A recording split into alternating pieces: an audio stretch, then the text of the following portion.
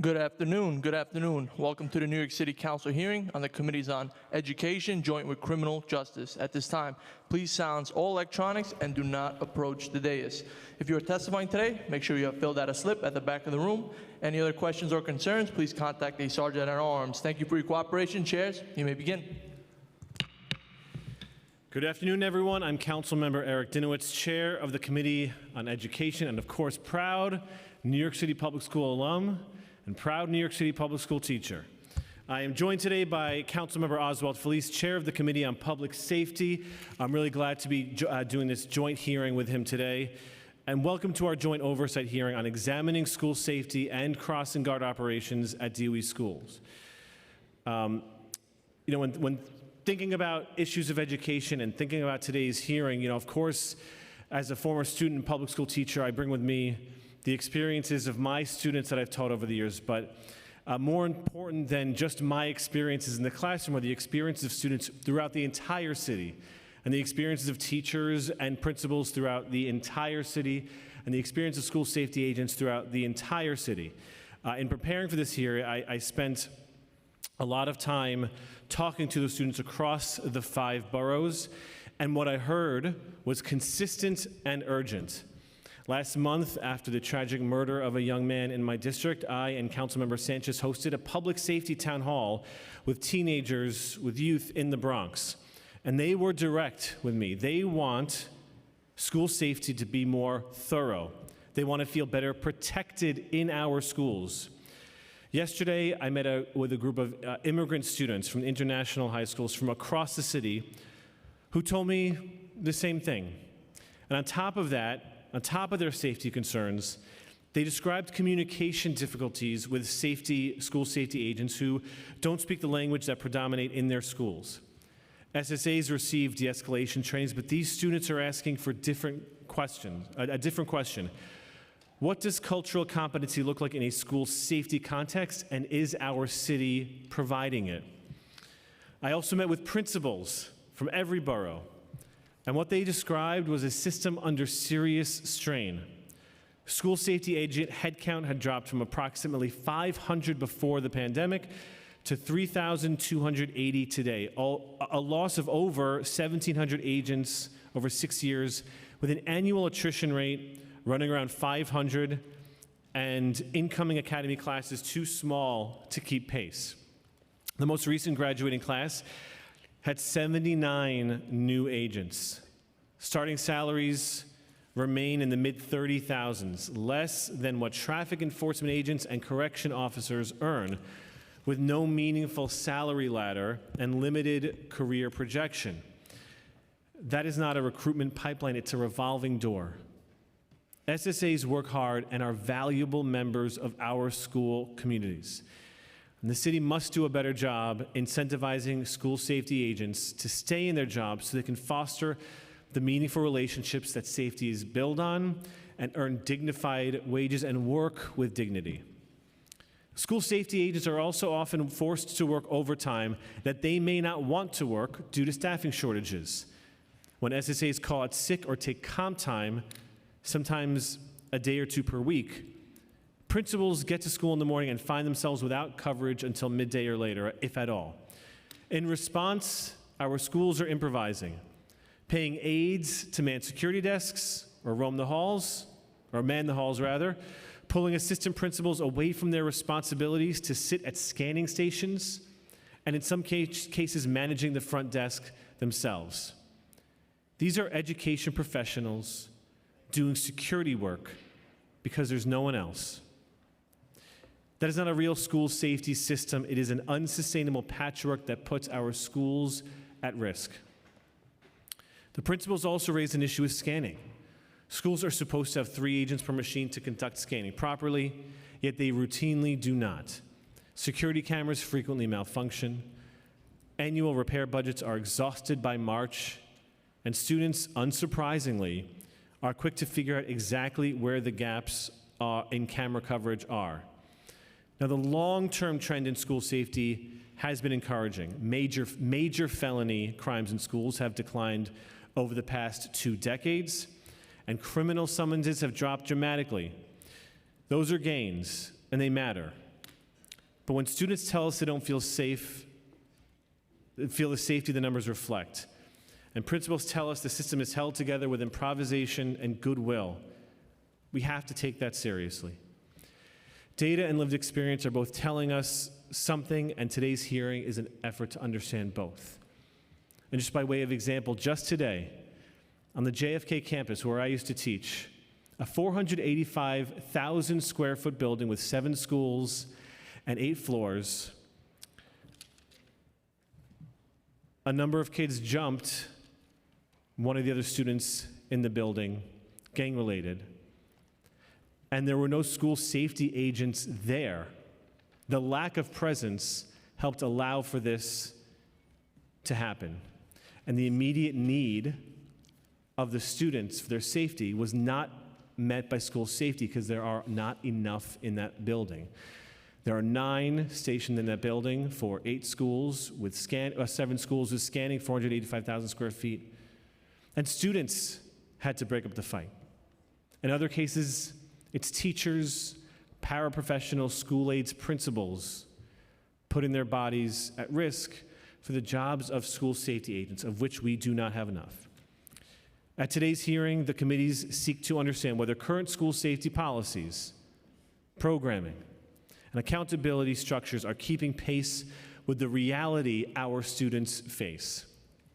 This includes whether governing frameworks that have gone unamended for years still reflect how safety actually operates in our schools, whether restorative justice and alternative programming are being implemented with fidelity and producing measurable results, and whether the city is delivering on its obligation to protect all of our children, not just inside school buildings, but on the streets and intersections they must cross to get there. I'd now like to pass the mic to Chair Felice to deliver his opening remarks. Thank you so much, and good afternoon, everyone. I'm Councilmember Oswald Felice, Chair of the Committee on Public Safety. I want to thank you, Chair Dinowitz, for co-chairing this hearing today, and I want to welcome everyone to today's hearing examining school safety and crossing guard operations. I'm joined by members of the Public Safety Committee, including Council Members Arriola, Lewis, Schulman, Encarnacion, Wong, De La Rosa, Gutierrez, Hankerson, Nurse, Banks, and Councilmember Joseph, who just joined us. The safety of our students, both inside school buildings and on their way to and from school, is one of the most important duties of city government. School safety agents and school crossing guards play a critical role in maintaining safe, orderly environments where students can focus on learning and families can feel confident that their children are safe. At the same time, schools must remain as places that support student development, minimize law enforcement involvement unless and of course it's needed, and promote a positive school climate. In recent years, we've seen significant changes in the school safety landscape. The School Safety Division workforce has declined, raising concerns about staffing levels, recruitment, and retention. At the same time, schools continue to navigate a range of safety problems and challenges, including bullying, weapons possession, and incidents occurring in and around school grounds. While some categories of school crime have declined, questions remain about whether current staffing, current deployment, and coordination between the New York City Police Department and the Department of Education are sufficient to meet the needs of students, parents, educators, and school communities. On school safety agents, and my colleague and co-chair Dinowitz briefly mentioned it, and I'll of course ask about it later as well, but on school safety agents, we've heard serious concerns from students, parents, and educators, including I've seen videos of basically long lines around our schools, long lines of students that need to wait 30 to 45 minutes to enter their school because there's not enough school safety agents to engage in the scanning equipment. Students being made 30 to 45 minutes late to class due to a bad system. That is utterly unacceptable. This hearing will examine the current state of school safety operations, including staffing levels for school safety agents and school crossing guards, how these personnel are deployed, the effectiveness of the equipment that they use, and how effectively agencies are coordinating to address safety concerns. We also want to better understand how safety policies are being implemented in practice, including the balance between enforcement and prevention, and whether existing strategies are improving the outcomes for our students. We're also considering 3 pieces of legislation that will enhance transparency for these critical operations. To ensure that families, schools, and communities have a clear understanding of where crossing guards are assigned and where the gaps may exist, introduction number 457, sponsored by Councilmember Stevens, would require the NYPD to publicly report on the deployment of school crossing guards across the city. Second, introduction number 788, sponsored by Chair Dinowitz, would require the annual reporting on employment turnover among school safety agents and other school safety personnel to help address ongoing workforce challenges. Finally, the committee is also hearing resolution number 392, sponsored by Councilmember Farias, which calls on the New York State Legislature to pass and the governor to sign the Darul Islam Police Recruitment Act. This legislation seeks to support recruitment efforts and strengthen the pipeline of individuals entering law enforcement. Today, I look forward to hearing from the NYPD and the Department of Education about what is working, where gaps exist, and what additional resources or policy changes may be needed to ensure that all students are safe both in school and on their commute. We also welcome input from educators, parents, students, advocates, union representatives to better understand how these systems are functioning on the ground. Ensuring safe learning environments requires strong coordination, transparency, and accountability. By coordinating and working collaboratively across agencies with our communities, we can strengthen school safety systems while supporting the well-being and the success of our students. I thank everyone who is here today for participating, and I look forward to a thoughtful and productive conversation. I want to pass it back to Chair Dinowitz. Thank you, Chair Felice. I'd like to turn it over to Councilmember Farias to deliver remarks about resolution number 392. Good afternoon, and thank you, Committee on Education Chair Eric Dinowitz and Committee on Public Safety Chair Oswald Feliz, for convening this joint hearing today. The legislation introduced, Reso 392, sits at the intersection of both your committee's responsibilities, and I appreciate the collaboration to move this forward. Last November, I stood at the 47th Precinct alongside Councilmember Riley, the Police Benevolent Association, state partners, and the loved ones of my constituent, Officer Darul Islam, to call for the advancement of this Darul Islam Police Recruitment Act in honor of his tragic passing. Officer Islam's story reflects a pathway that is familiar to many police officers across New York City. He began as a school safety agent, a role that is renowned to be foundational to the safety of our schools, as well as a successful career with the NYPD. Like many, he transitioned from there to the NYPD, continuing his commitment to public safety, which started long before he ever wore a police officer's uniform. The Darul Islam Police Recruitment Act ensures that prior service in roles like school safety agents, traffic enforcement agents, and other public safety titles is properly accredited for pension and career advancement purposes when individuals transition into the NYPD. This is how we build and sustain a pipeline of public servants who understand the communities they get to serve. How we ensure that young people, many of whom begin their careers in school-based or community-facing safety roles, like many in my own district, can see a clear, equitable path forward.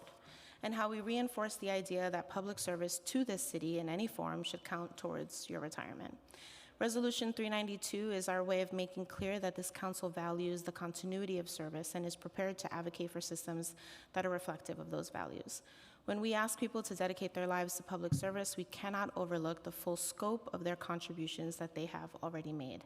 I look forward to hearing from my colleagues and all who have come to provide testimony today, and urge my fellow council members to sign on and to help pass Resolution 392 to ensure that pathways like those taken by Officer Islam are both considered and respected. Thank you for the time.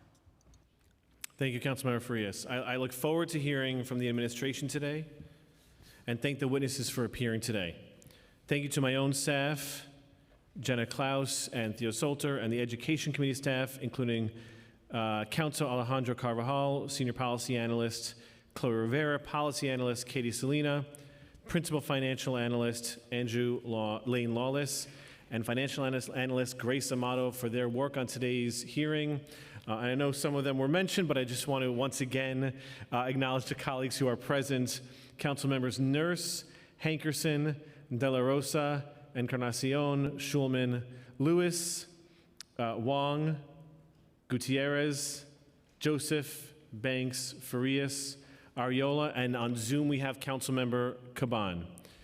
Finally, I would like to remind everyone who wishes to testify in person today that you must fill out a witness slip, which you can find on the desk of the Sergeant at Arms near the entrance of this room. Please fill out the slip even if you have already registered in advance that you'll be testifying in person today. I also want to point out that we will not be voting on any legislation today. To allow as many people as possible to testify, testimony will be limited to 2 minutes per person, whether you are testifying in person or on Zoom. I'm also going to ask my colleagues to limit their questions and comments to 5 minutes. Please note that witnesses who are here in person will generally testify before those who are signed into the Zoom webinar.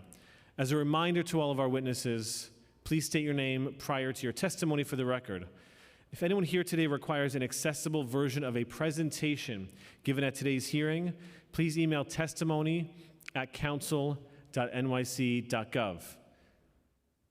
I will now administer the oath in accordance with the rules of the council from the mayoral administration.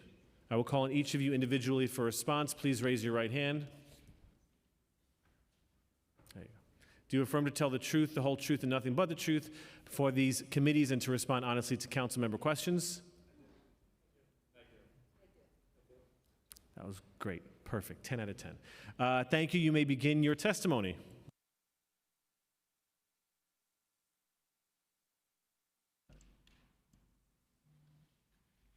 Good afternoon. I'm Deputy Chief Mary Keene, NYPD School Safety Division Commanding Officer. Good afternoon, Chair Feliz, Chair Dinowitz, and the members of the Committee of Public Safety and the Committee on Education. As I just introduced myself as Deputy Chief Mary Keene and the Commanding Officer of School Safety Division, I'm joined here today by Deputy Inspector Won Kim, the Executive Officer of the School Safety Division, Deputy Chief Thomas Alps, the Executive Officer of Patrol Service Bureau, who supervises school crossing guards across the city, and Administrative Contract Specialist Seth Severino of the Budget Management Division.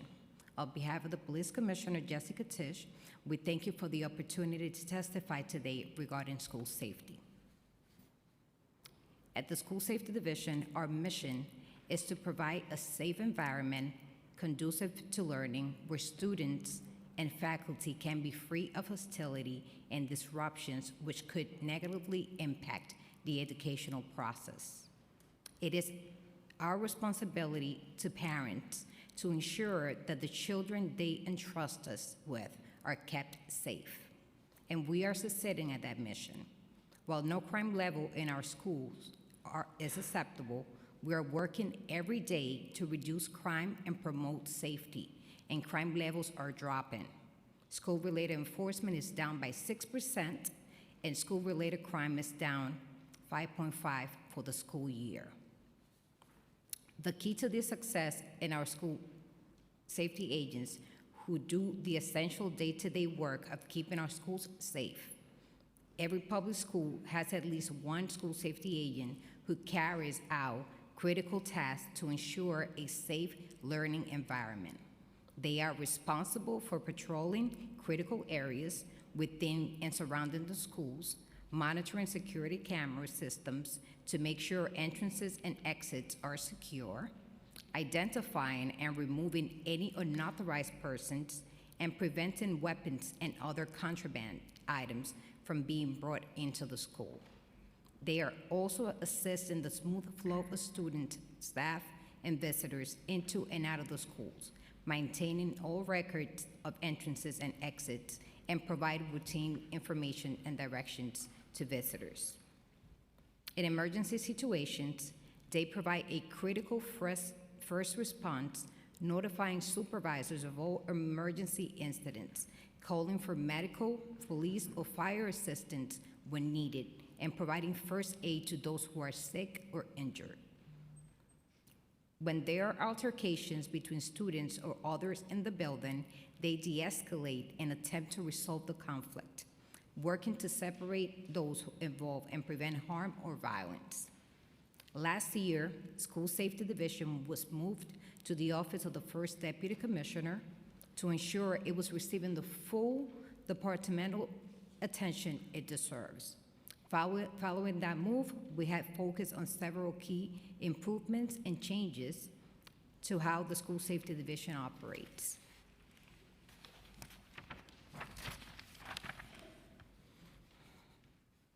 The first change has been to drastically scale the regularity of communications with our partners in the public schools.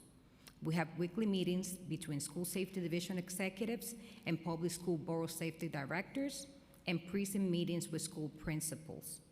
In addition to these regular meetings, we confer regularly on incidents pertaining to student safety with both principals and borough safety directors. All of this ensures that public schools and NYPD are in lockstep on security and safety. We have also worked to further strengthen our relationship with public schools by increasing our participation in their meetings and programming. The School Safety Division participates in youth town halls and forums, principal meetings, the youth violence community meetings, school visits, and meetings with city council members, public education advocates, labor union leadership, and restorative practice training. None of this would be possible without our school safety agents, who are the linchpin of school security. Our authorized headcount of school safety agents is 3,915, and there are 360 school safety agent vacancies. There are a number of ways we acknowledge and celebrate the critical work of our school safety agents do as the front line protecting our schools.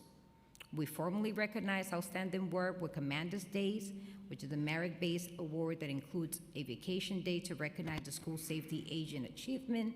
Our executives also regularly visit the schools to meet with the school safety agents, and that includes myself and my executive staff, as well as the first step. That's something that we instituted this year, to personally visit the schools. Our executives also regularly visit our schools to meet with school safety agents, hear any concerns, and commend them for all that they do. Our school safety agents are all recognized at an annual event at police headquarters as well. We also encourage career advancement by providing our school safety agents with training and education opportunities. The NYPD has scholarships available for our school safety agents. We also have opportunities for advancement in the school safety agent program itself, with discretionary promotions that allow our best level ones to advance to the supervisor role called level 3. In addition, we support our school safety agents through a peer support unit that is specifically tasked with providing guidance, counseling, and emotional support. Our school safety agents are tasked with a daily challenge of taking care of others, so we need to do all we can to take care of them. These efforts are designed to provide school safety agents with supportive environment in which their needs are met. Their efforts are respected and appreciated, and they have the opportunity to develop personally and professionally in a rewarding and accomplished career. These efforts are themselves an avenue to attract new individuals to the school safety role, where we are also taking additional steps in collaboration with public schools and the local 237 labor union to attract new employees. We meet on a monthly basis to discuss hiring strategies and initiatives. We have school safety community outreach as well, that among other things informs community members of career opportunities. So far this year, they have attended 16 career fairs and job fairs around the city in our efforts to recruit. We leverage social media platforms as well to open roles. In addition to these efforts, we have established a new role, the Assistant School Safety Agent. After a careful evaluation, we determined that there were some functions of school safety agents that could be successfully performed by a more junior person. This include, in particular, managing the front desk, directing visitors, inspecting the building, and maintaining visitor logs and other administrative tasks. At the same time, we realized that that could be an opportunity to build a pipeline of younger people into the full school safety agent role. We recruit assistant school safety agents out of the schools, typically at 18 to 20 years of age, and place them in elementary schools alongside full school safety agents where they perform those designated functions while learning the role of school safety agents perform. We have received great interest in the newly created role and have moved forward with over 100 new hires. Through these initiatives, we're growing our team of school safety agents and supporting them in the critical and rewarding role safeguarding our most important asset as a city, which is our children. I would like to take a moment to comment on the bills under consideration today. Intro 788 would require the department to report on employment turnover of school safety agents. The department appreciates council's attention to school safety agents and the critical role they play in keeping our schools safe. The department is prepared to provide information about hiring and turnover, provided that a sunset clause is added to ensure that the department's reporting requirements reflect council's ongoing needs. We look forward to working with the council to tailor the report contemplated by the bill to reflect available and appropriate information and advance our shared goals. Intro 457 would require the department to create and publish a map of locations where crossing guards are posted. We have no objection to publishing this map, which would reflect data to the department that is already providing pursuant to budget and conditions, provided that a sunset clause is added to ensure that the department's reporting requirements reflect council's ongoing needs. Thank you for the opportunity to speak to you today. I look forward to answering any questions that you might have, and myself as a former New York City public school student, and as I relate to the faces and stories of the students in our schools, I'm fully committed to ensure their well-being and their safety. Thank you for your time. Good afternoon, Chair Denowitz and Chair Felice, and members of the New York City Council Committee on Education and Public Safety present here today. My name is Mark Rampersant, and I've dedicated my career to ensuring students are safe in our schools. And I'm proud to serve as the Chief of Safety and Prevention Partnership for New York City Public Schools. Thank you for the opportunity to discuss our comprehensive safety efforts and our ongoing partnership with the NYPD and their school safety division. Safety is one of Chancellor Samuel's top priorities. We know safety is a prerequisite to student achievement, and our approach to safety is grounded in the belief that true and complete safety extends beyond physical safety. It also includes emotional safety, but through trusting and supporting relationships that nurture affirmation, dignity, and respect. Our commitment is clear. We strive to ensure that every school is a safe, secure, affirming, and supportive learning environment for all students, staff, and families. We cannot do this alone, and therefore we pursue through these goals and through deep partnerships with school communities, our city agency partners, and community-based and faith-based organizations. I would like to thank the Council for your long-standing commitment to supporting New York City Public Schools as we continue to address the issue of school safety and climate. Our work integrates social-emotional learning, restorative practices, and student leadership initiatives and prevention programming.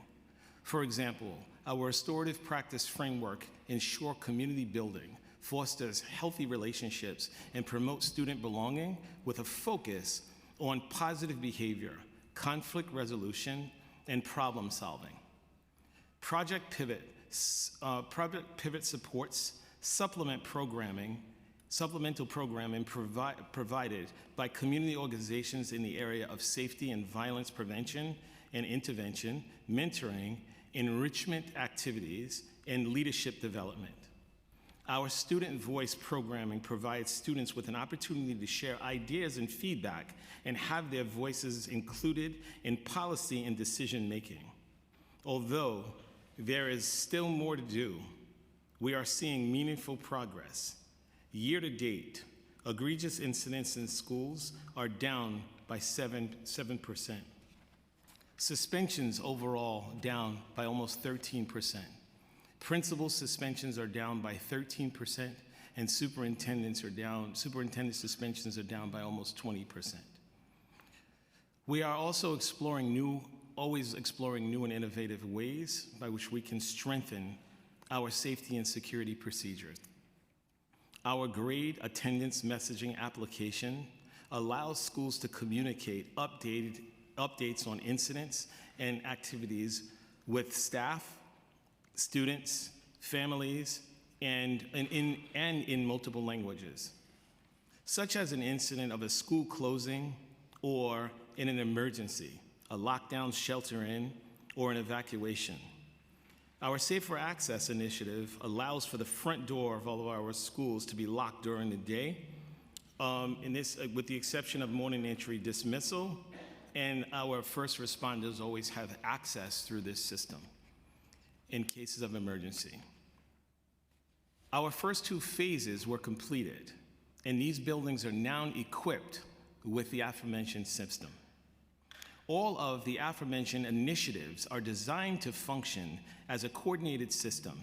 Together, they aim to prevent incidents, minimize academic disruption, and support social-emotional development, as mentioned earlier. Ensuring complete safety is a shared responsibility, one that involves external partners such as the NYPD School Safety Division.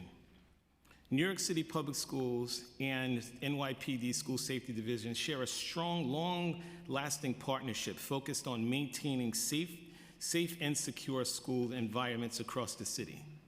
Together, our agencies develop school safety and emergency readiness plans to support our school communities, including 10 monthly safety committee meetings, one of which has to be a town hall.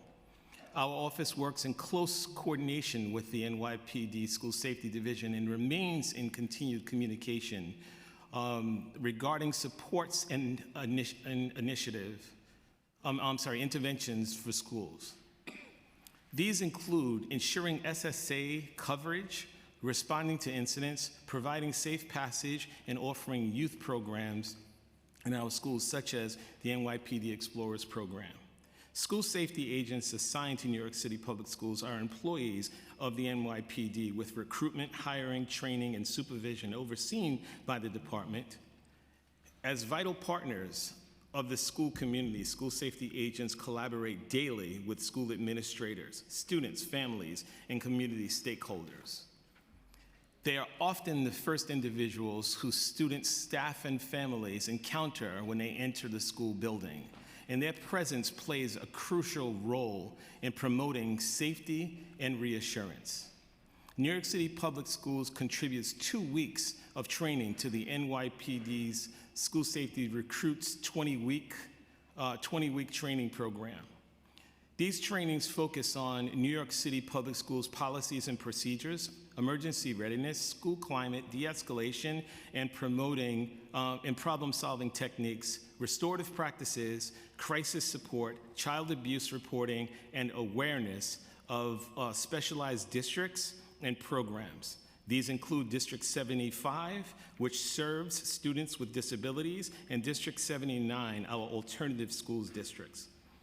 These trainings provide school safety agents with the tools to support our students and address behaviors in a positive and supportive manner. In addition to the trainings for school safety recruits, New York City Public Schools also provides training to police recruits on supporting students with disabilities, with a special focus on students on the autism spectrum and students who are learning to travel independently through New York City Public School programming. Beyond safety infrastructure and training, we partner closely with the NYPD on a range of prevention and youth development initiatives that foster positive engagement. These include anti-subway surfing campaigns, the Youth Police Academy, and the flag football for students ages 9 to 11. We also work with local precincts to support schools through measures such as assigning school crossing guards, increased visibility for safe passage, and providing post-incident support when needed.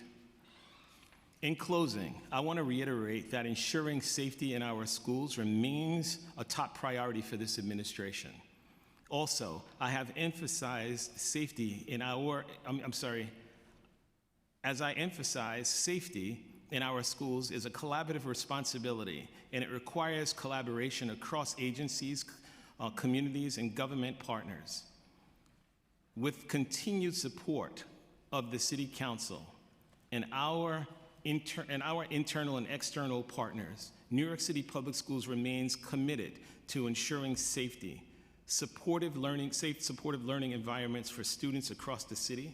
Thank you for the opportunity to testify today, and I'm happy to answer any questions that you may have. Thank you both for your testimony. I first, Deputy Chief King, I'd also like to note we've been joined by Councilmember Zhuang.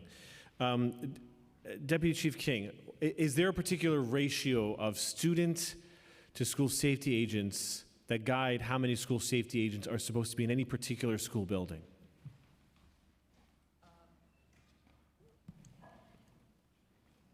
Our deployment of school safety agents to our schools citywide is based on student population, obviously, coordination with our partners at DOE, crime trends that might be going on, depending on the patrol bureau, and also the scanning status.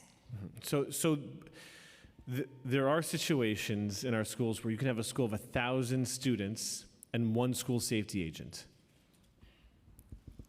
No, that is not the case. Elementary schools, nowadays, there's a possibility that you might have a minimum of one agent, but no, that number does not apply to junior high schools or high schools. Okay, so your testimony, just to let you know, either you're getting wrong data or something. Your information that you just testified to does not align with what actually happens in our schools. I was at a school just earlier this week or last week, 2 school safety agents over 1,300 kids, and one of them frequently gets pulled away to staff other schools because of absences. So I hope you're aware that there are many schools, not just the one I happened to visit, but many schools, as shared with me by principals throughout the city, where they will have one school safety agent for over 1,000 kids. And this, as I said in my opening statement, leads to problems where they have school staff manning the front desk, assistant principals doing that work. So again, I just ask again, is it really the case that there's never a school with 1,000 kids and one school safety agent? No, if outside of elementary school. Okay. But So- like I said, if you have a specific, in a specific school, or there have been instances, or somebody has contacted, we're more than glad to have an off-light conversation, and I will be happy to look into it. I'm going to come back to that question because there's a local law from, I believe, 2016 that requires NYPD to report on the deployment of school safety agents. And I think with that data, we can all have a little more clarity on what is and isn't happening in our school buildings. Beyond the disagreement on what's happening in our schools, you mentioned in your testimony that school safety agents are responsible for patrolling critical areas within and surrounding the schools, monitoring security camera systems to make sure entrances and exits are secure, identifying and removing unauthorized persons, and preventing weapons and other contraband items. Those, to me, sound like 4 different tasks that would have to be done that could not be done simultaneously. In your experience, can a single school safety agent do those 4 tasks simultaneously? For example, patrol around the school and monitor the entrances and exits on a TV screen. That is part of what their performance is. However, aside from that, they are different other assignments. They could be assigned to a fixed post assignment. They do patrol of the schools. I'm just trying to understand how a school with 1 or 2 school safety agents, how those school safety agents, per your testimony, are able to do, and they do much more than these 4 tasks you mentioned, of course, but how 1 or 2 school safety agents are able to feasibly patrol critical areas within and surrounding the schools and monitor security cameras and identify and remove unauthorized persons and prevent weapons and other contraband from entering the school. In order to assist with that, obviously, we introduced a new title of Assistant School Safety Agent early last year, which we had a hire of 114 Assistant School Safety Agents that will assist those schools where you might have assigned, you might have one school safety agent assigned to man the front desk and take care of all the administrative duties that a school safety would normally perform to free them up so they could do, so they could do their interior patrols and do other major tasks. The hiring of the assistant school safety agents has not resulted in the staffing that is necessary, and they're certainly not in our high schools or middle schools. No, they are correct? not. You are So in our high schools and middle schools, when you have 1 school safety agent or 2 school safety agents, I'm just asking, is it feasible for them to complete all of just these 4 tasks, not anything else that was testified, just these 4 tasks that you testified to? Something that we have instituted, and I kind of want to make myself clear, maybe I should have said that at the beginning. We have instituted something called, we started this school year, administrative rollout, which basically school safety agents assigned to require administrative positions within patrol boroughs and support units around go out on a daily basis to backfill for vacancies. As you mentioned, yes, people go out sick. Where there's a lot of school safety agents, they have kids and so on. They might have childcare issues, but that's the backfill. Those are the school safety agents we are utilizing to backfill absences and to assist with morning entry, dismissal, and everything else that are going on in the schools. In addition to that, we also have a mobile task force assigned to every borough that will assist those schools where you might have 1 school safety agent with everything that they have to do. On average, how many schools have any agents call out in a day? That information, I don't have it with me right now, but I could definitely get back to you on. Because what you're describing sounds nice, but it just doesn't align with the experiences of the school safety agents at schools or the principals or the teachers who say they are assigned 9 agents at a school, but they typically have 7 or 6 on any given day. Do you have data to shed light on how many absences, what the vacancies are in any given day? Because the mobile units do not make up for that. That's just not the experience of the principals and the teachers and the school safety agents who are doing the work on the ground. I would like to get back to you on that once I pull that information. Will you have it today? Not today. There's no one at the NYPD who can search up their data right now while councilors are asking questions? I mean, look, I don't doubt your desire to keep our kids safe. No one does. But I do doubt some of the testimony you've given in this 10 minutes about there are no vacancies in our schools. That school safety agents don't have one school safety agent for over 1,000 kids. That is just what is happening. That multiple school safety agents, due to forced overtime, are taking their comp time and taking off a day or two a week. Good for them. They have that time off. But to pretend that these vacancies don't exist and that mobile units are making up for it just isn't in line with the experiences of our school system. We are not negating that the vacancies are there. Obviously, they do exist. The numbers don't lie. However, the amount of vacancies have not deviated school safety division from our mission of keeping our schools safe. I'm not questioning your mission, as I just said. I'm questioning whether you have enough school safety agents on any given day, not to mention the number of vacancies you have, but besides that, on any given day, that you have schools with over 1,000 kids in them with a single school safety agent. And I'm not sure if your data is wrong or if you're not being told what's happening in our schools, but that's what's happening in our schools, and it is leaving our kids at risk.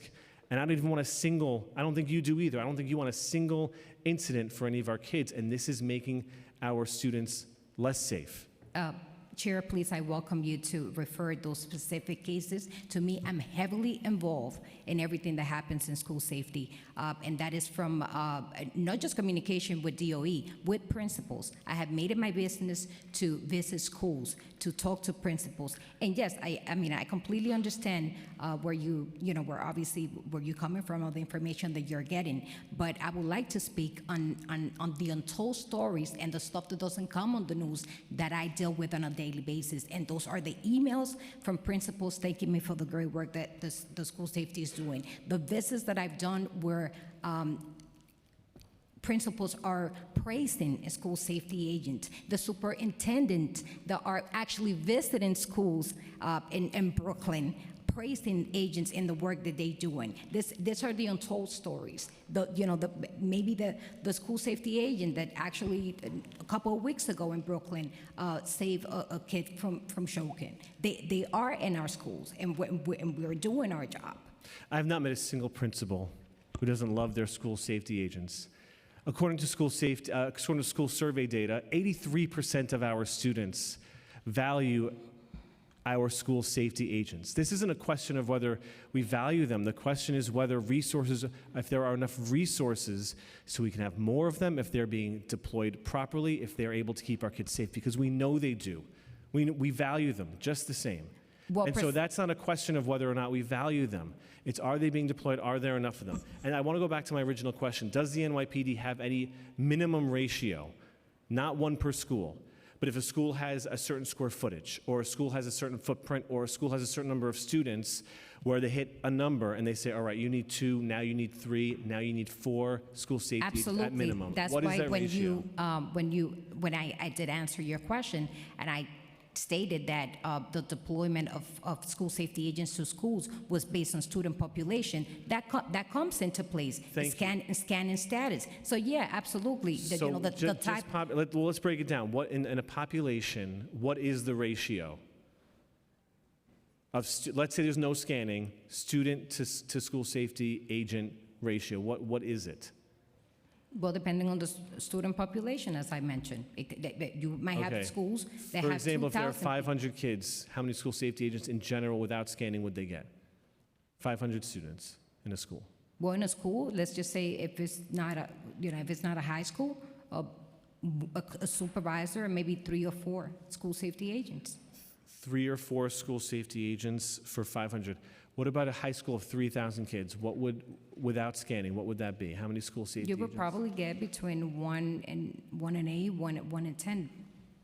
Between 1 and 10 for a 3,000 student school? Okay, and what if they're scanning at that school? How many school safety agents? It all depends on the setups that we have at the school. Some schools, they might take 1 setup, 2 setups. And for each setup, how many school safety agents are there?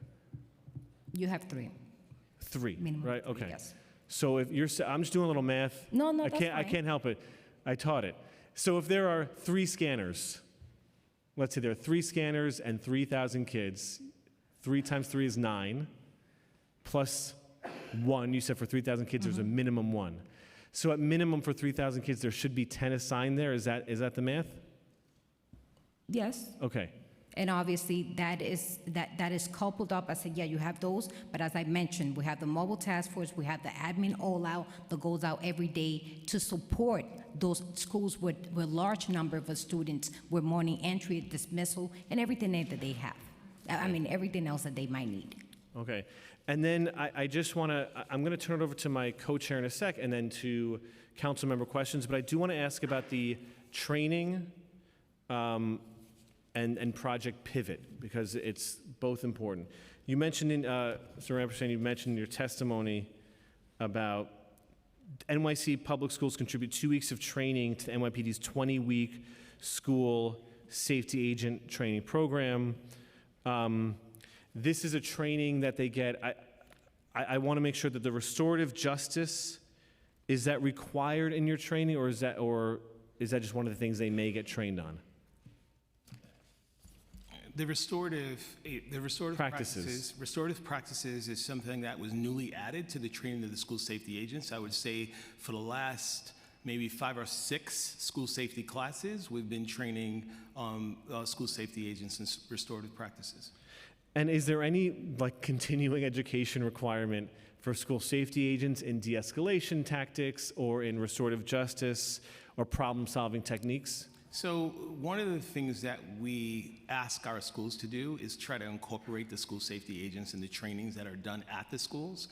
Schools that are doing the restorative work with True Fidelity, they're training school staff, and we try to, we ask that they don't absent school safety from those spaces. One of the things that we've Is it recently- you ask them, or are they required? They're not required. They are inviting the school safety agents to those trainings, right? We have, what we Can you did just talk is- a little bit about the decision? I don't mean to interrupt, but I Sure, really want to that's get to this. You know, if school safety are dealing with very high-stress situations in some Absolutely. cases. And so can you tell me more about the decision not to require continuing de-escalation training for school safety agents when it's wrapped in to the professional development days, let's say, where there are no students in the school? Absolutely, and I appreciate that question. One of the things that I want to make perfectly clear is we can't mandate school safety agents to do anything, right? So we don't directly supervise the school safety agents, so that's why I use the term invite school safety agents to participate in training offered by school staff. Who can mandate them? The police department? Okay. How are you doing?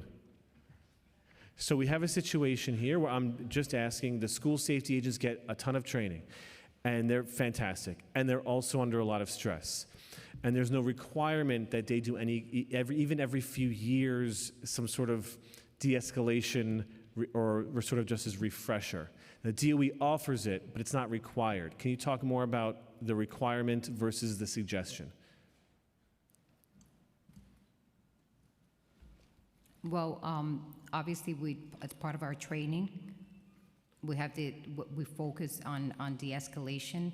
Our de-escalation training, it includes crisis de-escalation, conflict resolution, Right. youth mental health. And I value all of that, and it's really important, and I understand the training. What I'm asking is about any sort of refresher course for school safety agents who are, it's one thing to get the training, it's another thing to experience it on the ground. When you're scanning people day in, day out, getting in the middle of fights, can the NYPD require, mandate any sort of refresher course? And do you? Okay, We you do that already. When, and how often do you do that? Usually, we try to utilize the times where school is off to bring everybody in. And is that in conjunction with the NYPD, or is that straight from the is that in conjunction with the DOE, or is that straight from the NYPD? No, that's something that we do ourselves. So we take the initiative to do that. We And have then our own training unit. Chair, if I may? Yes, please. So one of the things that we did to help double down on the training for the school safety division is we've trained their trainers, right? So all of their school safety trainers participated in 11-day training on restorative practices. And so the fundamentals of restorative practices, school safety is doing sort of their annual training for all of their school safety agents. So this is the first year that it has been done in conjunction with New York City Public Schools, but we definitely did have their folks trained to continue to turnkey the training. And so now in the years going forward, there's an annual training for school safety agents on restorative justice and de-escalation practices? Is that what I'm hearing? That is correct. Okay, that's good. The last with the plan and then to Project Pivot.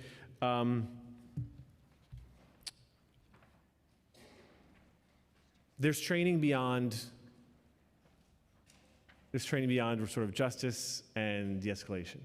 And there's large concerns about non-local law enforcement, namely ICE, being around schools, coming into schools.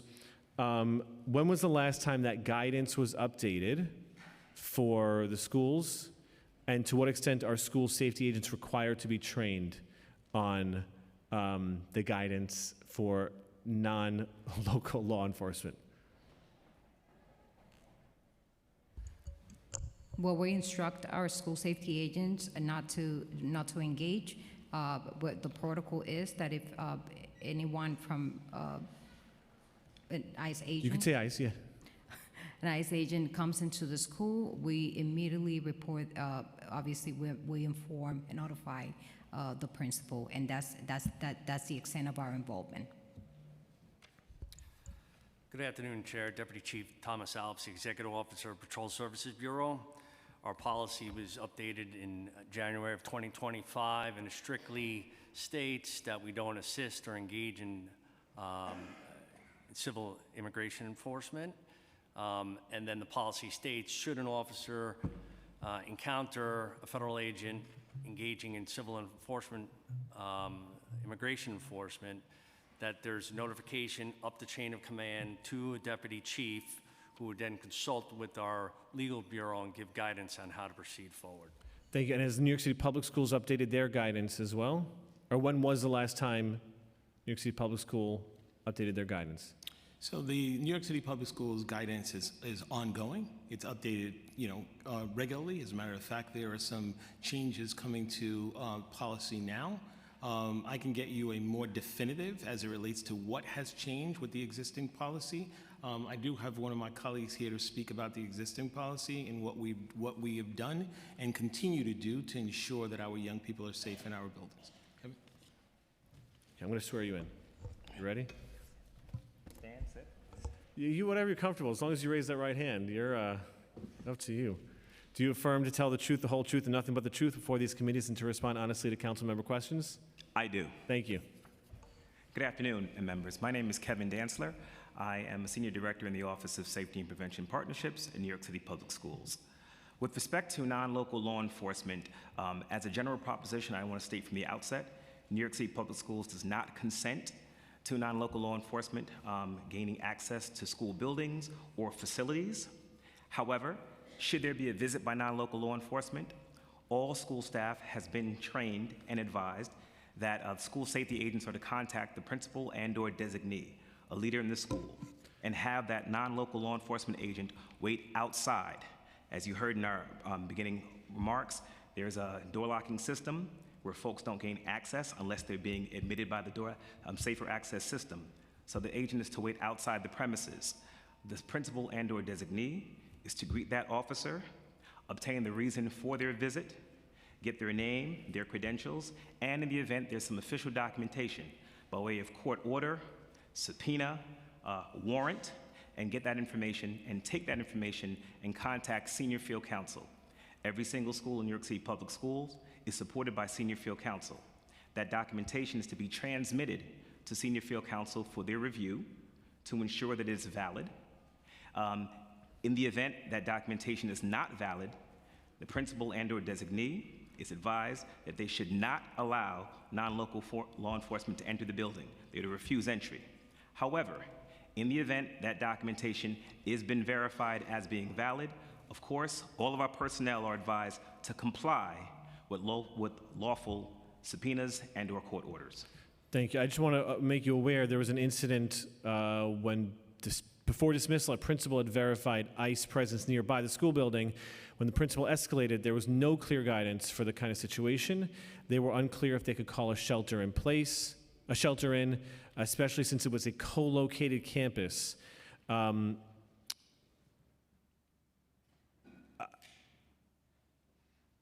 going to leave it there. I do want to come back to this, and I have a number of other questions, and so do my colleagues, about ICE specifically and about your sort of justice practices. But I want to turn it over to my co-chair, Chair Felice, for his line of questioning. And thank you for your answers to the question, although Deputy Chief has one more answer. Thank you for the opportunity. I just kind of want to clarify, and I forgot to mention that obviously at the beginning of the school year, when I was assigned as a school safety division commanding officer, I did an assessment of personnel, and over 100 school safety agents that were assigned to administrative duties were put back in schools.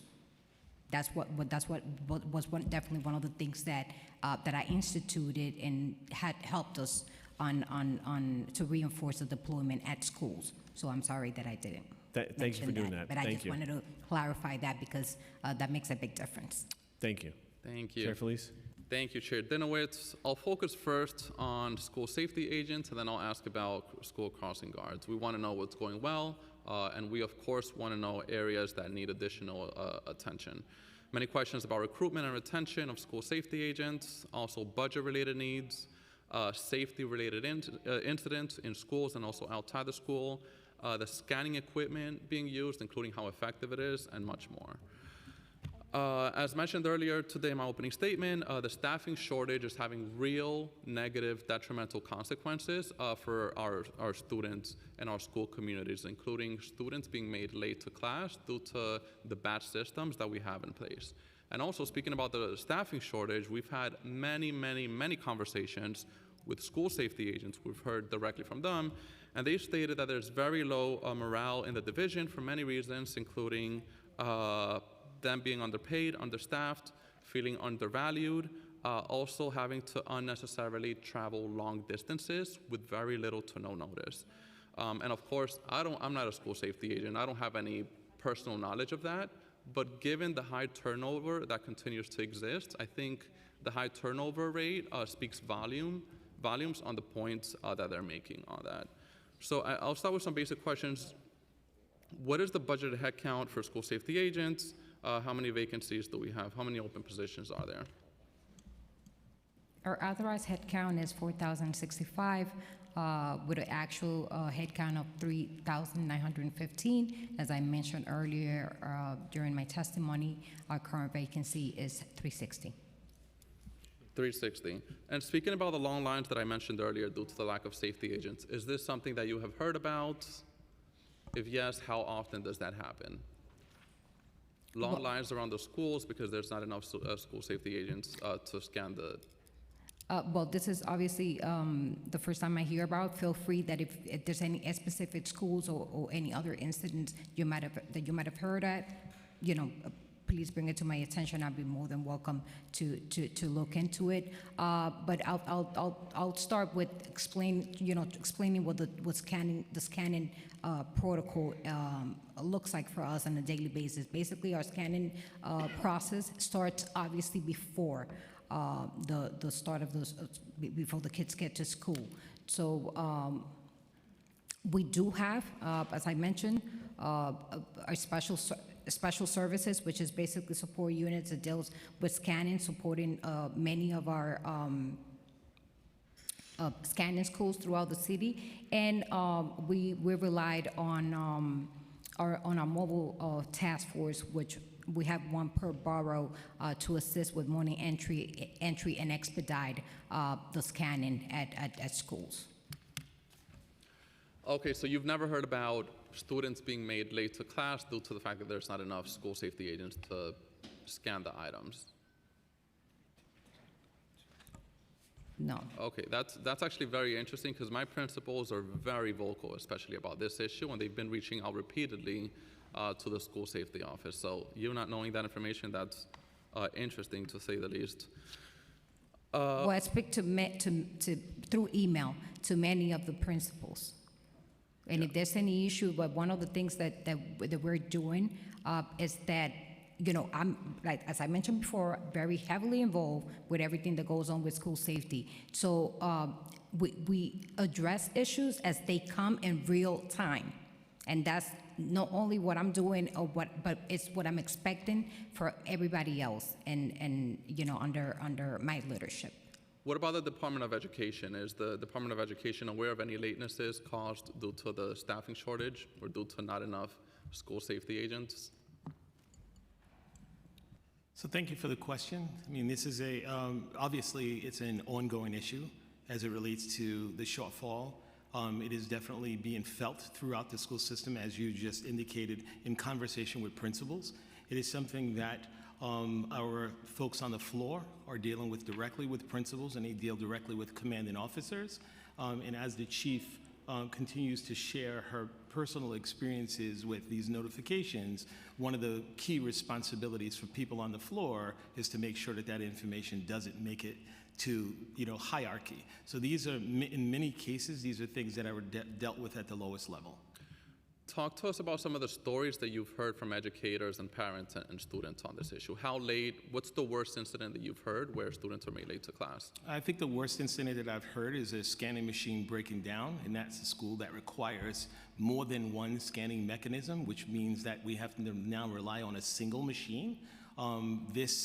This particular incident was quickly remedied, but just think about going through an airport, and if they delay one person, that backs up another person. So the most I've heard is a machine that broke down, and that was quickly remedied, but the time frame by which it takes sometimes causes a backup. And if you could get back to us if you don't have the information in front of you, but approximately how many students did that school have? And also, how late were the students made to class? Are we talking about 10 minutes, half an hour? Yeah, I can definitely get back to you with this particular school. Yeah. Yeah, but do you have like a ballpark of how late the students were made to class? Right, because this is not a single session school, right? So the students who have a first period and there's students who have a second period, right? Depending on where you are on the line is going to determine whether or not you're late for your class or early for your class, right? Students with second period who come to school early, they may just be on time for their second period class, while students for first period may be later. So I have to get back to you with that. Yeah, so if you don't have the information on this incident, that's fine, but do you have any knowledge of any schools or any information on how late the students were made for any incidents related to latenesses due to the lack of school safety agents? Due to the lack of school safety agents? Or insufficient, they call out?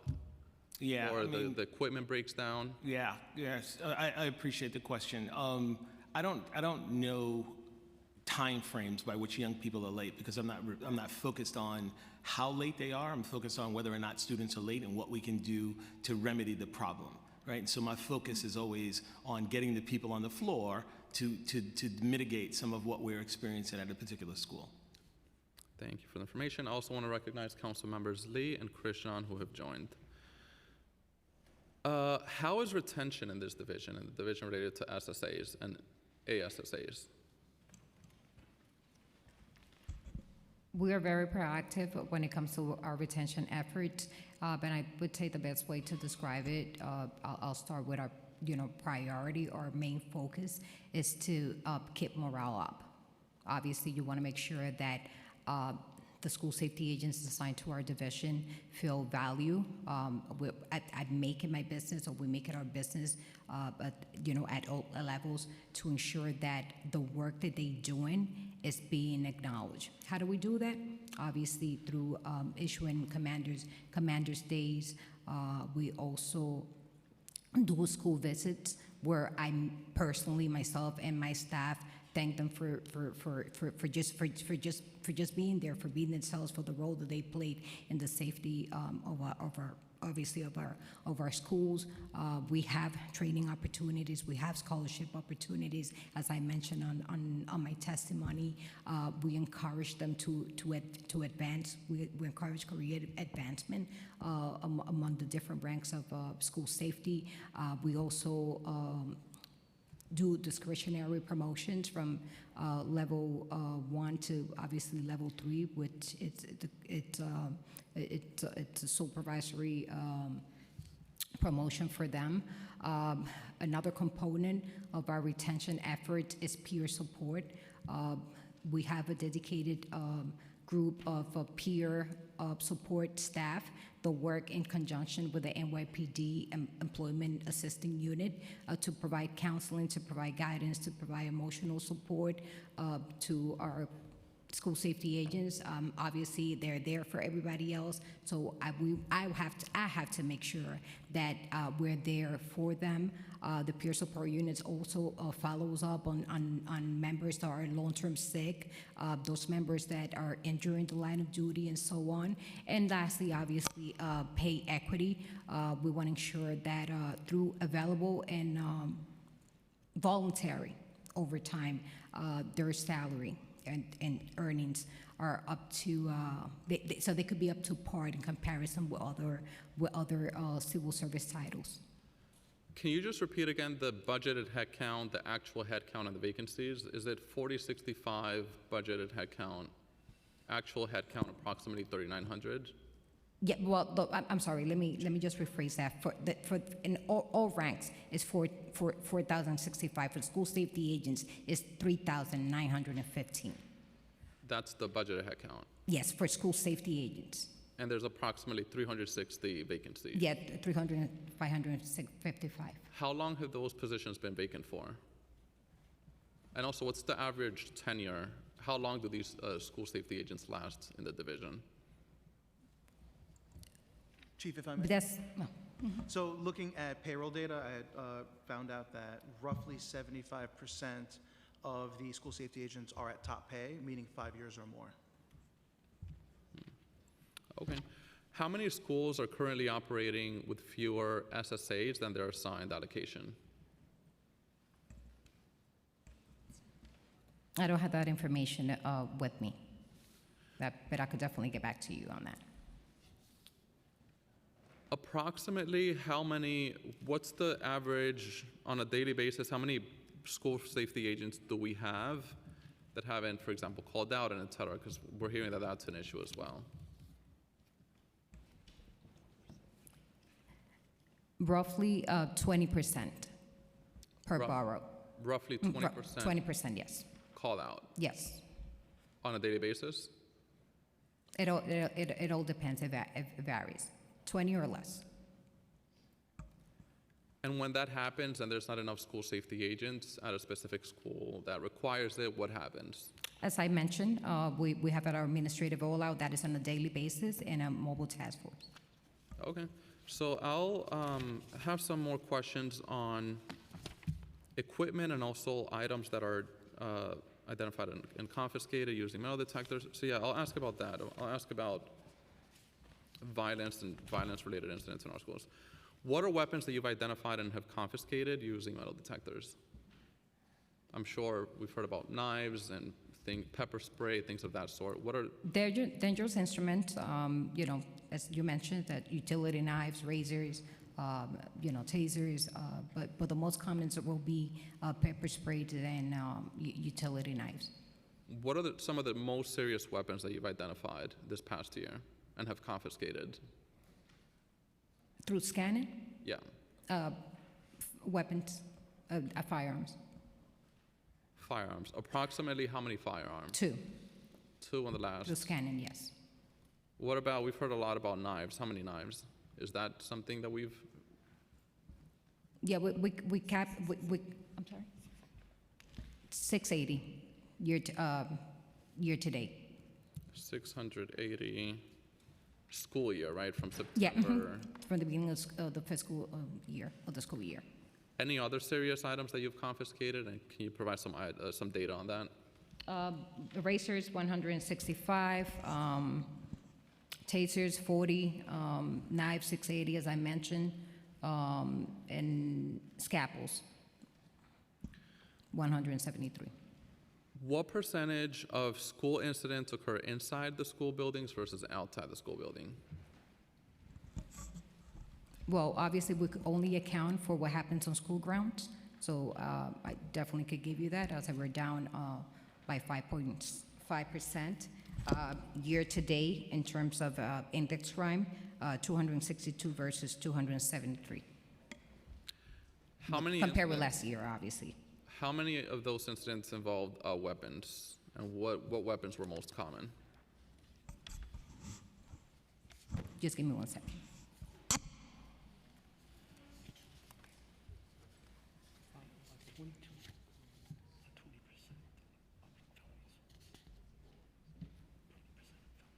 Yeah, 20% of our felony assaults have, are, involve weapons.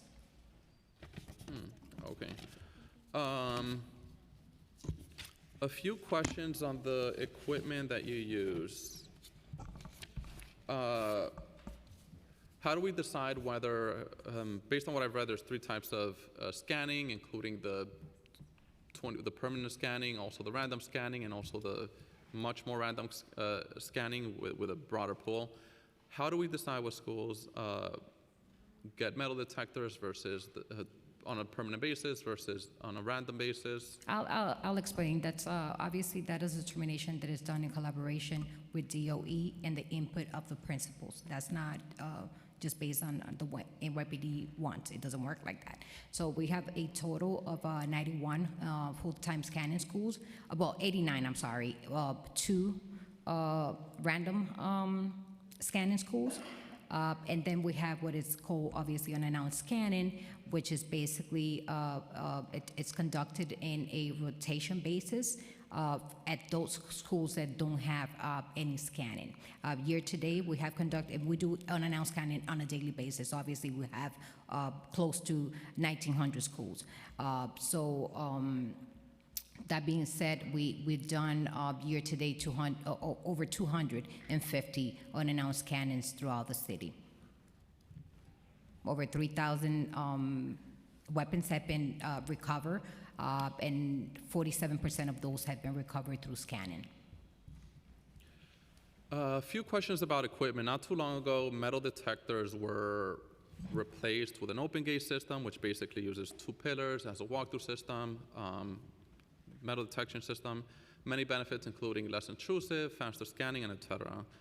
But we did hear about a lot of concerns related to that, including the system not being effective at detecting weapons. Can you talk to us a little bit about that? The open gate system, is that still being used? Oh, absolutely.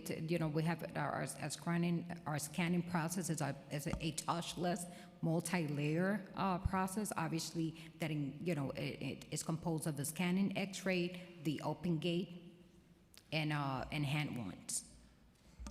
And we haven't had any reports. Obviously, I just provided you with the numbers of weapons we have recovered. Almost half of them through scanning. So it is working. And what schools receive the traditional metal detectors versus this? They all have the 3 components. The 3 components. Yes. So they have the open gate, the traditional metal The scanning, detectors. the scanning X-ray, and obviously the hand one, which is utilized once you go through the open gate. If we get alerted, well, or there's a light that goes off, then we conduct the hand one. Okay, so the open gate is the first step, and if more is Exactly. needed, then the metal Then we detectors. go with the hand one. Would you say you have the necessary equipment to be able to properly achieve the goal of detecting weapons, but of course in a non-intrusive way, and of course obviously quickly so that we don't make students late to class? Listen, to be honest, I think when it comes to the safety of our children, there will never be enough detectors in New York City. However, as part of our allotted budget, we ensure that we purchase equipment, because obviously if stuff breaks down, things could go out of warranty. So we currently have a order of 40 scanning X-rays that we should be getting in a couple more weeks. So earlier today, the Department of Education mentioned that there was one instance where was it the metal detector that broke down or the open gate? The X-ray machine. The X-ray machine. How old are these X-ray machines on average? Is it very old equipment, 10 to 20 years old? Good afternoon, Chair. Deputy Inspector Juan Kim. On average, they're about probably 5 to 7 years. 5 to 7 years Yes. old. And how long do they usually last? How often do they break down? So I have machines that's working for the last 12 years, as opposed to machines that break down within a year. So it varies, machine to machine. In the past 12 months, approximately how many of these machines have you heard break down? Daily, They break down on a daily basis. daily. We're calling our MDU, which is our mobile unit that assesses and diagnoses issues. And we have the vendor come out on a daily basis to work on the warranties when they break down. And specifically, which machines are breaking down? Is it the X-ray machines? Right, it's a combination of astrophysics as well as the Smiths. And when they break down, what are steps you take? I'm sure you, as you say, you call a technician. How long do they usually take to respond, fix, and get it back So operational? our first step is calling our MDU, which is our internal trained agents that look at these machines and fix it. If that is something that they cannot fix, we'll reach out to the vendor, and they try to come out within that week to fix the machines. Within that week. Yes. And every school has one of these. Approximately how many of these machines do we have throughout our entire education system? Is it every school or half of the schools? So 91 schools, which are scanning, and we have a total of 208 X-ray machines throughout the city. So the 280, that's the one that we hear about on a daily basis? Yes. And these are the ones that are generally causing the delays when we hear about these? That's correct. So just curious, is there any plan to purchase new equipment? Why is this, I think the first time that I hear about this? As I mentioned, we have an order of 40 X-ray that we should be getting in the next couple of weeks as we move into the next fiscal year on a yearly basis. In terms of our fiscal year, we also we always order additional equipment in case something breaks down. So that's part of our purchases. And it is obviously a priority. Approximately how much does this equipment cost? Roughly between $24,000 to $25,000. $25,000 per piece. Okay. All right, so I'll have many more questions, but I know we have many colleagues who have joined, so I'll pause here.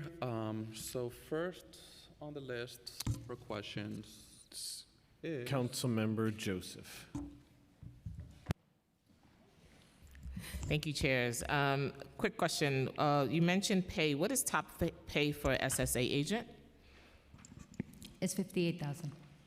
Thank you. And in your testimony, you said last year school safety moved the office of SSA to the first commissioner to receive full attention it deserves. Is there any data that you had that drove this decision? And what was the data that drove this decision to move it out of community affairs? And what's the differences are you seeing on the ground currently? Our mission is still the same, which is provide safety. We're still, school safety is still community-based. Our goal is to always look out for our children. However, the transition from community affairs to the first step has provided us with a greater focus on operational needs, because obviously that was necessary. Has really strengthened our relationships with our partners at DOE, our labor, the labor unions, and all the different stakeholders that at any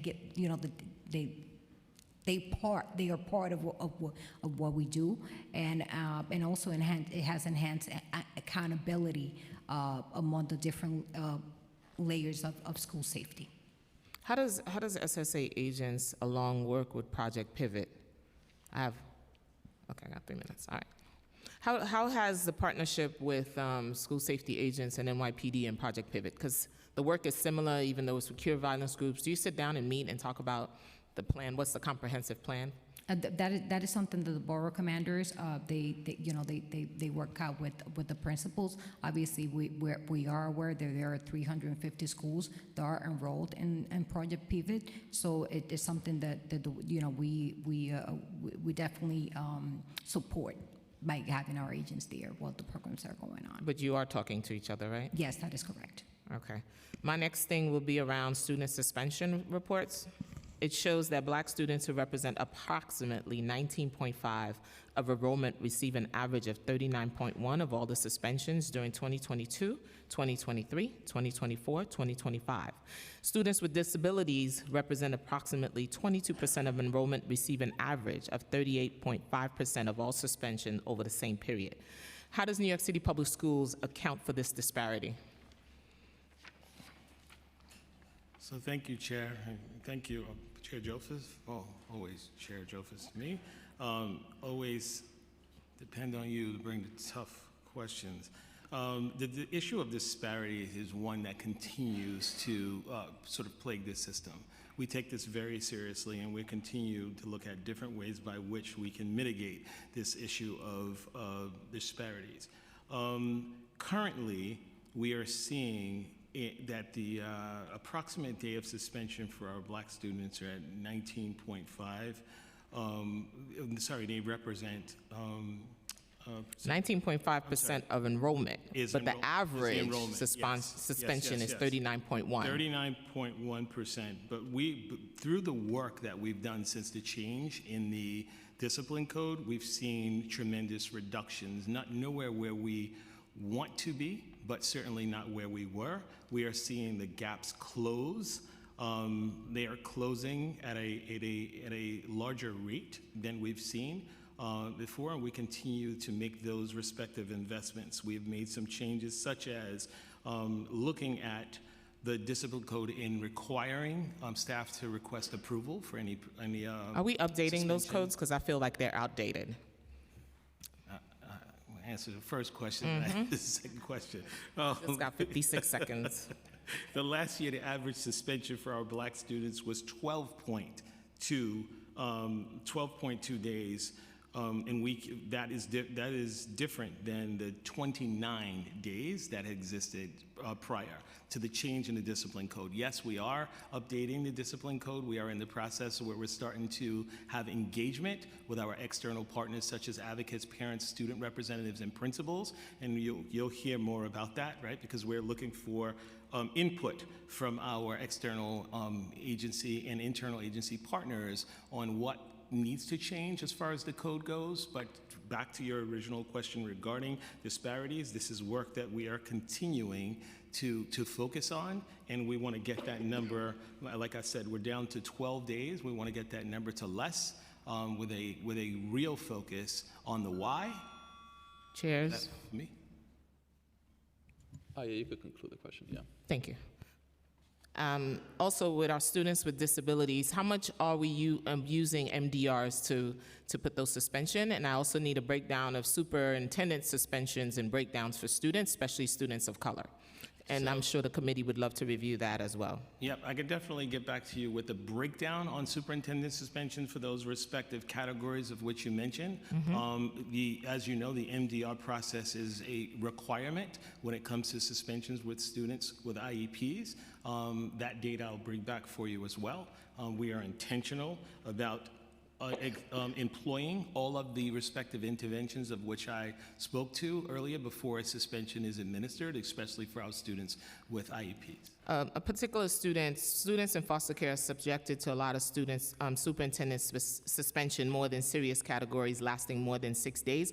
How are you working with the Office of Foster Care to make sure that we are not suspending our students in foster care who comes to school, by the time they're placed in a home, it's 30 days absenteeism, and then we're adding on to that. Can you tell me how you're working with the office? Well, I appreciate that question as well. Students in foster care make up a small percentage of New York City Public School students, and any one suspension is one suspension too many, especially for students who represent sort of our vulnerable population. Some of the things that we have done in New York City Public Schools is that we are one of the only school systems in the country that has a particular office. I know. I'm sorry? I know. I was there. I helped created it. That's why I'm asking the question. Office focused on supporting students in foster care, and we are partnering with agents of external partners such as Advocates with Children, also ACS, as you know. Some of the things that we're doing to make sure that we're tapping in to our young people in foster care is connecting students with trusting adults, using daily check-ins, reviewing data trends to ensure that we are focusing, laser focused, expanding our social emotional supports and behavioral strategies for young people as well, and improving the communication, maintaining stable schools by utilizing some of those resources that I talked about earlier. And how do you track them to make sure they're not losing out on their work and making sure that they're caught up academically? Yeah, so definitely that is the work that is happening with that particular office, of which you were instrumental in helping us bring to fruition. And they are looking at data on a regular basis, and they are laser focused on any student that drops between a particular threshold. Please share the data with the committee as a whole. Thank you. Thank you so much. Thank you. Councilmember Joseph. And we'll have a second round of questions, by the way, if anyone has any additional questions. Councilmember Hankerson. Thank you, Chairs. I want to continue down a similar line of questioning as my colleague. When an incident happens in a school, who has the final authority to decide whether it's handled by school discipline or escalated to an arrest? Is that decision made by school staff, school safety agents, or outside, or from the precinct, excuse me? Are there written criteria, and can you walk us through that process step by step? Thank you for your question. Obviously, whether or not school safety or PD will be taking the lead on any type of enforcement will depend on the gravity of the crime. But for a minor violations and petty offenses, when we look at the totality of interventions that school safety agents have been involved, that number being 7,000 for the school year to date, 7,389 interventions.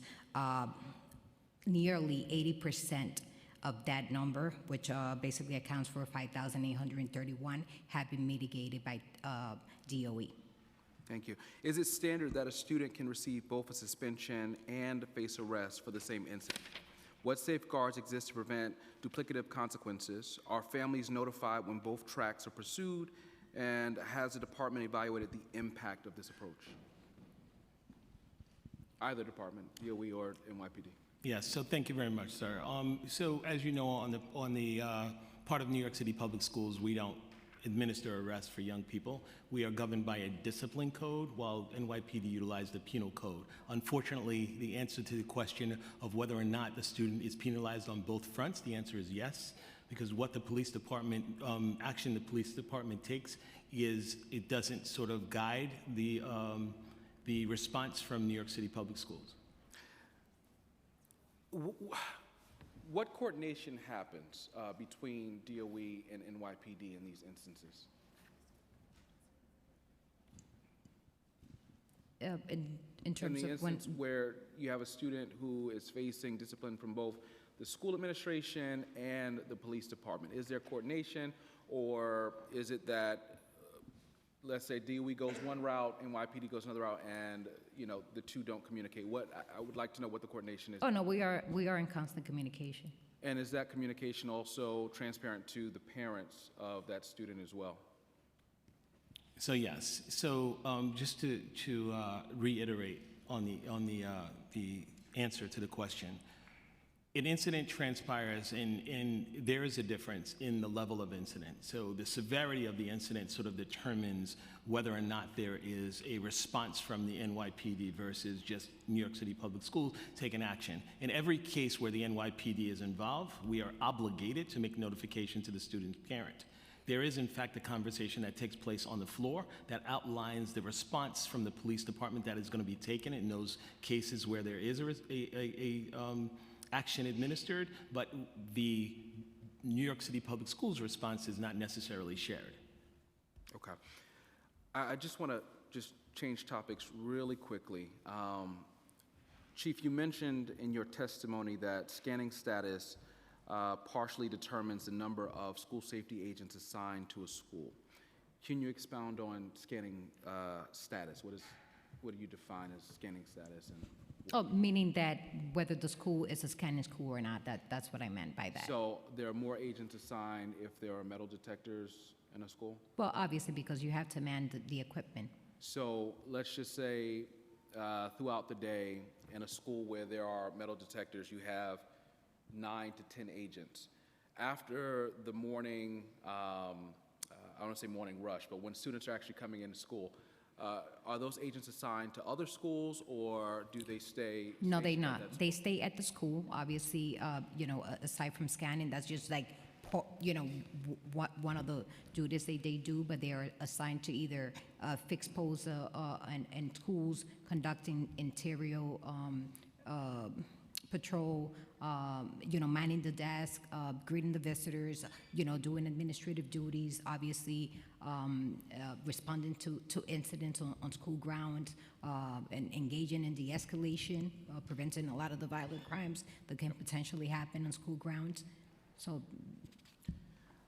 Thank you. So you mentioned also in your testimony that your current head count is 3,915 agents, which is a huge drop over the last 10 years. How has that impacted the work of day-to-day work of a school safety agent? Well, as I mentioned earlier, yes, we recognize that we have the vacancies, but that hasn't deviated school safety from our mission of providing safety. And obviously, we see that on. I'm sure of that, but I'm sure it presents challenges, right? If I have 10 staff and then now I have 2 staff, what are those challenges that they're facing daily?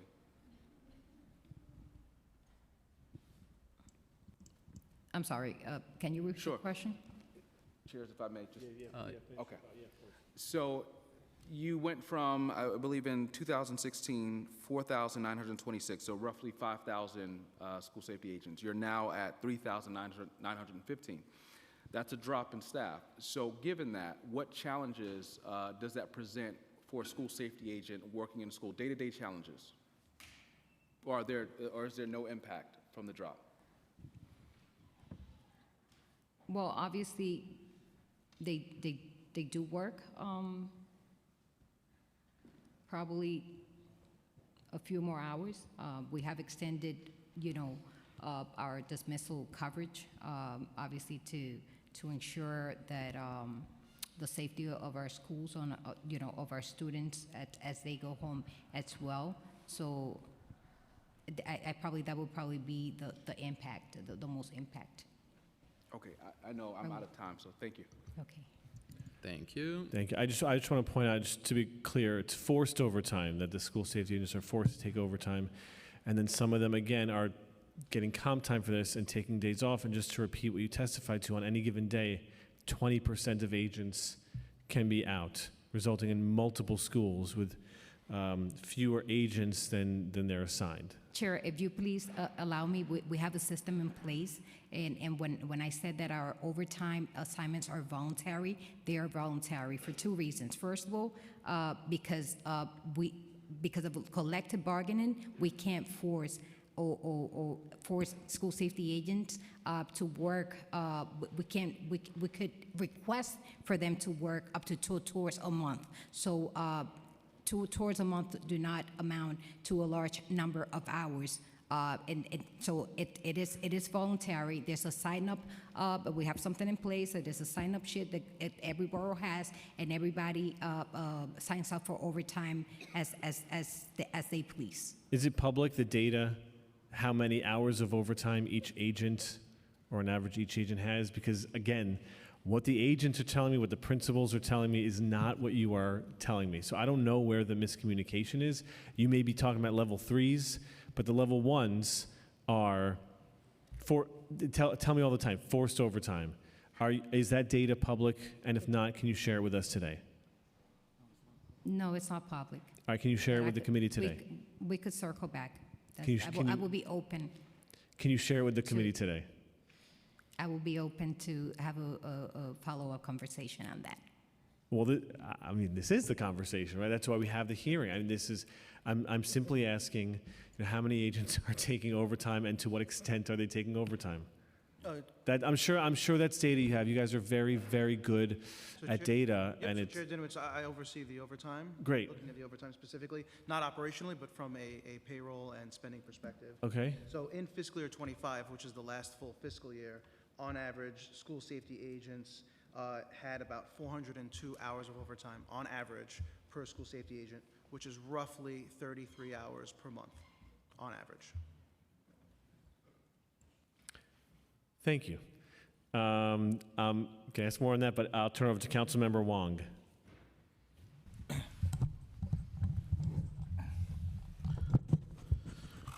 Thank you, Chairs. I'm not gonna. I don't think I have a chance to get to my questions, but I heard and I read the testimony from Deputy Chief Mary King that yes, authorized headcount for school safety agents is 3,915, and there are 316 school safety agent vacancies. And do you agree that 10 years ago in 2016, as pointed out by Councilman Hankerson, that we had 5,000 school safety agents?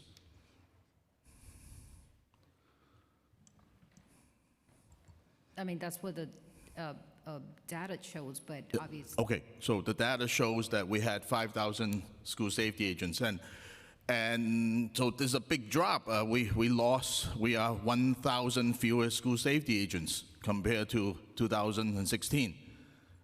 Doesn't that show that we are short of school safety agents, or you have a different interpretation? It does, but we are relentless when it comes to our recruitment efforts, and I'll expand on that. Right now, we currently have a class we had a new hire class of school safety agents that is currently in the academy, expected to graduate in the next couple of weeks of 93. Our recruitment efforts are ongoing. We have partnered up with our partners with DOE and also our labor unions, especially the CSA, which basically have helped us to do outreach during open filing periods. We have our community affairs, community outreach unit, which is within School Safety Division, also reaching out to colleges and high schools. Our NYPD recruitment section also does their own outreach, and obviously we use also, as I mentioned on my testimony, we utilize the use of social media to push out. So all that work that we have put into recruiting has resulted in a pool of over 1,000 assistant school safety agents that are, that are ready to be hired when the time comes. And also, we had there was just a school safety test on March 23rd, of which 881 candidates passed the test. So that's a number of candidates that, when the time comes, hopefully a list will be established. So yes, we have the vacancies. I'm not negating any of that, but are we working to make improvements? I think we are definitely moving in the right. There's a lot of work to do. I'm not denying that, but we are definitely moving in the right direction. Yeah, but okay. There's a graduating class of 93 school safety agents, but we have 360 openings, right? So you still have like over 200, around 200 more that you have to hire just to fill up these openings. But again, macroscopically, we are 1,000 fewer school safety agents compared to 10 years ago. And then this is how I see it, right? Mayor de Blasio wanted to dissolve the whole unit. And then as a result of that, hundreds, if not thousands, of school safety agents filed for retirement and just left the job. And after that, I just don't see the effort to budget or hire back these vacancies as a result of this mass exodus. Is this something you agree? Is that what happened, or something else happened? Well, I can't really answer it. Like I was just assigned here 9 months ago. I could attest to the work that I'm doing since I got assigned to school safety. I can't speak on what happened prior to that.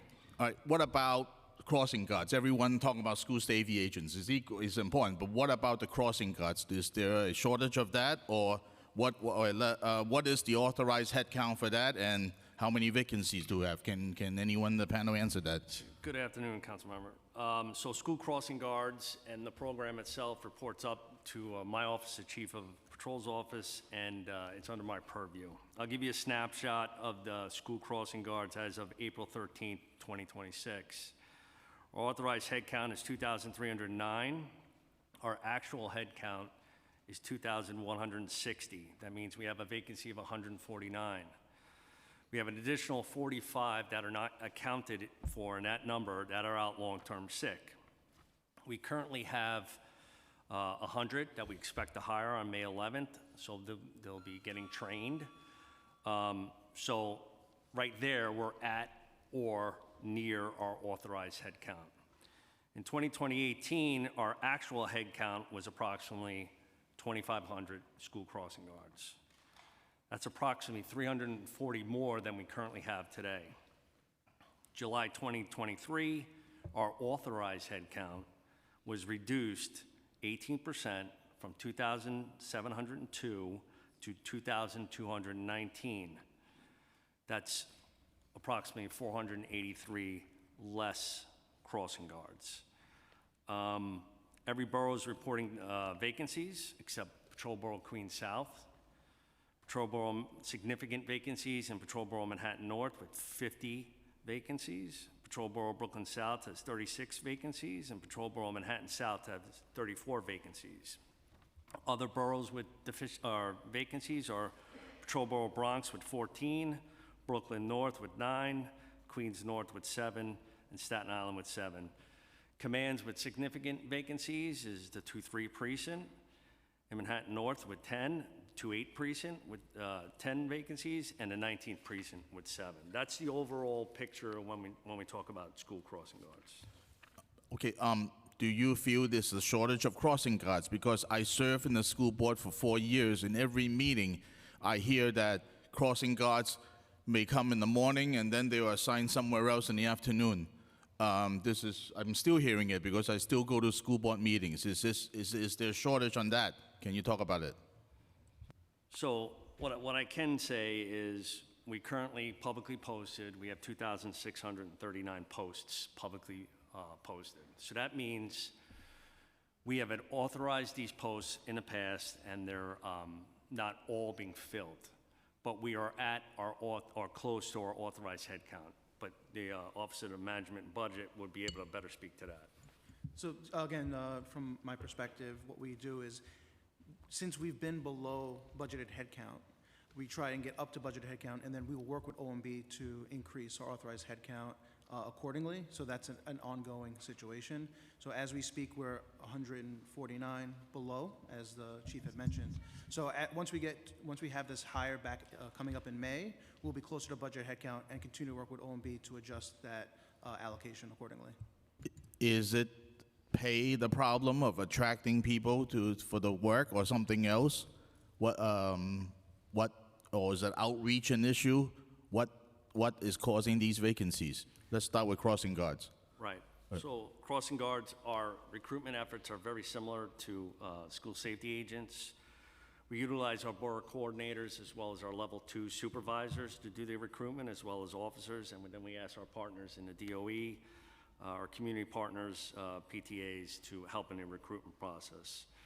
We also leverage social media to get the word out. But you know, school crossing guards are unique. They're local. They're working in close proximity, and they live in close proximity to the schools. They're often retirees, or they have children that are school age. So this is a position that works for their families. So we are, as the numbers showed, what I explained to you, we're at or very close to our allotment, especially when you count in the 100 that are coming in May 11th of 2026. Once we bring that 100 in, we're going to meet or be very close to our allotment. Thank you. Okay, Thank you so much. I'll save my next for round 2 questions. Thank you. Perfect. Thank you so much. Thank you. Councilmember Ariola. Thank you, Chair. So my questions may seem a little redundant because I agree with Chair Felice yeah, thank you, and Chair Dinowitz. I almost said Epstein because that's where I was before I came here. Chair Dinowitz, that your numbers are just not adding up, right? So I would just want to go back to numbers. So you have, what is your vacancy? You said 360? That is correct. That's correct. So realistically, and how many are on staff? How many are working? How many agents do you have? Right. 3,555. 3,555. And then we have how many schools? Roughly over 1,800 schools. 1,800 schools. And the amount of students that are in those schools go into the tens of thousands, correct? That is correct. So there really is no possible way that you could be staffing with such a low head count to the ratio of schools to students. There's no way for you to be staffing that. And yet you say you are staffing that, but you're staffing it with overtime being off the charts. Now, you said there was a class of 1,000? Did I get that right? 1,000 that have come through the class? Candidates. There are candidates. Yeah, for the assistant school safety agent title, and then 881 that just passed the school safety agent test. And so they've passed, 881? Yes. Okay, so now when will that list begin to be called? I don't have that, I'm not privy to that information yet. So they pass the test, they go on the list, and then you have to wait for OMB to fund. Are there lines open for this? Obviously, 360 lines are open. So just to clarify, from the OMB perspective, we work with them to get approval to hire, and there's been no issues getting their approval to hire SSAs. So what do you think a timeline is? I think it goes back to when the list becomes certified, and then we have our Personnel Bureau have to vet the individual candidates and perform background checks. How long does it take for a list to be certified? I don't have the answer to that. Does anyone know? Where did DOE go? We'll could definitely get back to you on that. Okay, so like Chair Dinowitz, if you have someone with your group that's here that could find those answers out, that's much better than telling us you don't have the answer.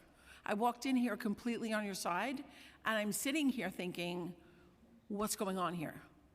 So now, how many call-outs per day do you get of the agents that you have on? Right? People get sick, they don't come in. What happens at a school that has one safety agent and they're sick that day? What happens? At all times, there will be one school safety agent at every school in New York City. So you have floaters? Yes, we do have floaters. That's why I keep bringing on us instituting administrative rollout and a mobile task force. I said at the beginning, well, actually, I had to go back to it, but I had mentioned that we transfer over 100 agents that were assigned to administrative spots back to schools. I said we have also over 100 assistant school safety agents assigned to elementary schools. Probably the numbers, and maybe I should have clarified that. I'm trying to ascertain what the number is. Most of the schools that we cover are elementary schools. That's probably why the number doesn't add up. So elementary schools obviously is going to have a smaller, they're going to be a smaller size. They're probably going to have 200, 300 kids. And those are the schools that we're really, really pushing for the title of assistant school safety agent to take the title so that we could send those to reinforce deployment at those schools, where we might probably have a minimum of one school safety. Elementary school goes to what grade in under your purview? What does it go to? Middle school? It takes in middle school? Yeah. So from say from pre-K to sixth grade? Yeah, sixth grade. Sixth grade. So when you have the middle schools, and then you have to have more at the middle schools. You have to have more safety agents. Yes, which we do. At the middle schools, and you have to have the metal detectors at some or most of the middle schools. At some of those, mostly metal detectors are mostly in high schools, and if If it happens to, because obviously some of the schools are co-located, so what, you might have a campus that has a high school and also has a junior high school. Right, well, we have a lot of schools that are co-located, right? We have junior high schools and high schools. Chair, just a few more minutes. So what I'm trying to say is that what you're saying is not making sense. So, okay, so if you have to take somebody from another school, a middle school, that needs, a middle school that has metal detectors, and they have 6 safety guards. I have one in my district who has that. So you're going to pull from there and then put them at a, is that what the mobile unit is? Pulling from one place and putting to another? We do our best to not redeploy personnel that are assigned to scan in schools, because we understand how could that have an impact on the operational needs of the school. How many schools on any given day do not have any social safety officers? 0. At all times, you could walk into any New York City public school, and there will be a minimum of 1 school safety agent. And when I said 1 school safety agent, that will probably be of elementary school. Every other school will have definitely more than that. Okay, and if it's a middle school and they have at least 1, and there's a lot going on, as Chair Dinowitz said, watching the cameras, watching the metal detector if they have one, walking through the hallways, if there is an altercation, that's just 1 person, right? And then how many, so what we're hearing is that, we're not getting people on the job fast enough. We need to get these 360 lines filled. We need to get people to come in, but also I'm not hearing that they're being deployed properly either. How many are out on long-term sick? How many do you have out on long-term sick? Just give me 1 second. Get that information for you. 119. 119, okay. And so, I mean, I cannot imagine that you have, with that much of a lack of a head count, the proper staffing to keep the schools and the children in those schools safe. And I can't imagine that you're not pulling, even if it's from a public school that has, say, K-5, you're not pulling a safety agent from there. I know it for a fact that some of those safety agents are pulled from the grammar schools in our districts, and then there's no one. And then what happens is a PTA mom sits there, or the parent coordinator sits there. So what you're testifying to and what we're seeing in actuality does not match. So I think that you're kind of digging a bit of a hole for yourself for what you don't know. The testimony that you're giving, that we have stats that debunk your facts, and the fact that OMB is holding up on 881 people who are certified and could get out there. I'm happy to hear, though, that in Queensborough South that we do have a good number of guards, because that's where I am. That's where I'm from. So, this is why we have to have these hearings, and thank you, both chairs, for doing this, because we have to keep the children safe, and we have to keep the people who are working in the schools safe, and we just don't seem to have the amount of people necessary to do that. Would you, this is my final question, do you blame that on what the salary is for your title? I can speak on that because salary negotiations are the purview of the NYPD. I mean, do I believe that every city employee deserves a better pay? Absolutely. What's the incoming salary for a safety agent? It's $40,480. $40,480. All right. Well, hopefully you do get back to the chairs with the answers for the questions that you didn't have answers to, and hopefully we can get more safety agents on. OMB's got to get moving. We got to start pulling. And DOE, put some pressure. Yeah. Put some pressure. These are your schools. Thank These are your schools. May I just add? So we are working with OMB to get another class. I think the next class we're looking to do is around May for approximately 100 school safety agents. I know that's We always want a bigger number, but 100, I think, is what we'll realistically be able to pull in out of that 800. Okay, Like I said, there's a time frame here, and our goal is to hire as much as we can. Thank you. Thank you so much, Thank you. Councilmember. Thanks for the extra time. Thank you so much. And also, I agree 100% with Councilmember Ariola, based on the information that all of you are stating today, including students being made late to class due to the fact that the scanning equipment is breaking down on a daily basis, 20% of the people calling out on a daily or weekly basis. I think it's very, very, very clear that the school safety division has a lot of needs, and I just wished that the NYPD would be a little bit more clear on that, rather than us having to just pull the information out of you. If you have needs, this is why we have these budget hearings, and I just wish that all of you would be a little bit more clear on your needs, so that we could resolve the issues that have existed for far too long, and that are having real negative consequences in our school communities. For clarification, we have never negated the fact that we have vacancies, as I stated before, but that still, and I remain and I stand tall on that, that hasn't deviated school safety from keeping schools safe. Right, yes, you've never negated, you've never said anything contrary to that, but it's clear that there's issues related to headcount and budget issues and also equipment issues. I just wish that all of you would be a little bit more clear on those needs, rather than us having to discover it through questioning. If there's issues with the NYPD School Safety Division, this is what we have budget hearings for, so that we could learn about the issues and we could hopefully fund them so that next year the issue won't exist. And it just sucks that we just have to like pull the information out of you, rather than all of you just giving us the needs that you have. And I want to point out, the 100, the class of 100, that's for some of the 360 vacancies, right? Correct. So, okay, so the 360 vacancies still doesn't get you up to the 5,000 we had pre-pandemic.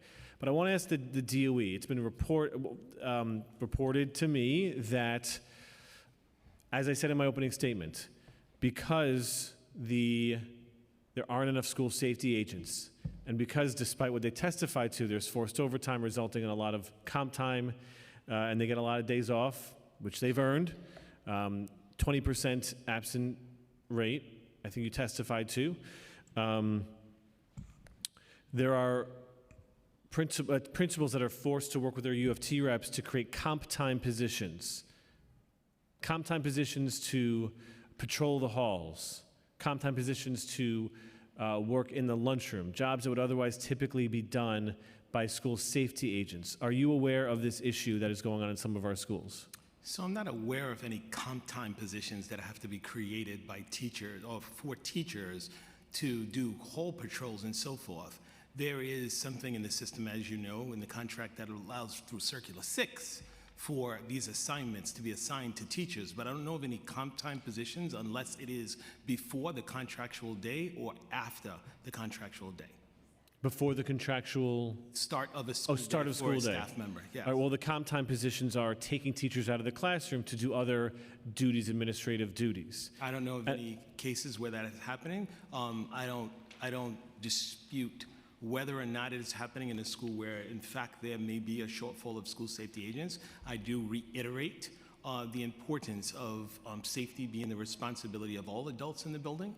Agree, but I'm talking simply from a fiscal perspective, that a teacher's salary is, it can be over six figures, over $100,000. That's significantly more expensive for a system than $40,000, $50,000 school safety agent.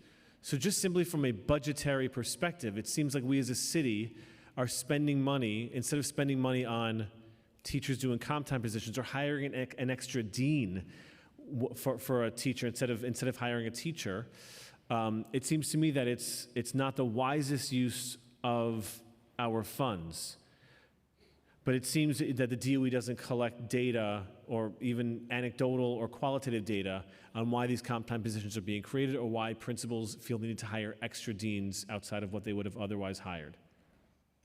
For the purposes of safety, I'm not Purposes of aware safety. of any data collected for those purposes. And as I understand it, remind me what they're called, the school safety agents that are 18, 19, 20 years old. Assistant, thank you. The assistant school safety agents were created because school aides were doing so much of that work that it was a new position that you created. Is that accurate? Yeah, it was created with the intent to create career opportunities for young adults, and obviously to create a more clear path to the title of school safety agents as well. Yeah, and to also clarify that school aides shouldn't be the ones sitting at desks unless absolutely necessary, but there was so much of that going on that you created these positions. And that's the reason why we continue to push Yes. for the title, so that we could obviously reinforce deployment at those elementary schools. Yeah, and to clarify, the 3,555 agents, that includes the assistant school safety agents. That is correct, Chair. Okay, thank you. I'm going to turn over to Councilmember Zhuang. Thank you, and I want to thank our school safety officers. They actually worked very hard, and a couple months ago, there's a stabbing happened in Brooklyn, also in one of the middle school. I'm a parent also. One of my daughter ready to go to middle school. A lot of time, our office get phone calls, especially from middle school and high school. The principal ask for help because their kids is in the age. Physically, they are grown man, grown woman, but mentally, they are not ready. A lot of time, this type of kids need additional attention. How between high school, middle school, and elementary school, do you have the ratio difference between how you delegate your safety guards, safety officers? Like say it's high school is one safety officer versus 200 kids, middle school, one safety officer versus 500 kids, or elementary school have one officer versus 1,000 kids. Thanks for your question. As I mentioned before, the allocation of the school safety agents is mainly based on student population, crime trends. Obviously, there are going to be probably high schools that maybe you might not have so much going on as opposed to others, and whether or not the school is a scanning school. And also, what's the measurement you guys have for school safety guards? How do you protect people work there? Because on the news, very often we see some school agents, school safety guards get stabbed. And I actually spoke to a couple. They said, oh, they lost a colleague a few years ago. How do you make sure they are safe too? That is a great question, and thank you for that. That was a very unfortunate incident that happened in Brooklyn, where that speaks to the commitment and the devotion that our safety agents have for the role that and what they represent in our schools. When there's a school safety agent trying to break up a fight, end up unfortunately getting injured. But obviously, what we do as part of the training is to make sure that we are providing them with tactical training and tactical refreshers on a yearly basis to keep their distance, to de-escalate, and so on. Do you also have the data by gender, how many men versus women, what's the ratio? And then what's people of color, especially I see school agency, a lot of time is people of color, especially women work there. Do you have those ratio and the data? I don't have the exact numbers, but to your point, school safety is very diverse, but many of our agents are females. Okay, is female black woman, female white woman, what's the ratio? Diverse. Diverse? Yes, Okay, we like to see the numbers also. We have agents that are Hispanics, we have agents that are black, we have agents that are white.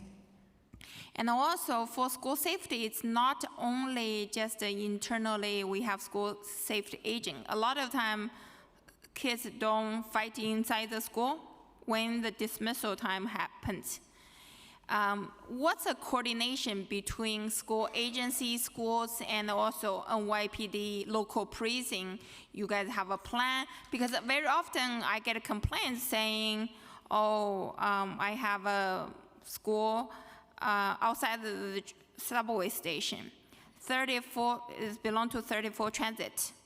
And the transit police officer is up there, but they see kids down the transit doing fighting. They don't come down to help. And my school principal, assistant principal are on the street to keep kids safe. So what's the coordination between school safety agent, NYPD, local precinct, transit police? Thank you for that question, Councilmember. Just to lay it out, our strategy, in the start of 2025 school year, we laid out or we designated what we call youth safety zones. It's kind of modeled after our violence reduction zones, where we're deploying officers to certain corridors where students are coming and departing school, coming to school and departing school, and for the purpose of keeping them safe while they're commuting back and forth. And we want to deploy to the areas that are our young people are most at risk. Looking at the data since the inception of us creating these zones, which sometimes includes transit stations, overall youth-related crime in these zones for the school year is down 55%, 134 crimes versus 297. Shooting incidents are down 56.2%, or 7 versus 16. This is co-reported data, right? This is my background is in data. I know how to manipulate the data too. No. So basically, these are zones that we have identified by doing a year look back, and we say, hey, these are the corridors that we know we see students, as they're going back and forth to school, are victims of crime. So we want to increase our police presence in these corridors. Sometimes they might be at certain establishments where we've seen violence, perhaps a McDonald's or a train station. So it's very precise and it's data-driven, and we create these zones, and the strategy is get the officers in these zones, protect these students so they can safe passage, go to school safely, return home safely. So it's a deterrent. So, and our data is showing since September 1st, when the school year started, to current date, crime, especially violent crime, in these zones are decreasing significantly. So the shooting victims are down 55.6%, or 8 versus 18. That's a big number. This is part of our overall strategy, our violence reduction strategy, but it's also specific to schools. Do you have any data about the smaller crime? If it's a shooting, I think it's too late. And I actually get more phone calls from schools. They don't want to publicize, but students are afraid to go to school because the dismissal time, people from outside hang out around the school. Kids bring knife, guns to school. They don't bring inside the school. They're hiding outside the school. And then during dismissal time, they pick up those stuff and then they do violent things, not right inside the school or next to the school, but they do 3-5 blocks away. You're correct. And that's part of our strategy. We get into those corridors to keep them safe. And I think these numbers show our strategy is working. And every precinct across the city is required before the start of the school year to develop a strategy to keep our students safe as they commute to and commute home. And what's the strategy? And it must be implemented with the Department of Education and the employees with their input. So. Thank you so much, Council Member. We'll move on to Council Member. I just have one They thing. did not finish answer. Oh yeah, you could finish All right. the question and the point, and then we'll move on to back to Councilmember Dinowitz. All right, Councilmember Zhuang. So School Safety Division, we also have a uniform component, which is a youth response team, which is comprised of 53 members. They also patrol the corridors. So while our agents are posted on the perimeters until 1630, they're covering all the intersections. Our youth response team, they're placed on the corridors. They work with our patrol boroughs. They have conducted joint operations, probably approximately 20 joint operations with the precinct that cover the corridors. That speaks to the correlation and collective work over there. And As you mentioned, all those incidents of shootings, our youth response team respond to all of those incidents, and we make sure we work with the precinct commander and their YCOs to make sure we prevent another incident like that. Just 2 weeks ago, we have kids get beat up really badly in subway station right outside the school, and there's a police officer there. They said it's not belong to them, it's belong to transit.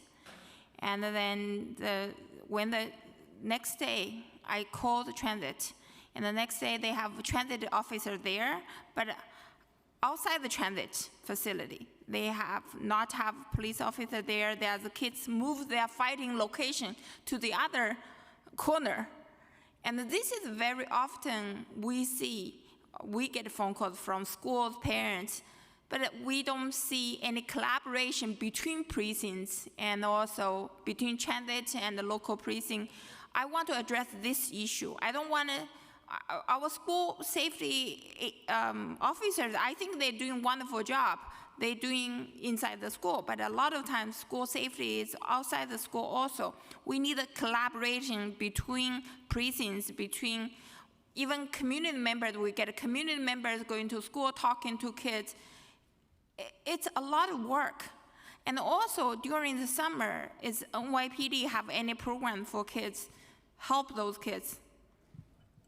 So that's not within the scope of school safety division. I think that belongs more to the Community Affairs Bureau, but we do have a community outreach component, which we do presentations at the local schools. We bring them actually into the school safety division to have a sewing class and other classes. And we have a pretty good success ratio on student involvement. We also have the Explorers program with 9 posts and 211 students joining there, which we see great success. So everybody's doing their part to make sure that students are kept safe, and we have the resources available to those students. Thank you, Councilmember. And before we move on to Councilmember Gutierrez, just a brief question similar to the line of questions that Councilmember Zhuang was asking. So you mentioned data regarding shooting incidents. What about other types of safety-related incidents inside the schools, including bullying, gang violence, assaults? Can you give us some data related to those incidents, and also how the data from today compares to the previous data from the previous years? Thank you for that. Just give me a second.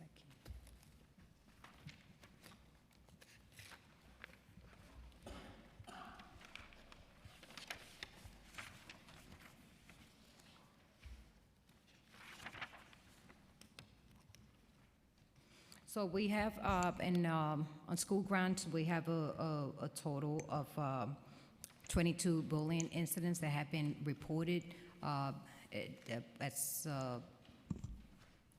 Deputy Inspector Kim mentioned, our community outreach unit, it's definitely involved.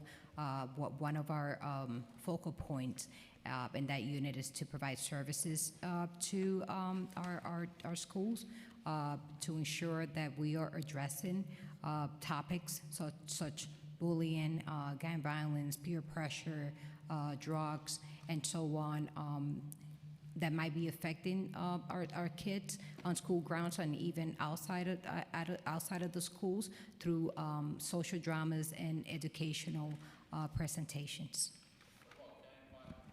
What about data related to gang violence, assault, and other violence-related incidents? On school grounds? Yeah.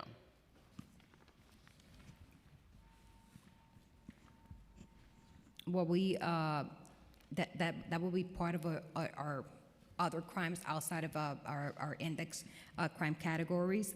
When you take a look at the other crimes that were actually taken on school grounds, leading the charge are obviously misdemeanor arrest, petty larcenies, and the possession of weapons. How many assaults, though, this year, let's say, for example, inside school grounds?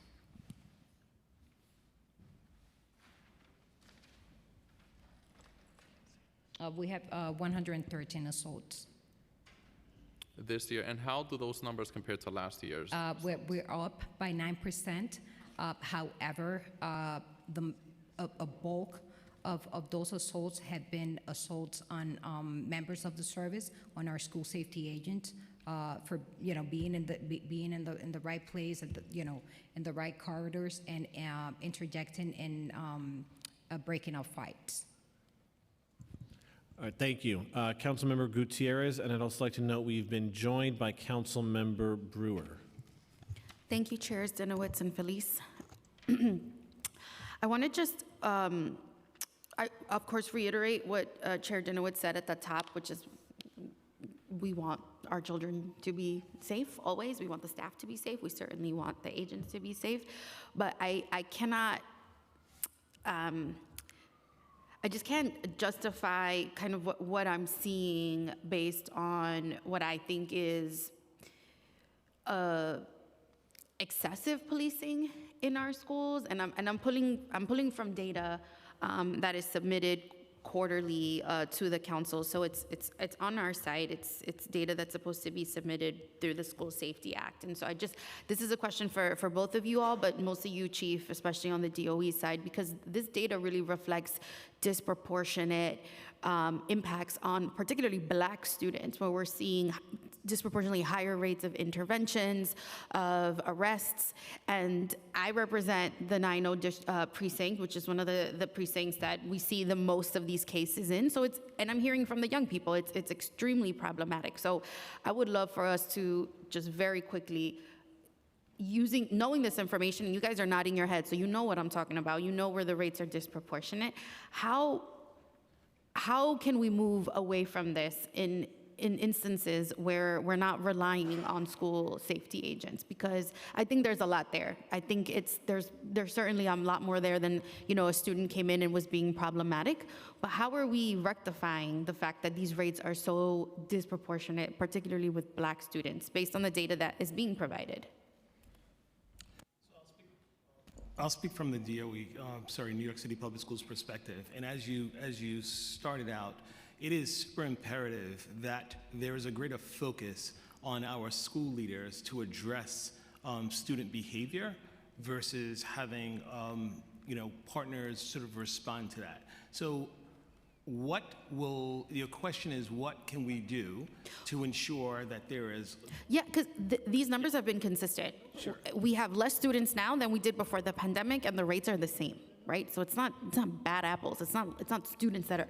Mm-hmm. It's a particular practice that I'm concerned about, and I'm concerned about how we are participating in this practice in communities that are already facing violence outside, that are already interacting with PD, in my opinion, too much, and how they're interacting inside their schools. I'm also concerned about some of the ages of some of the young people that are being restrained, some as small as 6, 7, 8 years old.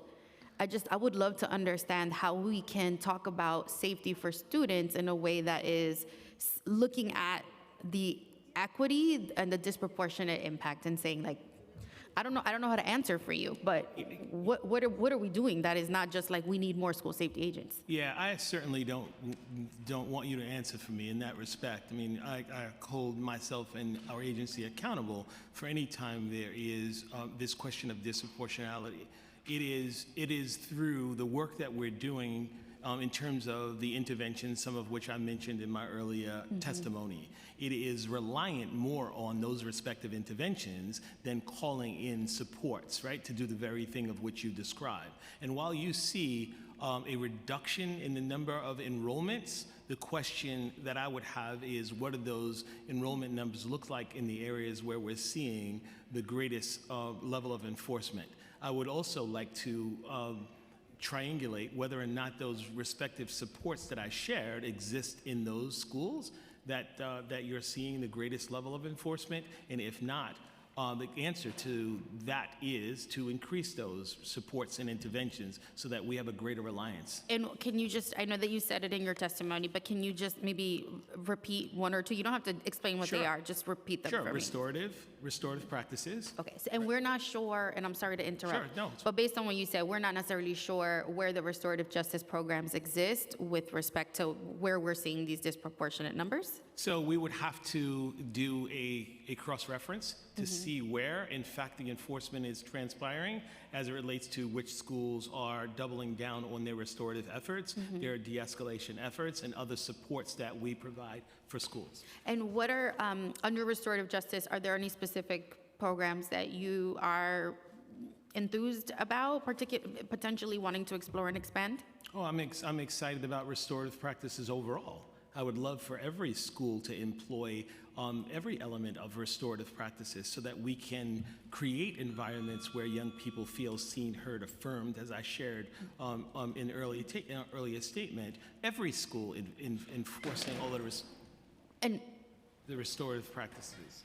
What will we need to do to ensure that that happens? So I support, I would love for us to fund and expand and baseline the restorative justice practices, the mental health continuum. Sure. I truly feel that these are the kind of programs that are impactful, that are creating a change, that are making it so there is less intervention. Would you all agree as well? Would you agree, Chief? Yes.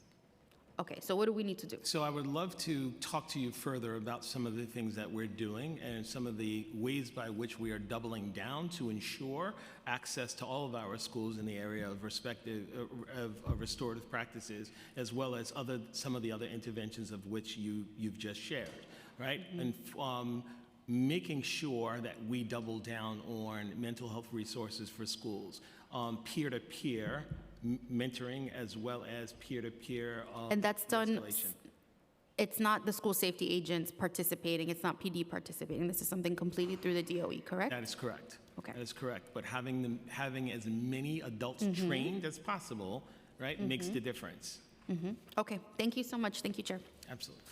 Thank you, Councilmember. We were previously joined by Councilmember Sanchez. I now want to turn it over to Councilmember Justin Sanchez.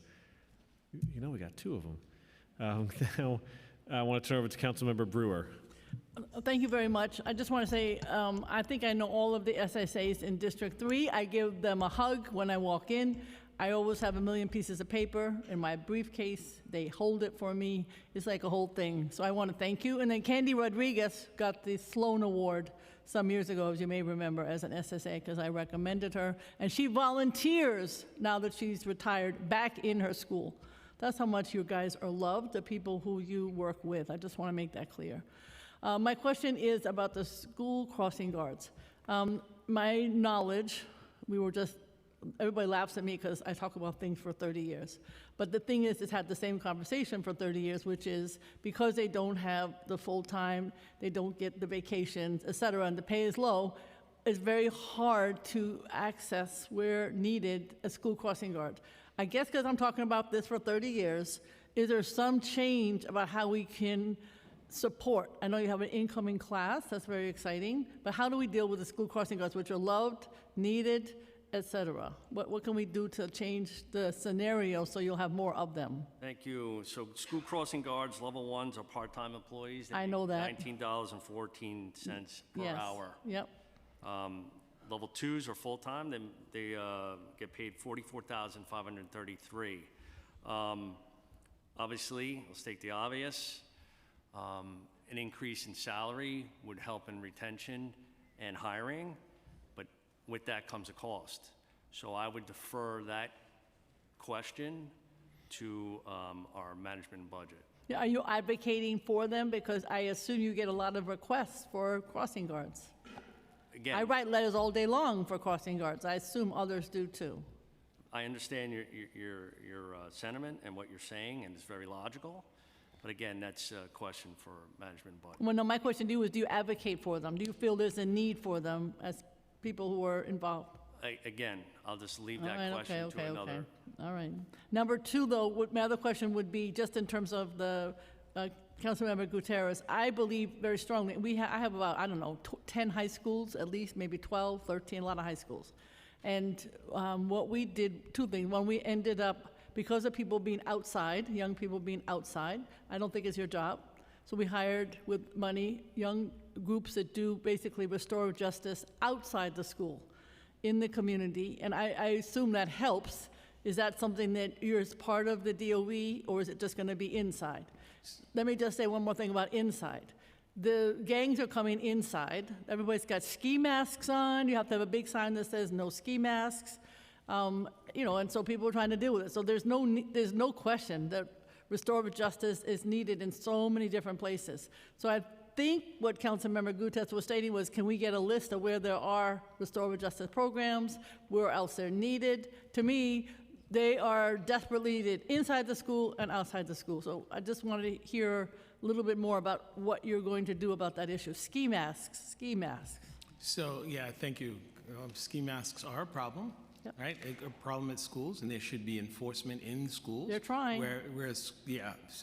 But we don't want to use a punitive measure No, to I don't deal either. with ski masks, right? No, I don't so either. schools are taking various approaches to just remind students that you're in school, and we would love to see your handsome faces, right? And so there's no need to cover your face. I agree. Right? As it relates to the restorative justice on the outside of schools, we're doing, and we're sort of doubling down and doing training for parents as well. Right, taking all volunteers, we want to make sure that there is a community approach to addressing our young people, not necessarily a punitive approach, right? And I'm sure that you will agree that there are a number of volunteers out there outside of our schools that are helping to transition our young people to and from schools safely, including our merchants, our community members and clergy, and community-based organizations. So this is the work that we're continuing to discuss different ways by which we can elevate to ensure that all of our schools and communities remain safe. Okay, the only thing I would add is in the high schools, they're not from the district. They're young people who come in, so that approach doesn't work. That's why I am paying groups that do, I guess I call it restorative justice outside the school. It's working, but it's expensive. So I'm just suggesting that it needs to be looked at even more intently, particularly at the high school level, because you do not have parents from that area who are part of the school.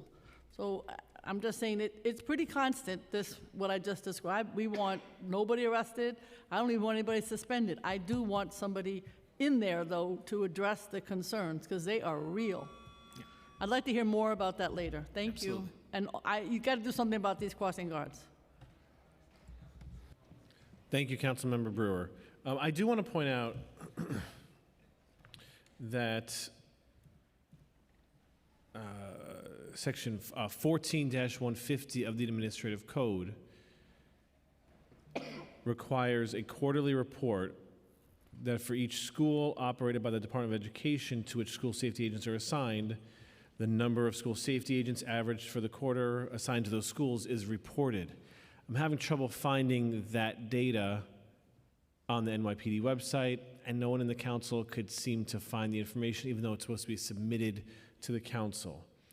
I'll just read it, that the New York City Police Department shall submit to the City Council and post on its website in a machine-readable format on a quarterly basis the following data and reports, and it lists a number of things. In the last part of Section 1 of that 14-150 says, such report shall also include for each school operated by the Department of Education to which school safety agents are assigned, the number of school safety agents, average for the quarter, assigned to each of these schools. And I bring that up because we've had a lot of questions about how many safety agents there are, in addition to the absences, but just how many there are in a giant high school with scanning machines. It's been really tough to get some of that information, some of the ratios that should exist. Where can we find those quarterly reports?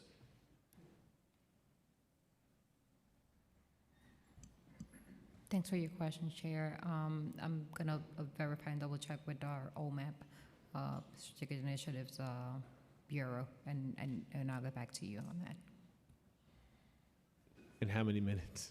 I mean, today, now, like during the hearing is the time to do it. I think this is, you got you got really smart, great people working in the NYPD who can, I'm sure, look this up and get back to us during the hearing. As soon as I'm able to obtain that information.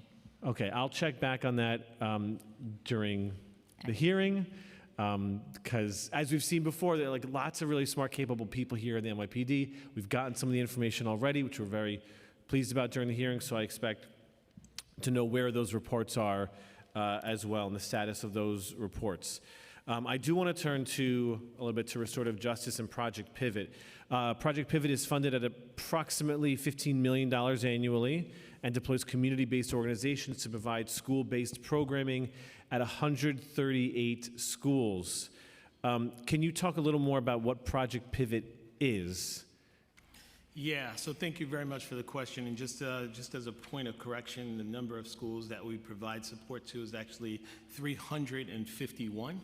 And these are Project Pivot schools? Yes, schools that are supported by Project Pivot, and basically what Project Pivot is a supplementary programming for schools, right? So many people think about Project Pivots and they automatically think about violence interrupters and safe passage corridor. That's some of the work that is done through the CBOs that are providing direct services to schools. As I shared in opening testimony, it's a safety and violence prevention program initiative. It also has leadership and career readiness, mentoring, enrichment, and art support, and family support, and as well as wellness, right? So a particular school will get Project Pivot funding and focus on the areas that they are seeing the greatest declines. For instance, if there are groups of students who are having attendance issues, they can use that funding for an initiative to get young people motivated about coming to school. Great, Just as but an and I've heard very positive things from the schools that have engaged with the CBOs, and I'll get to that in a second. But just following up on Councilmember Gutierrez, because I didn't quite hear it, does the DOE conduct an analysis of which Project Pivot CBOs or which restorative justice programs are successful in reducing the number of suspensions, reducing the number of ORS reports, or even improving academic outcomes? Yeah, so we can definitely talk more about the specific programs. We'll break that down for you, where we're seeing the greatest successes, but based on... But I just to ask, does the DOE do that analysis? I'm not asking for that analysis today, I'm asking if the DOE does the analysis.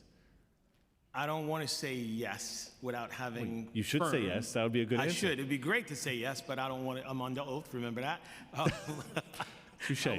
Triple check to make sure that we are doing cross-reference directly with. We do have some cases where community-based organizations are utilized by schools and schools are not satisfied with the service that they received, so therefore they went on to another community-based organization. So that's why I want to be able to look and see cross-reference to see where the real successes are. But as it stands now, we're seeing schools that are supported by the Project Pivot initiative. We're seeing declines in incidents, right? We're seeing declines in incidents, chronic absenteeism, attendance overall, and suspension as a reliance. And that's as compared to non-Project Pivot schools?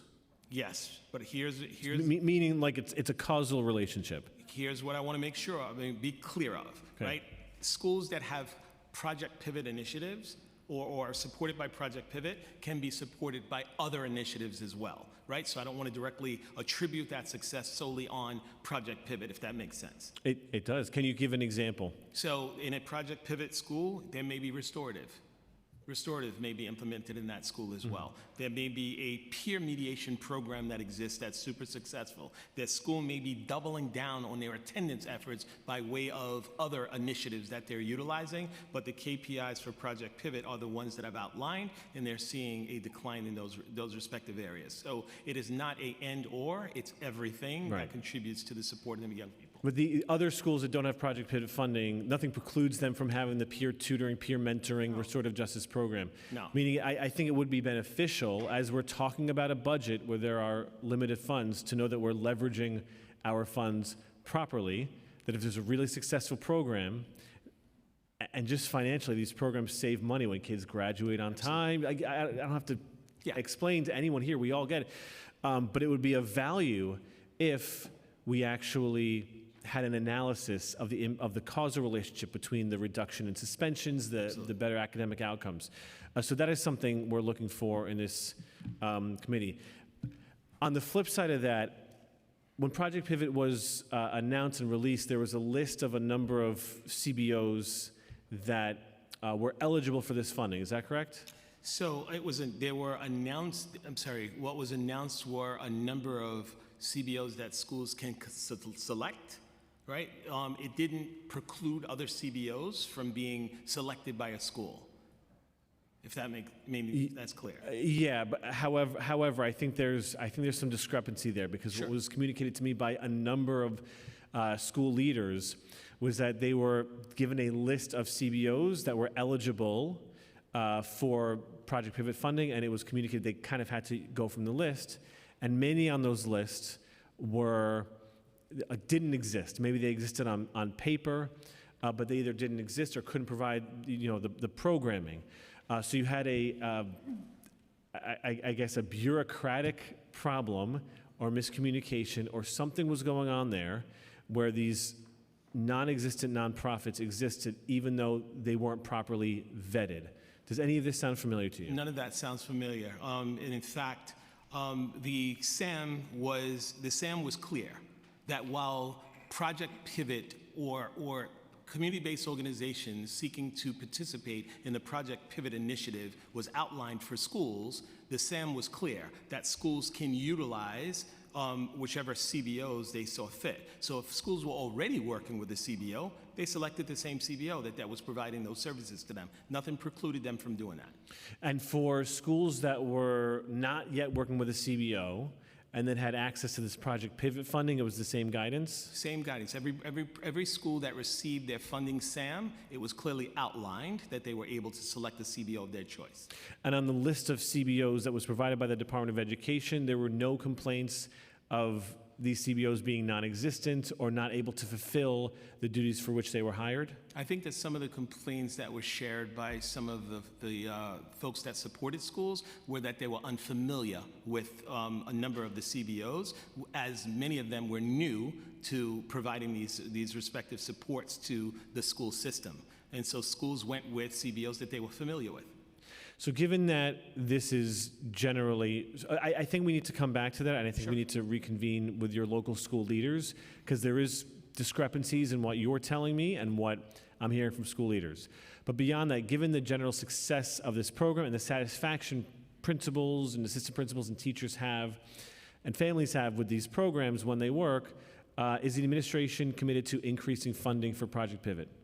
So as you know, we're current in sort of budget negotiations. I can't speak on what the final decisions are about, budgetary commitments at this time. Okay, I want to switch to specifically restorative justice, which is like a different pot of money and very specific.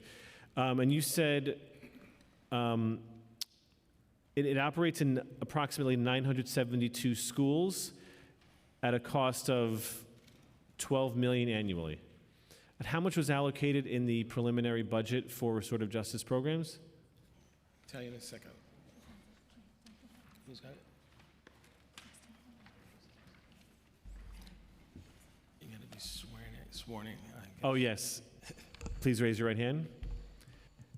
Do you affirm to tell the truth, the whole truth, and nothing but the truth before these committees? I do. Thank you. Please state your name for the record. Chanel Holder Hall. Thank you. Can you repeat the question? DOE's restorative justice program operates at approximately 972 schools at a cost of approximately $12 million annual. How much was allocated or set aside in the preliminary budget for restorative justice programs? So the actual number of schools is 987, and their overall budget was $16.8 million. Okay. And then how much was allocated so that's for this current fiscal year, $16.8 million. Thank you for the correction. And how much was allocated or proposed in the preliminary budget?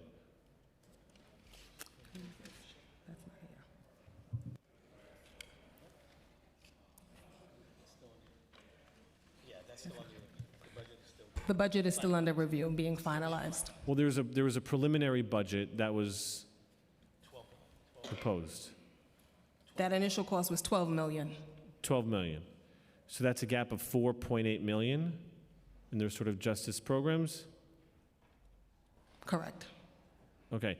And what are your, I'm under the assumption, given your testimony, that the restorative justice programs are successful, we like them, we're fans. Everyone on the council likes them and we're fans of them. Why was it proposed to cut funding to restorative justice programs if it's generally agreed upon that these are successful programs and generally successful in reducing suspensions and things that detract from our schoolwork. I don't know that restorative is cut, as the budget is not finalized, as you know. It was a proposed cut, so you know it's not finalized. Proposed but it was number. proposed to be cut. Right, but I don't know that that's final, so I don't want to go on record to say that that's the final as it relates to restorative. Okay, so that's obviously its budget's ongoing. That's but just know that this council is committed to restorative justice practices. Now, in the DOE details in the terms and conditions report that there are, I know you said 987, but the terms and conditions say 972. And so I'm interested in the discrepancy there, but that there are restorative justice programs, but that schools fall into direct and indirect categories. And can you discuss the differences between these designations, especially as it relates to staffing and programming? Yep. We're going to have one of our restorative team members who is deeply engrossed in the work as well as the financing and programming to talk to you more about those designations of direct and indirect. Okay, please raise your right hand. Hi, I'm Miniga. Hi. Do you affirm to tell the truth, the whole truth, and nothing but the truth in your answers before these committees? I do. Thank you. Please state your name again for the record. Emily Miniga. Thank you. The discrepancy between the 972 and the 987, the 972 is last year's number, and when we saw some of our schools closed and/or collapsed, like a middle school may have been consolidated with a high school into one new DBN, and so that's how we have the difference in the two numbers. And we have the Sorry, full wouldn't the list of- number of, if two different schools had restorative justice and they combined to one school, wouldn't that have decreased the number of schools that had restorative justice programs?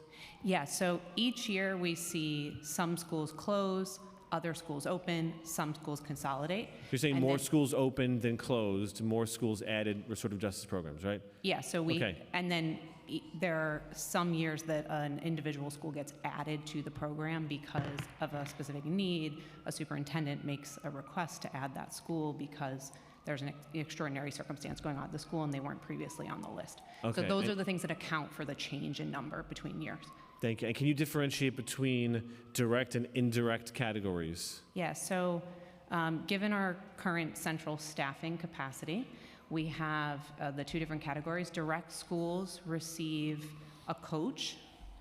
They receive access to our full menu of trainings. They receive access to our centralized youth programming. They receive access to our entire curriculum. Whereas the indirect schools, although they have someone from our central team assigned to them, they don't get constant implementation coaching. They don't necessarily have access to all of the things that I just described. So they do have access to our full training catalog and our curriculums, but they don't have somebody going in and coaching them on a regular basis around the implementation. And Sorry, have- the direct schools also have access to funding to be able to fund teams at the school to do the work.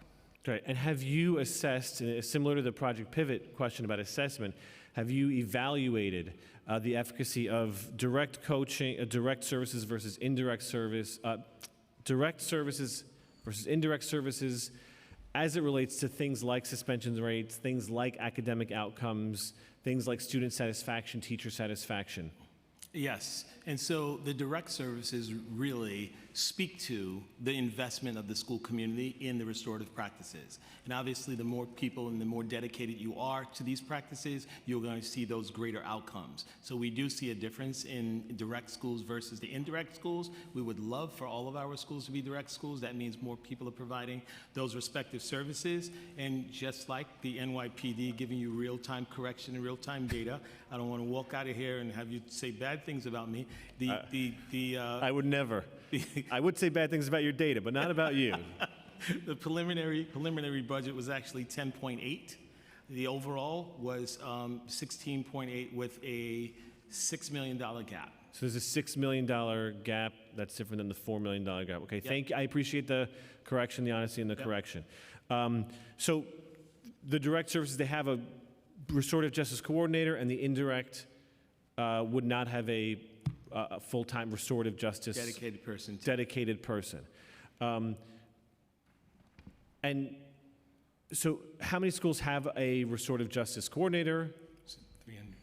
So let's be clear on the restorative justice coordinator. The restorative justice coordinator sounds like it's a person who is funded by restorative to provide these restorative services. In the direct schools, they get funding to identify a staff member who is operating under that respective capacity, receive possession before and after to provide restorative training and supports to schools. Here he is. I was not forced overtime, just for a session. Okay. So it's not forced overtime. It's voluntary, right? And it is for the purposes of creating more training and involvement for kids. It's a mindset shift, as you know, and that's the premise of that direct service. And as you would expect with direct services, you would see better outcomes from the schools. Okay, but you're not strictly measuring, or you haven't identified elements that you are measuring to evaluate the impact of restorative justice and direct and indirect restorative justice services? Yeah, no, we are. So when we look at schools that are implementing with fidelity over a 3-year period, those direct schools that are getting all the supports that we described, we see significant decreases in suspensions, incident levels. We see increases in the number of interventions that are used outside of like traditional punitive measures. Can I share them? The answer is yes, you can share. Oh, sorry. So, for example, schools in that subgroup see a 18% drop in principal suspension as compared to the city seeing a 3.3% drop when you compare the 3-year comparison period we did was 2023 to 2025. And these are just direct? These are the schools that were in that direct, were receiving those direct services over a 3-year period. And so what about indirect? We're looking at if they're engaging for 3 years in Yes. work. So the restorative justice versus non-restorative justice schools, 18% versus 3.3%? 3.3%. 3.3%. For principal suspensions. Okay, and then the indirect, is there data related to the indirect? I don't have the indirect subgroup set out in front of me, so we can. Does the DOE have that data? Yes, we have that data. Okay, and we can get that during the hearing? Not during the hearing, but we'll get it back to you as soon as we humanly possibly can. All right? All of the people For in the back $40 have been billion, working. I feel like you can send a text to get the data. We probably can. Somebody's working on that. I just don't want to commit it before the hearing, considering time. But we'll do our best to Okay, get it. an 18% reduction is alarming in a very positive way. Yeah. And I think does show the causal relationship between restorative justice practices and positive impacts on our students. Checking in with the NYPD, section, what did I say, 15-140, that quarterly report. Do you know where I can find it yet? Yeah, well, thanks very much, Mr. Chairman.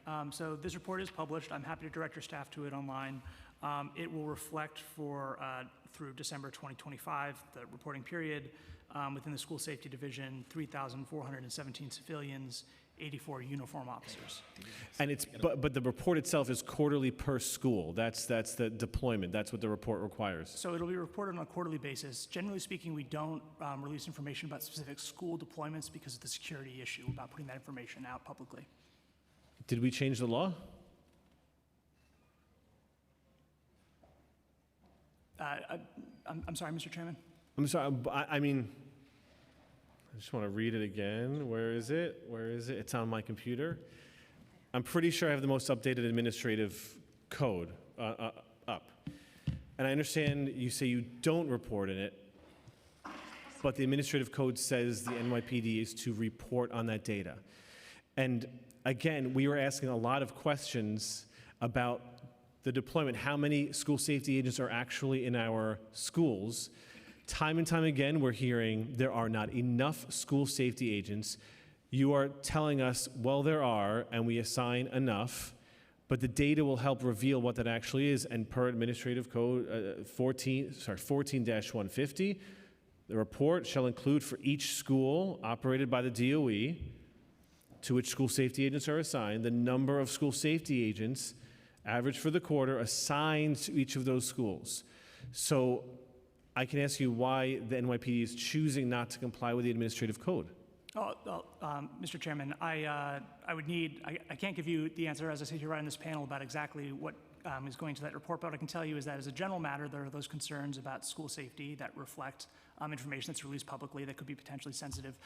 And I'm very happy to take this back and figure out exactly what's going on here. I would love for you to figure out what's going on, because this is past 25 years ago, it's a quarter century ago. My predecessor's predecessor's predecessor was a co-sponsor of this bill, and it's the law. So unless there's something about which I'm not aware why this data, the law isn't being followed, I would fully expect these quarterly reports to be published on the website and sent to the City Council. I'm going to turn it over to my co-chair, Chair Felice. Thank you so much, Chair Dinowitz. So I want to move on to school crossing guards, but before that, I just want to ask some final questions related to the school safety agents. What is the most amount of overtime you've seen a school safety agent work in a month? The most amount of overtime? On an average, is 33 hours a month, as our budget management Secretary stated. 33 hours per month, so basically they work almost like an extra week. What's the most overtime you've seen a school safety agent work for an entire month in overtime?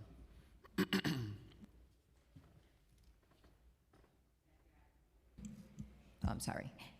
But that amount varies. Yet obviously, everything is based on the allotted budget that we have for overtime. There are people that like to do overtime, some others don't.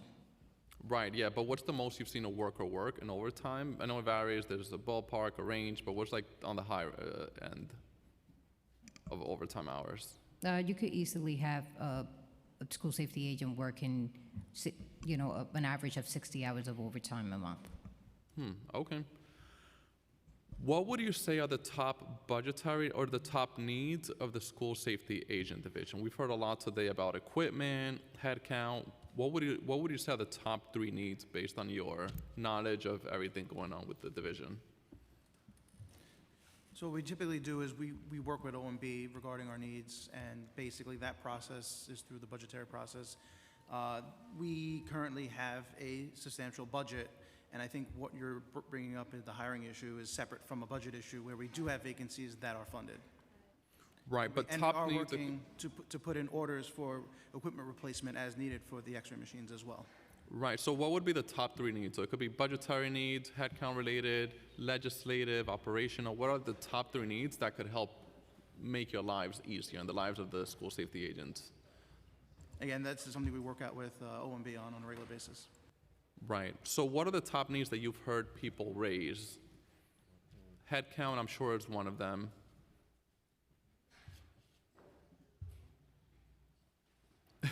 And this question is for the NYPD. What are the top issues that people generally come to you with related to school safety agent operations?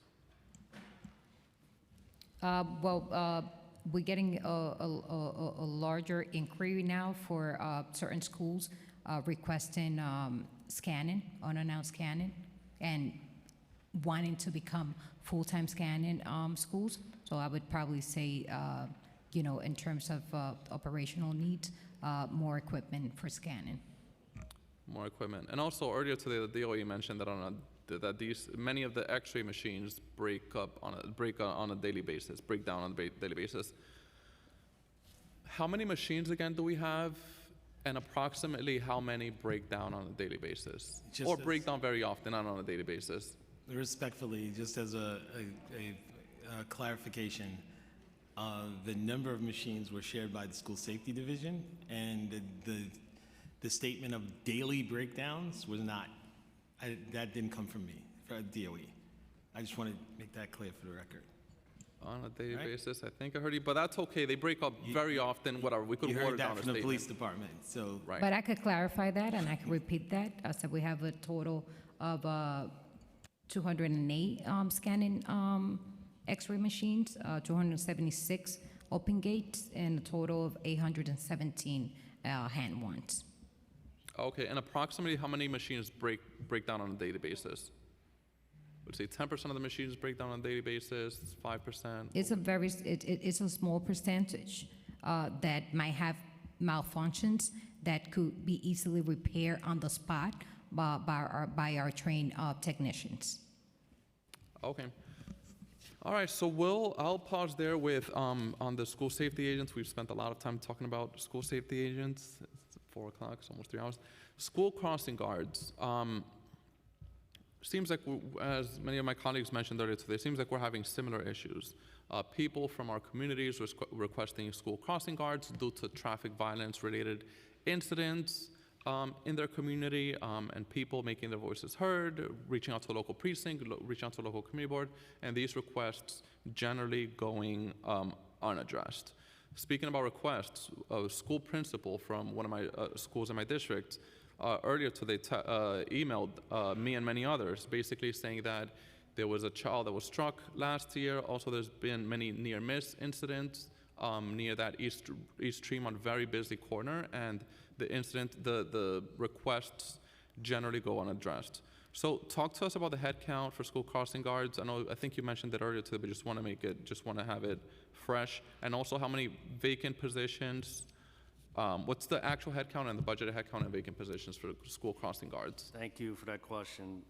As of April 13th, our authorized head count is 2,309. Our actual head count is 2,160, so that leaves us with a vacancy of 149. We have 45 that are not accounted in that number that are actually out long-term sick. We also have a class of 100 expected to enter and be hired on May 11th, 2026. So you add that 100 and that 45, and we're close to our actual head count. In 2018, our actual head count was 2,500.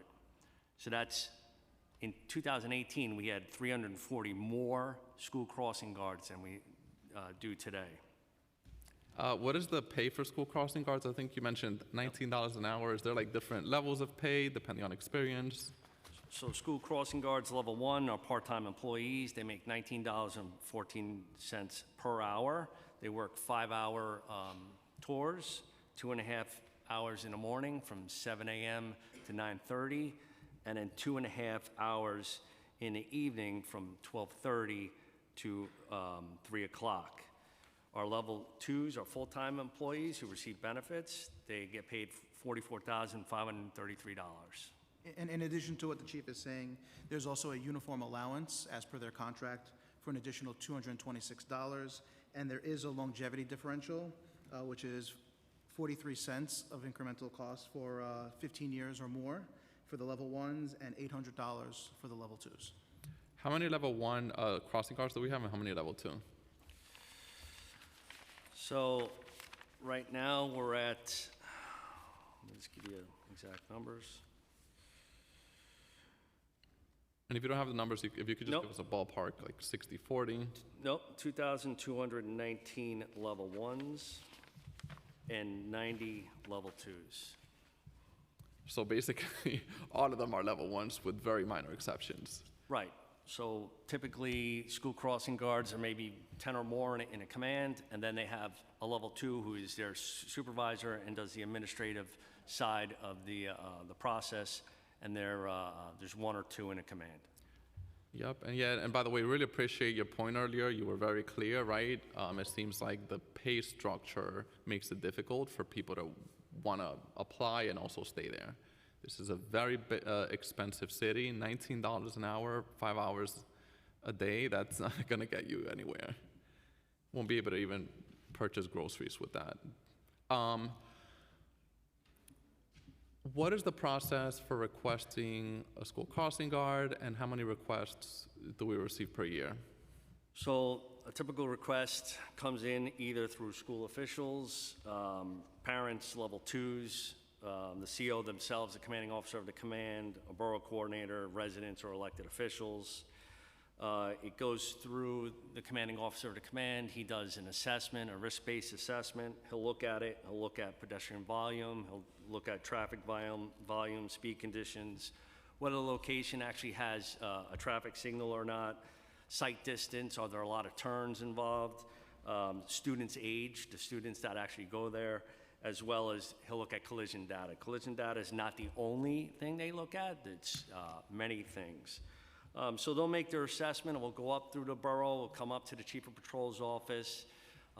My office will take a look at it.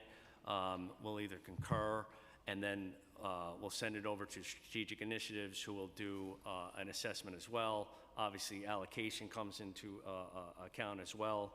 So there's a number of factors going into this. You'll see publicly displayed, as I said before, there's 2,639 school crossing guard posts posted publicly. Again, I'll tell you, our head count is at 2,219. So there is a gap there. A lot of those posts were historical.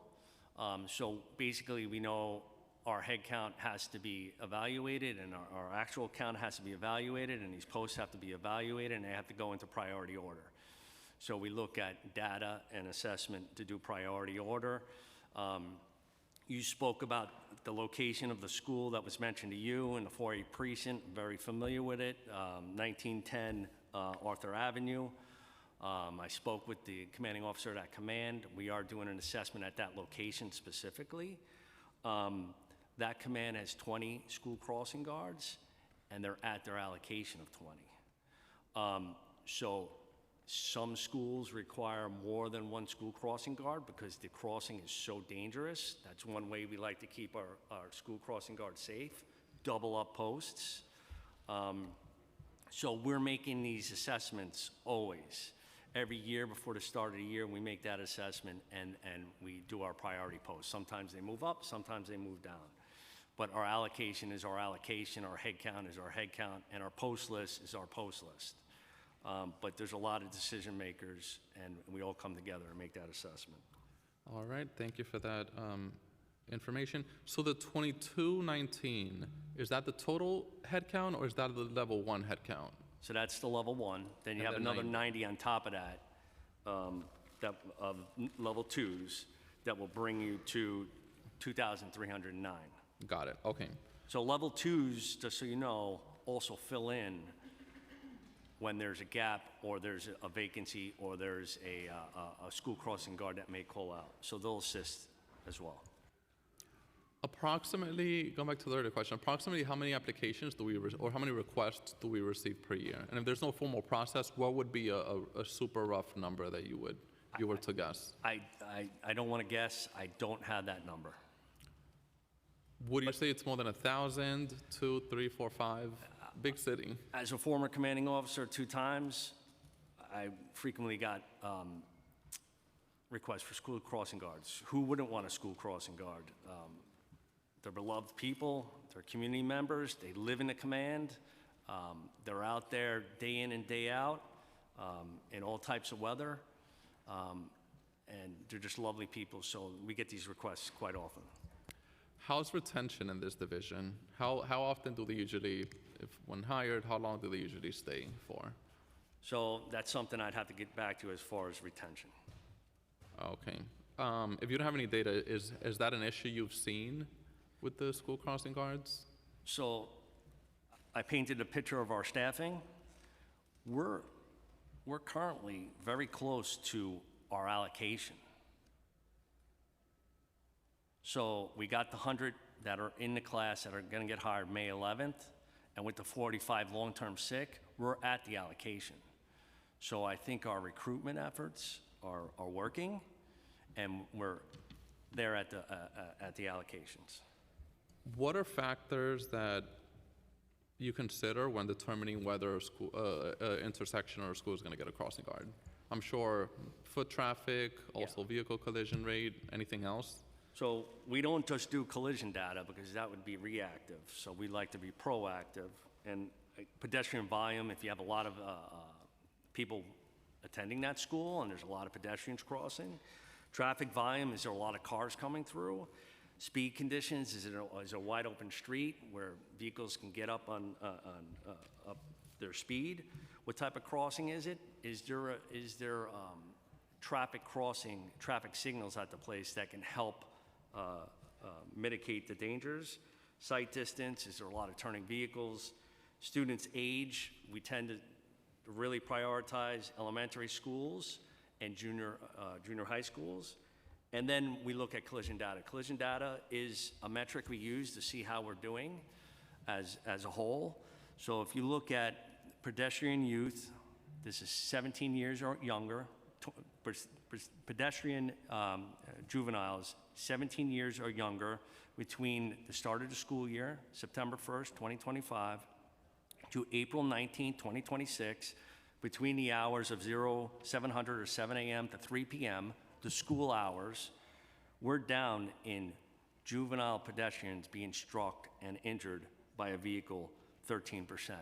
So that's a metric that we used as a barometer to see if we are doing well with our deployment. It's strategic. We're basing it off this data and our assessments from our commanding officers, our borough coordinators, our level twos. So we're getting a lot of feedback on where and how we deploy. Do we have any data on the amount of school crossing guard requests that have gone unaddressed? That I don't have. Yep. Also, just thinking about the daily manpower of the school crossing guard division, so approximately 2,300.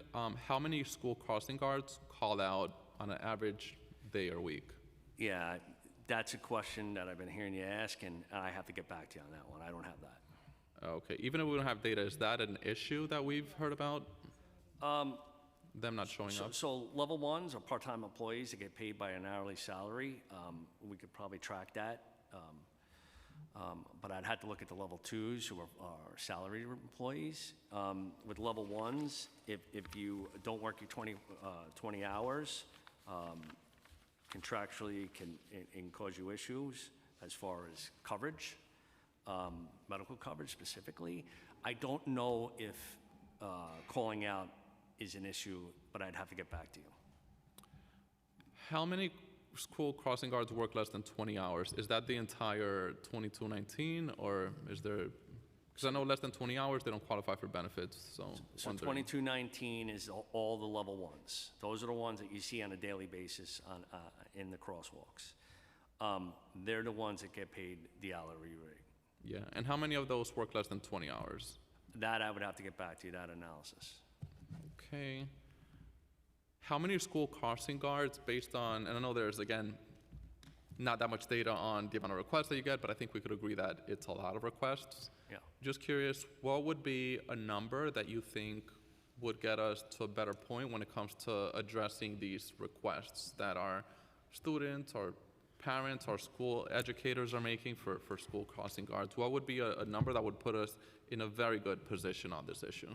I'll just go back to this. In 2018, we had 2,500 school crossing guards. That was 340 more than we were today. On our publicly displayed database, where you see our posts are, I want to say the number was 2,639. So I'll let you make that assessment. Those are just factual numbers. Thank you for that information. Do we have any data on incidents, traffic-related incidents that have happened in the high-risk intersections around schools? Yeah, that's a great question. Let me just start off by saying on October 20th, 2023, a 13-year veteran, 63 years old of age, Christina Naprawa, school crossing guard, was killed in the line of duty while she was crossing a family in Woodhaven, Queens. Tragic, she was beloved, and it was painful for the department. We came together as a department and assessed what happened. We had a 6-day training prior to that for school crossing guards to talk about how to mitigate traffic and how to deal with aggressive drivers and conflict management and hazard recognitions and use of hand signals and making eye contact with drivers before stepping out to an intersection. And then we enhanced that training following her tragic death, an extra day, and we analyzed the equipment that was given to school crossing guards. Typically, their uniforms are reflective, every part of them, including the hat and the gloves. But we doubled down. We gave them what we call stop paddles, along with a 6-foot pole extension to make them more visible. Because one of the analysis when this happened, we determined that it was a truck who struck her, and the visibility of the school crossing guard was not readily apparent. So our priority as the Chief of Patrol's office, who oversees the school crossing guards, is to keep them safe. So we revamped our training. So we do have incidents, tragic incidents at school crossings, and that's one that hurt.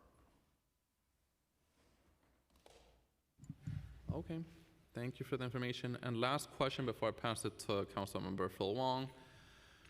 And same question that I asked about the school safety agent, what would you say are the top 3 needs to fully stabilize the school crossing guard division? Budgetary needs, headcount, anything and everything, legislative, operational needs.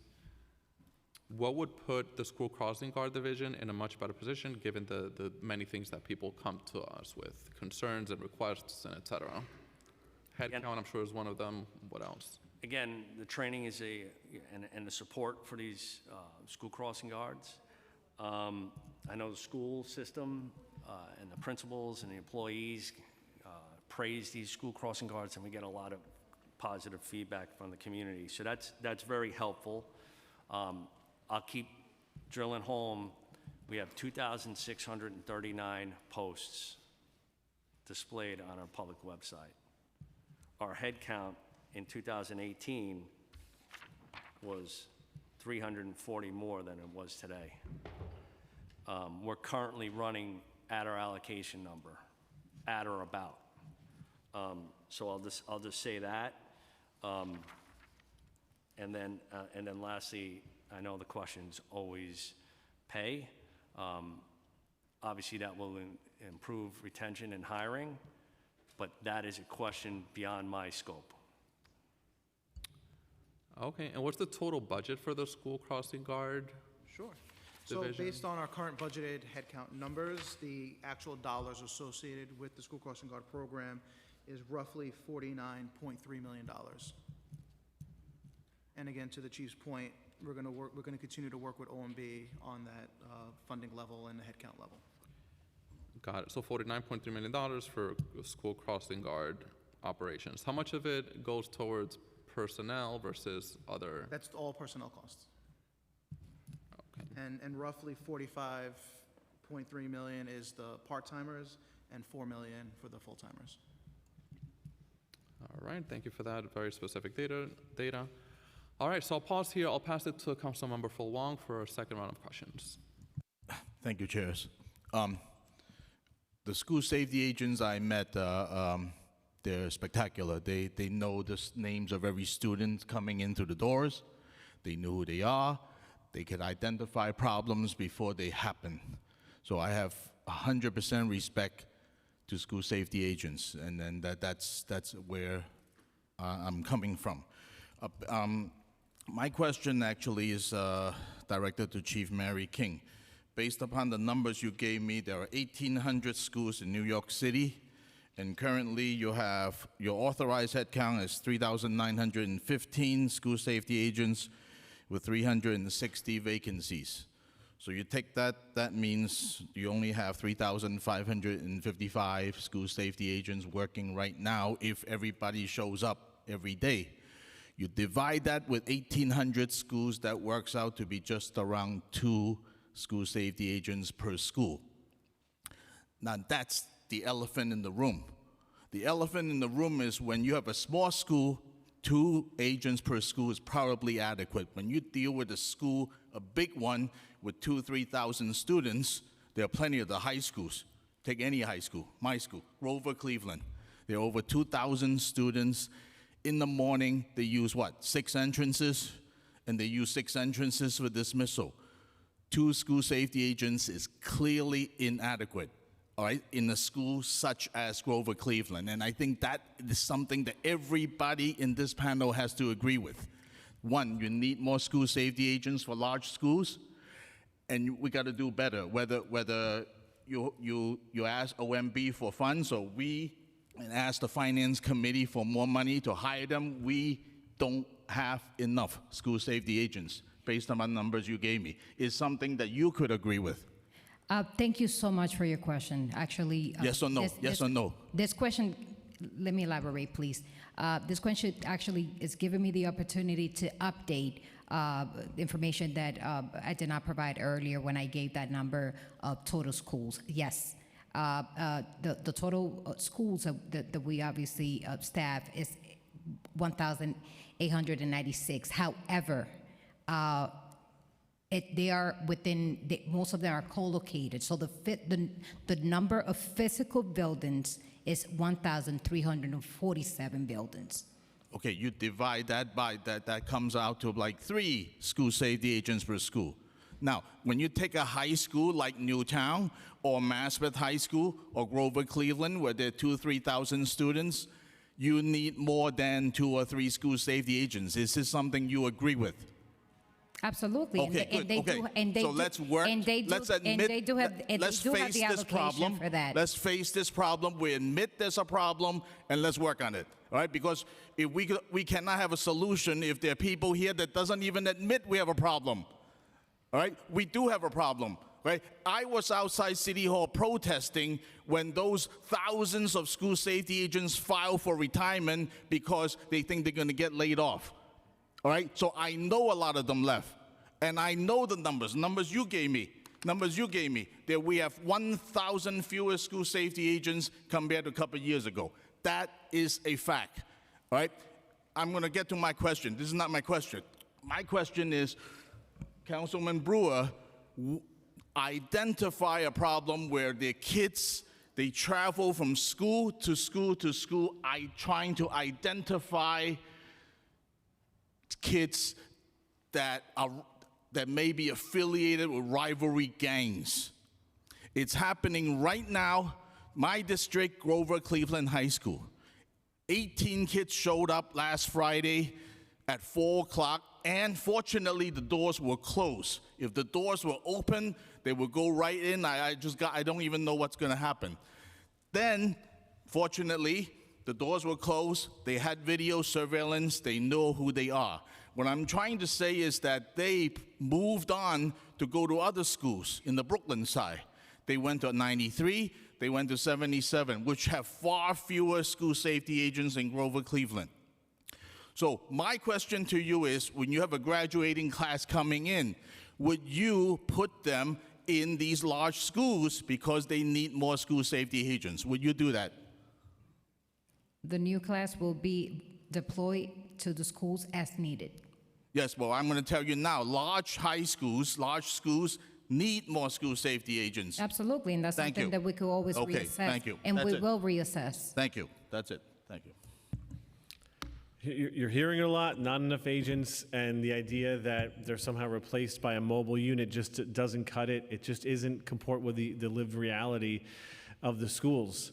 And I agree, you know, a lot of the big high schools are sharing the concerns with me more than elementary schools do too, but large high schools are as well. Thank you, Chair. Where when you testified before that a school of 3,000 could have one school safety agent. That's what you testified to. That was really troubling to hear. You said from 1 to 10, could have anywhere from 1 to 10. I don't think that's a good minimum of 1. And then I clarified that those allocations of minimum of 1 school safety agent are for elementary schools. Obviously, as the grade levels go up and we see the student population at high schools, which is obviously going to be larger, then obviously that number fluctuates, and it will be obviously bigger. Right, but That's what I stated. okay, I accept the clarification, although it's still not an actual ratio. We still don't have clarity or a sense of, you know, how many school safety agents should there be? And the answer of, yeah, bigger schools should get more, high schools should get more is sort of an obvious one. We still don't understand, like, should a school is the ratio 500 to 1? Is it 1,000 to 1? Is it 3,000 to 1? We don't know. We just know that it's not enough. We know, in addition to the what you said, the 20% absence rate, the vacancy rate, not reporting on it. It is really hard to make headway with this when the numbers aren't being reported as per the administrative code, and when we're just getting different testimony that isn't kind of what we're experiencing in our schools. Again, I was at a school last week, one to two school safety agents, 1,300 kids, 2 schools. I just don't see how that's feasible. Will you be able to share those schools? Oh, I'm happy to follow up? share them with you, and I'll invite any principal or teacher to share public, wherever the camera is, to share directly with me. I'm happy to share with you, but I'm telling you what they're told. They are told there just aren't enough school safety agents, which is true. But it isn't what you're telling me. You're telling me it's fine, we fill the gaps, but the gaps aren't filled. And there are schools that want to do these after-school programs, and they have to manage the school safety agents who are told, despite what you tell me, who are told they have to do forced overtime, and they just have to figure out the schedules. So I'm happy to share those schools with you if the schools are comfortable doing that, because I would like to work on these numbers and ratios. And lastly, I just want to confirm, I know I asked it earlier, but I just want to make sure that the protocols, that the guidance for ICE or non-local law enforcement, the guidance is limited, as I understand it, to activity inside school buildings, but you're saying there's protocols for outside the building as well? So anything outside that has the potential to affect schools in any way, schools are trained to activate a GRP activation. Right, which includes the perimeters and arrival and dismissal? Which includes the perimeter, arrival, dismissal, right? If we are aware of any sighting or enforcement taking place in close proximity to the school perimeter, the school can activate what is called a shelter in. That is meant to keep all things out. I already read it again, but I think those protocols need to be shared again because there is confusion, and there was directive that that there wasn't clarity, particularly in this was a co-located school, but I've heard from other advocacy organizations that the guidance is not necessarily clear. So if you're testifying that it is clear, that we have clear guidelines and updated guidelines for in the school building and on the perimeter, that those should be resubmitted to the principals and to school leaders and to the BRT, so that there is clarity. Because if you have them, great. Our students need to be safe. I can absolutely do that. I would really appreciate it, even after, if you can share that particular school with me so that I can go to that school or have my borough safety director go to the school and walk through with the principal and the co-located leaders to talk about what transpired and what they were clear about and not clear about, so that we will not have a repeat of that. Thank you. And back to the school safety agents, I had mentioned in my opening about international schools with a high population of immigrants or non-English speaking language students or their families. Is there any consideration given when you deploy school safety agents to ones that are bilingual or multilingual going to those international schools, so there can be cultural competency and they can have those conversations with students? Because as much as we love our school safety agents, we love our students, but the students told me they love our school safety agents, but it has resulted in tensions when there's a language barrier, and it does get very frustrating to the parents who want to see their kids, and there's a language barrier. So is there consideration given to bilingual school safety agents? Absolutely. I'm the perfect example of that. Having bilingual school safety agents when I went through high school was scaring me and helped me to assimilate to the American mainstream. So yes, absolutely. I know that they exist. What I'm asking is that we have some schools that are designed for have more bilingual programs, schools that are designed for newly arrived immigrants. And I'm asking if that's part of your deployment strategy. Absolutely, something we take into account. Okay. I think there's a lot more work to do there, because there does seem to be miscommunication or lack of communication. If you are testifying to that, but the schools are reporting that it is not the case, then something needs to be fixed in that line of communication. Because again, we all want the same thing. We want our schools to be safe. We want our school safety agents to be respected as they deserve, and we want our our communities to thrive. So I'm looking forward to that continued conversation. I'm looking forward to, well, with 3 hours and 44 minutes of testimony, there's a lot that I'm looking forward to. And no answer on 14-150 yet, no? The quarterly report? Yes, happy to engage with you on that. Okay, yeah, we'll have to engage because that is required by local law. It hasn't been reported yet on your website, to my knowledge, and has not been submitted to the council. So we'll certainly continue that conversation. I want to. You good? Yeah, I want to thank the NYPD and the DOE for attending today. This is, I think, a very thorough, a lot of thorough questions about what's going on in our schools and with our school safety agents.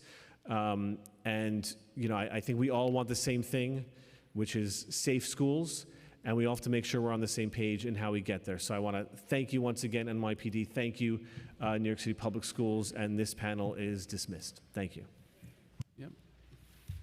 And briefly, I too want to thank the NYPD and the DOE for being here. Also want to thank all my colleagues that joined. I especially want to thank the school safety agents and the school crossing guards for all the work that they do to keep our students safe, keep them safe inside schools, and also when traveling to and from school. Clearly, there's a lot of work that needs to be done. I'm glad we had this conversation while negotiating this year's budget. These two divisions, the school safety agents and the school crossing guards, in my opinion, these are two divisions that are grossly underfunded, and I look forward to working with all of you to help resolve some of those challenges, and I think today's conversation was very helpful to that. Thank you for being here.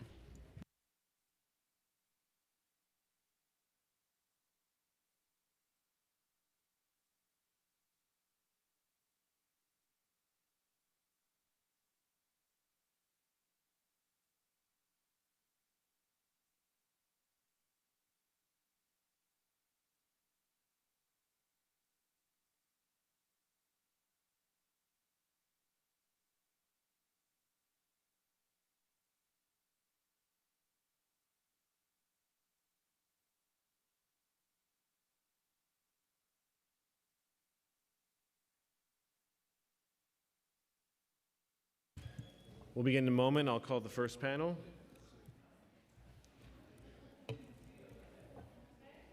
Okay. For our first panel, I'll call Donald Nesbitt, Greg Floyd, and Stamo.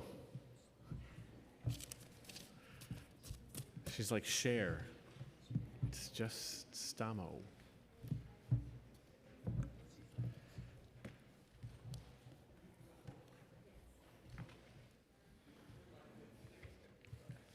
Thank you. Thank you. Thank you very much. You may begin when ready, and please state your name for the record. Donald, you may begin. Good afternoon, chairs, Dinowitz and Feliz. I'm Donald Nesbitt, Executive Vice President for Local 372. DC 37 asked me. It's an honor to come before the council and speak on behalf of the school crossing guards and the vacancies that they have. Local 372 has long testified the need to hire additional school crossing guards is vital in order to keep our children safe from the dangers of reckless drivers and to ensure that school crossing guard members are not stretched thin by continuous decline of staff.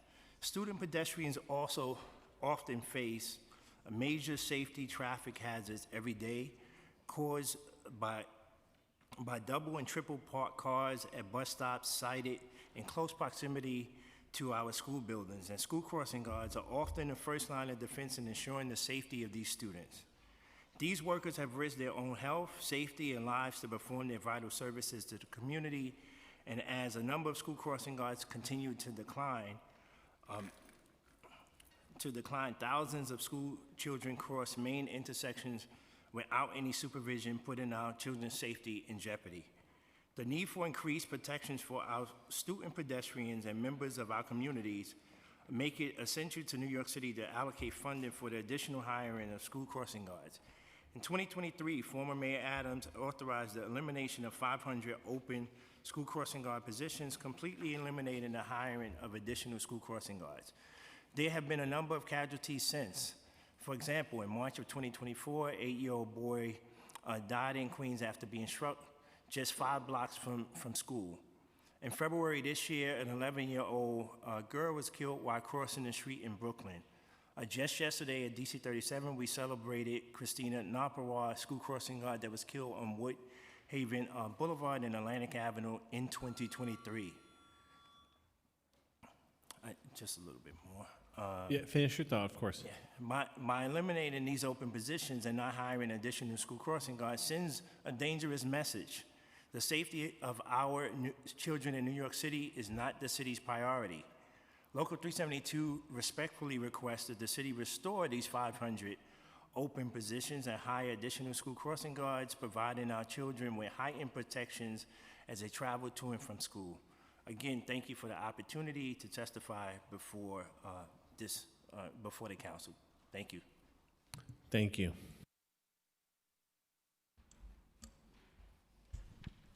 Good afternoon, Chairs Dinowitz and Feliz and members of the council.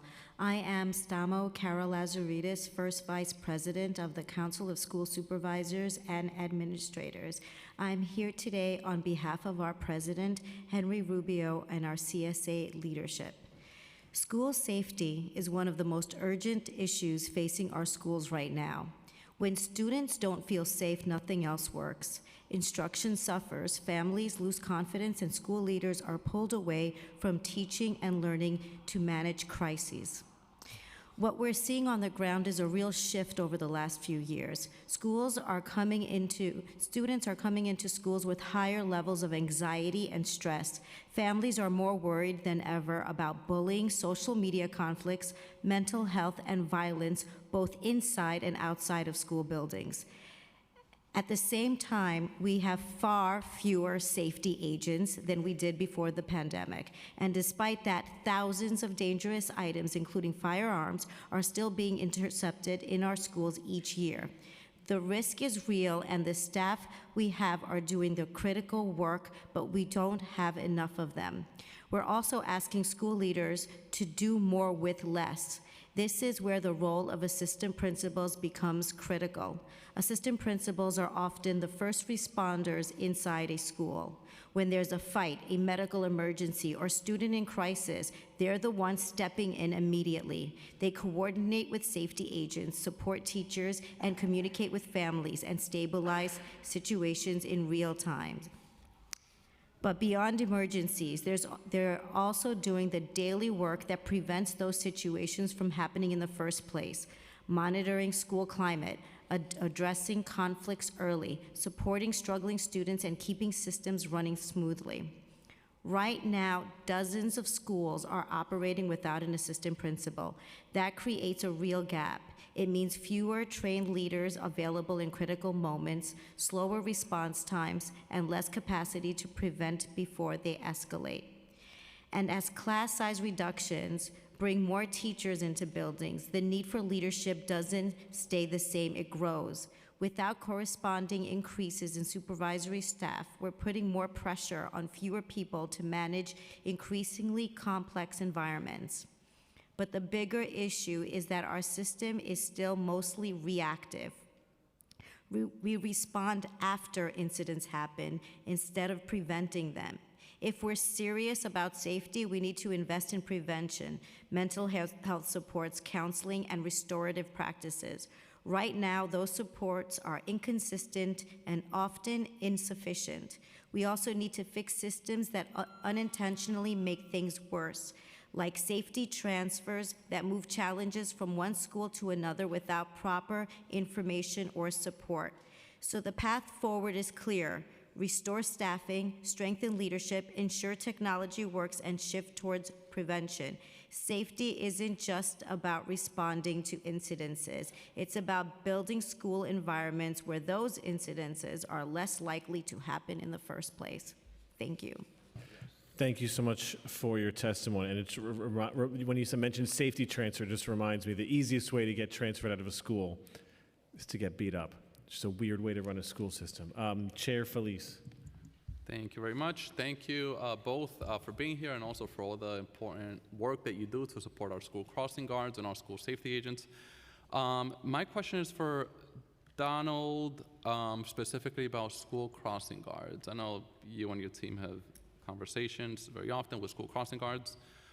What would you say are the top issues that you think we should work on to make life better and easier for these crossing guards? I know you mentioned a higher head count, so what do you think would be an appropriate number?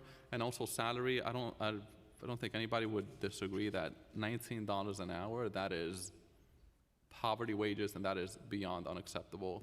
Based on your conversations with crossing guards and the stakeholders, what do you think would be a fair salary for these crossing guards? So one, I believe restoring the number to the 2,500 head count, what we saw with Christina Napawa, the Woodhaven and Atlantic, where she was struck by the truck, wasn't only that she was there, that there wasn't any sign or the visibility, those were issues, but she was the only one there. We've repeatedly said on corners of this magnitude, if you've ever been to Woodhaven and Atlantic, you know that's not a normal corner or intersection. You needed multiple school crossing guards at all 4 of those corners. A lot of our schools, you have school crossing guards where there's multiple corners of a school, yet there's one school crossing guard on one intersection where students are traveling from several different corners, right, to get to school. So restoring the head counts would be a priority. In terms of salary and pay, we've done multiple things in increasing the whole, we think of our members as holistic members. So there were plenty of issues. The city, during the summertime when the school crossing guard didn't work, they didn't have health insurance like every other city worker while being off. We had to testify before panels to increase, and now every school crossing guard, their health insurance is covered year-round. We created the level 2 position that you heard about today. Level 2 position was created because they were going to give other members of the police department supervision over a school crossing guard while performing other duties, and police officers at the time couldn't do it. So we created a level 2 and promotional path for school crossing guards, so a full-time school crossing guard, which, by the way, is the only full-time school crossing guard anywhere in the U.S. We created that position so they can have a promotional path towards a full-time position as a school crossing guard. So that was something that we actually created, but there's a need for more in terms of school crossing guards. Quick example, if there's a snow day related to schools are closed, school crossing guard does not get paid, right? It does not get paid for the day. Right. It just doesn't make any sense. If they're closely related to schools like everyone else, they should be compensated for the day. So there's multiple things, and we continue to make the life of a school crossing guard better. But I would say there's a lot. And lastly, I'll just say safety equipment and material. What we've learned and studies have shown, school crossing guards that are hit the impact from a car, their head material, most of them die from head trauma.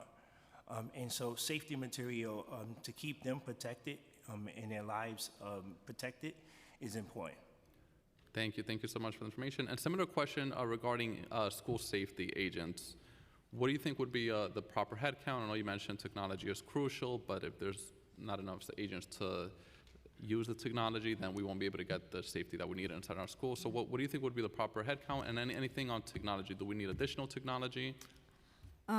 Regarding the number of safety agents that we need in school, it would be nice if we could come up with a ratio for student to safety agent. Certainly, we need at minimum what we had before the pandemic, which was approximately 5,200. We need at minimum that amount. Also, I just want to bring to our attention that the attrition rate is that we're losing approximately 25 to 30% of our SSAs each year. So we do not have enough SSAs coming into our school buildings to keep our students safe. That attrition rate is simply unsustainable. And high schools with large populations who have multiple SSAs don't have enough SSAs, don't have what they had before the pandemic, and very, very, very frequently, I would say daily, have their SSAs pulled from their buildings to cover those absences, which we were told today are 20%. So we're looking at about 30% less than the pandemic and 20% absences every day. The numbers don't lie. Were you surprised by the 20% number? I do hear of a lot of absences each day, and our school leaders frequently don't know someone's absent until the beginning of the day when they arrive to school, and then they have to wait for an agent to come. So we've had complaints where our leaders are waiting sometimes till 11 a.m. or even noon for a safety agent to come in. And they testified that when they have those absences, they have those mobile units. Can either of you talk about your reaction to hearing that testimony? So as a person that worked in a school building, like yourself, Councilman, we understand that the mobile units they respond to situations, especially with a reduction in headcount. They respond to serious situations throughout the city. And so once you place them in a school, let me just take a step back. The assistant school safety agent was put in place because, as CSA has testified, the principals waiting, so they put a parent coordinator, a school aide, and in terms of safety, us as a union said, well, our members are not trained tactically to even be at a desk, right? So if someone comes in and is looking to do harm to folks within a school building, our members are not trained like a school safety agent, right, to protect folks. And we're going to do whatever we got to do to protect folks, like everyone in the school community. But we need that level of training. And so the creation of the assistant school safety agent was just in response to the union pushing back in the safety of our school aide that may be there or someone else. But let me say, principals they have to do what they have to do to protect the school building, right? So we never blame them for doing what they need to do. We just said the safety is still in question when someone is there that's not tactically trained to do the job. The rate of our agents is so low that we're essentially taking from Larry to pay Paul. These are the situations. And we're taking, in many cases, personnel, like you mentioned, council member, teachers, school aides, from their duties that are very, very necessary to perform the duties of our safety agents. And even the mobile unit that we spoke about. Everyone in this system has an assignment and a responsibility. And when you're taken out of that responsibility to play a different crucial role in a building, which is to cover the safety officer that is missing, that's preventing other services from being given to students. Can I just say, did it surprise you that the DOE was not aware that this was happening in the schools? I'm not sure why that was stated. It's very surprising to me. It is frequent that our principals have to figure out ways to keep their schools safe, and they do, and we applaud them. We applaud all of our school leaders. But the fact is, these are resources that could be given to our students to help them in the classroom, help them to learn, help them with their emotional needs, their academic needs. We should have the safety officers needed in our schools, and we shouldn't be taking other personnel to cover those responsibilities. Agreed. Councilmember Wong? Yes, hi. Quick question. Take, again, Grover Cleveland High School. When in the morning, 6 doors are open. In the dismissal, 6 doors are open. What's your opinion on how many school safety agents it shall have, and what is the right ratio, like number of school safety agents per student? I would ask Grover Cleveland what they had before the pandemic. I mean, a school with 6 entrances, you have to have safety assigned to all of those entrances at minimum. And like you said, and it was stated before, how many floors are in the high school? I'm not familiar with that school, but you have to patrol the floors, patrol all the corridors. You're saying 5 floors, and you're saying how many entrances? 6, and how many main entrances? 2. 2 main entrances, 5 floors, all those corridors, all those students, all that patrolling, including the perimeter, they are very, very low in the safety agents that they need. But all of that should be taken into consideration among other factors, including incidences. But of course, if those measures are what they should be, the incidences would drop. Thank you. Thank you. I want to thank this panel. Of course, the work you do every day. Just like the school safety agents, our principals, our crossing guards, our people who serve the lunch, the school aides, paraprofessionals, teachers. We're all here to keep the kids safe. And I appreciate your input. Hopefully we can get to a place where we can all work together. Just get on the same page first about what's actually going on in our schools and at our intersections, and then do what we need to do to invest in the safety of our kids. Thank you so much for testifying. Thank you. Okay, now we got some students. You're all in uniform. Love it. All right, I'm going to call you up. Whenever you're ready, come on up. Testify. Yuretsi Valera, Brianna Lucero, Molly Hagir, Molly Hagel. All right. Crystal Espinal, Paulina Maluska,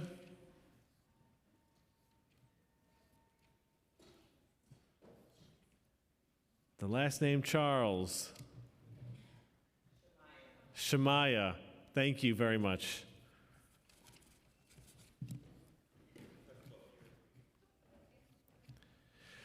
And whenever you're ready to begin, I'll go from my left. You're right. You'll start. And if you say your name, and you're all from the Circle Keepers Dignity in Schools, is that right?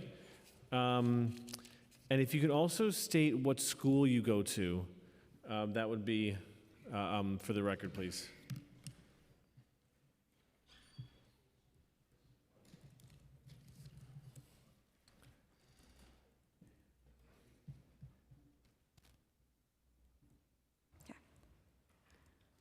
You just begin when ready, and they'll do the clock. You worry about testifying; they'll worry about the clock. All right? My name is Crystal. Good afternoon. My name is Crystal. I go to Mary Bertram High School. I organize with the Circle Keepers and Dignity in Schools campaign. Today, I want to specifically speak about the cuts threatening immigrants' student education. I feel like cutting any funds related to immigration services is not only harmful; it's pointless. Immigrants come to this country to pursue education to build a better life for their families and to experience world history and culture and the so-called melting pot. Not allowing immigrant New Yorkers access to services and resources such as ESL classes, translation and interpretation services, bilingual paraprofessionals and social workers, and culturally responsive families and community outreach, for example, is unfair when immigrant New Yorkers contribute so much to New York's economy and culture. International students are just as entitled to the services and resources they need as English-speaking students. While we should be increasing funding for our growing immigrant population from all over the world, we are cutting funds and forcing them to struggle to attain the future they deserve. Defunding the immigration services, the restorative justice practices, that support the empathy needed to welcome all students with an open arm, and the mental health support needed to transition in a new country only hurts students' learning. That is not what school should be about. Instead, we should move the money away from school policing, including ending all NYPD recruitment, hiring and training of school police, and stopping funding for surveillance technology. Instead, we should use the $90 million we could save by de-investing from the police and invest instead in culturally responsive, healing-centered schools where children are cared for and seen as humans beings regardless of their citizenship or language barriers. If your goal is truly student safety, I am asking the City Council to invest in care and divest from cops. Thank you for your time. Thank you. One thing I forgot to ask, if you can also, in addition to your name and your school, the grade you're in. My name is Crystal. I go to Mary Bertram High School, and I'm in 11th grade. Thank you. Good afternoon. My name is Molly Hagel, and I am a junior at the Borum Hill School for International Studies and also a part of District 39's Circle Keepers program. I believe that restorative justice in schools is so crucial and important to the education of our future. One of the many things restorative justice does is it provides a framework that creates brave spaces to educate our students on different perspectives that often get overlooked in our school system. Restorative justice also helps people have difficult conversations safely, which can open space to explain the meaning behind the hurtful terms that get overlooked every day. One example of this that so many people experience in their day-to-day life would be the difference and distinction between Judaism and Zionism. Zionism as a whole is a political ideology that focuses on Israeli land and ideas, whereas Judaism is a religion that roughly 15.7 million people worldwide and almost 1 million people in New York City alone practice. When you group together and interchange Judaism and Zionism, not only are you disregarding pro-Palestine Jewish people, but you are also hurting Jewish people all around the world. There are so many people, let alone the students of today, completely unaware of this difference, and so many people face the repercussions of not having that knowledge and not knowing how to even approach these conversations for fear of ridicule or violence. A couple weeks ago, I was walking in the hallway with one of my friends and a different student, and we were talking about spring break, which fell on many of the days of Passover this year. The person we were walking with said, "Ew, pro-Palestine," because they assumed that all Jewish people are pro-Israel. They were never taught the difference, and it is affecting everybody. We need people in the school buildings who can see these things happening and acknowledge them. We need safe spaces for students that experience things like this, and that is what restorative justice provides. We need your help to ensure that Intro 175B stays vetoed and that Bills 175A, 327, 001A, and any law restricting the right to assemble or giving public dollars to cameras is denied. These bills do not keep students safe, so we are addressing our concerns and you need to listen, just like how the restorative justice workers will listen to us in our schools. Thank you for your time. Thank you. Oh, I'm sorry, I need to pause for 1 second. I forgot to read. I now open the hearing for public testimony. I remind members of the public that this is a government proceeding and that decorum shall be observed at all times.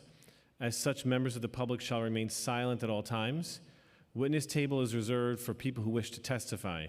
No video recording or photography is allowed from the witness table. Further, members of the public may not present audio or video recording as testimony, but may submit transcripts of such recordings to the Sergeant at Arms for inclusion in the hearing record. If you wish to speak at today's hearing, please fill out an appearance slip with the Sergeant at Arms and wait to be recognized. When recognized, you will have 2 minutes to speak on today's oversight topic. If you have a written statement or additional written testimony you wish to submit for the record, please provide a copy of that testimony to the Sergeant at Arms. You may also email written testimony to testimony@council@nyc.gov within 72 hours of this hearing. Audio and video recordings will not be accepted. Don't worry, your testimony still counts. You're good. Hi.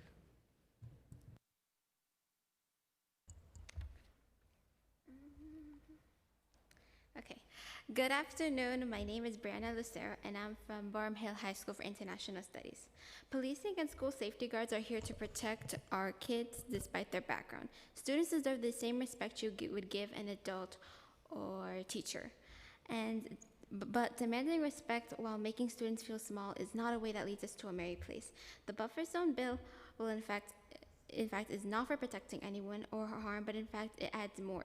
Students of all religious backgrounds deserve to be heard and respected so we all grow and learn. And if the buffer zone bill passes, we risk the chance of losing the voices and who will carry our future. We understand that you want the best interest for our city, but extra surveillance and loss of protest is stripping our rights as students and civilians to use our voice promised when we first step into this land. If you wish to protect marginalized groups and keep people safe, why would you be taking our right to protest and our voice be helpful? Please consider a student's voice like mine and millions of others that do not wish for this bill to pass. We want understanding and support, not surveillance and loss of protest. We, the Circle Keepers, and as a student myself, can speak for many when I say this helps no one. And I hope you can consider my voice, and thank you for your time. Thank you, Brianna. You testified last time, right? Yes. That was incredible testimony. I think you were very confident, so I really appreciate it. Can you tell me what grade you're in? 11th. 11th grade. Okay, thank you. Oh no. That was tons of comments. I loved it. Thank you. Good afternoon. My name is Paulina Milewska, and I am a part of the District 39 Circle Keepers program. I'm also a sophomore at the Brooklyn Latin School. I am also an immigrant. I know how it feels to spend your afternoons translating documents for parents who are trying their best. But even before that was my role, it was my sister's. She did it when she barely knew English herself in the 4th grade. She made sure that I didn't have to worry about that. I know that my sister benefited greatly from ESL classes. I also know that I go to school with students who have parents that graduated from Ivy League universities. There are students such as myself who don't have that level of guidance because their parents don't know English as well. I know that cutting immigrant family communications would give those immigrant students an even bigger disadvantage than they already have navigating a new country. I also know that I am white. I know that unfortunately, immigrants of color are being targeted in crime, violence, and especially deportation. I say unfortunately because no one should be criminalized for wanting the best for their families. Every immigrant family left their country for the same reason that my parents left Poland: for opportunities for their kids, for money to feed their families, for a better life. I'm asking you to give us that better life by allowing us to have the resources we need in schools. Allow us to protest in and around our schools. The buffer zone bill threatens to take that away from us in the frame of safety, but this would include outlawing walkouts. On January 30th, my school, along with many others, did a walkout to protest against Donald Trump threatening democracy. We were protecting ourselves. How can you say that you are protecting us when you are taking away our right to do that protest? How can you take away our right to protest about other important topics? These include immigrants, and especially immigrants of color fighting for their safety. This includes Jewish people protesting against anti-Semitism, which are the people you are claiming this bill protects. I am a student, and I am telling you what I need to feel safe at school. Don't overturn Mamdani's veto on the buffer zone bill, and don't take away our immigrant family communication resources. Thank you for your time.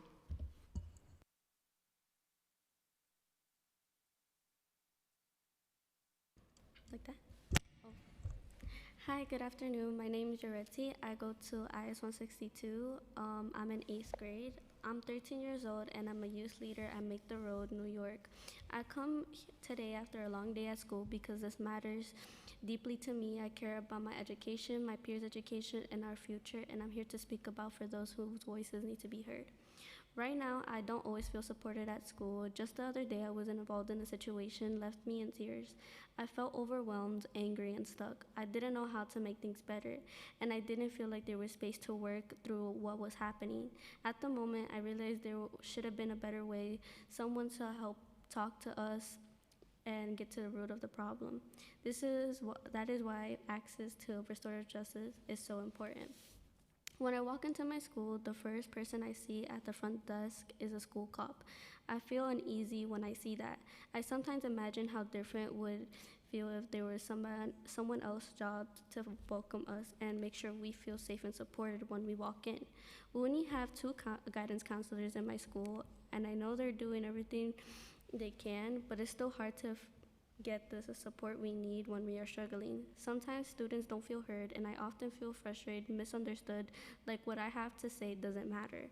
When it comes to safety, what I've seen doesn't always match what schools say. Some of the school cops I've seen come off as harsh, rude, and even brutal. There was a time I went to visit the school to support my cousin for her swimming practice, and 3 officers approached me with some of the worst attitudes I've ever experienced. I ended up feeling like I am treated like I don't belong, like there's watching my every move and waiting to call me out on something, instead of trying to provide support and ask me what help I need. But real safety is about trust and respect and being seen as a person and not a problem. We also need better mental health support in schools. Therapy shouldn't be rare or hard to access, especially when students are dealing with stress, anxiety, or grief. I lost my grandmother during COVID, and I still carry that pain because I never had space to fully process it. Many students are going through similar feelings of loss and isolation, even if it doesn't always show. That's why I'm here calling for a change. Police in our schools have never worked, so why don't we try something different? We need to focus on the needs of our students. Police in schools have never created the kind of safety students truly need. We need a hiring freeze on school police in New York City. We need we need to end empty school cop positions and redirect all that money back into our schools towards more counselors, stronger mental health, and staff who are actually there to support students. Every student deserves to feel safe, respected, and supported. We deserve schools that invest in us, not systems that makes us feel left behind or out of place. We demand that you listen to us, invest in us, and do what's right. Thank you. Thank you for your testimony. Hi, good afternoon. My name is Shamaya, and I'm a ninth grader at the International High School of Prospect Heights. I'm a leader with the Circle Keepers in Dignity in Schools. Thank you for taking the time to meet with me today. I'm here because I do not support the buffer zone bill. It is important because council does not make student protest more dangerous than it already is for me as a black immigrant in America. The veto must stand. I am also here to say no interest 175A, 327-001A, in any law stopping by the right to stop, to protest, or giving public money to private surveillance. It frustrates me that when I work in my school, I am treated like a criminal. When I talk to other young black men, it is their experience as well. As a student, I know my classmates do not feel supported by the police in schools. By not hiring more police in school, New York City should save $90 million. That money could pay the immigrant services, restorative justice, and mental health resources we need. I'm going to repeat my testimony in Haitian Creole. En tant qu'élève immigrant qui sorti à Haïti, les autres comme ça, moi senti moi pas comme si moi fait partie des communautés. En tant qu'élève gens à tout le yo, nous pas vraiment besoin de police l'école yo. Nous juste besoin de monde qui pour bon support mental d'après moi-même. Thank you for your time. Thank you so much to this panel. I'd like to thank you for your testimony today. I'm going to call the next panel. Mubarak Umau, Wichi Carrier, Michael, that's a youth? No, I'm saying that's a kid. Michael Adika, Sika Agboku, Yolani Joseph.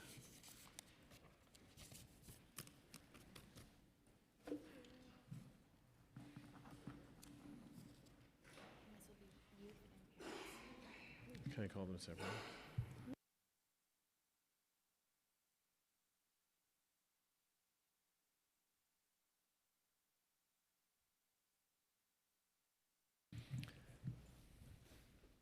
You ready?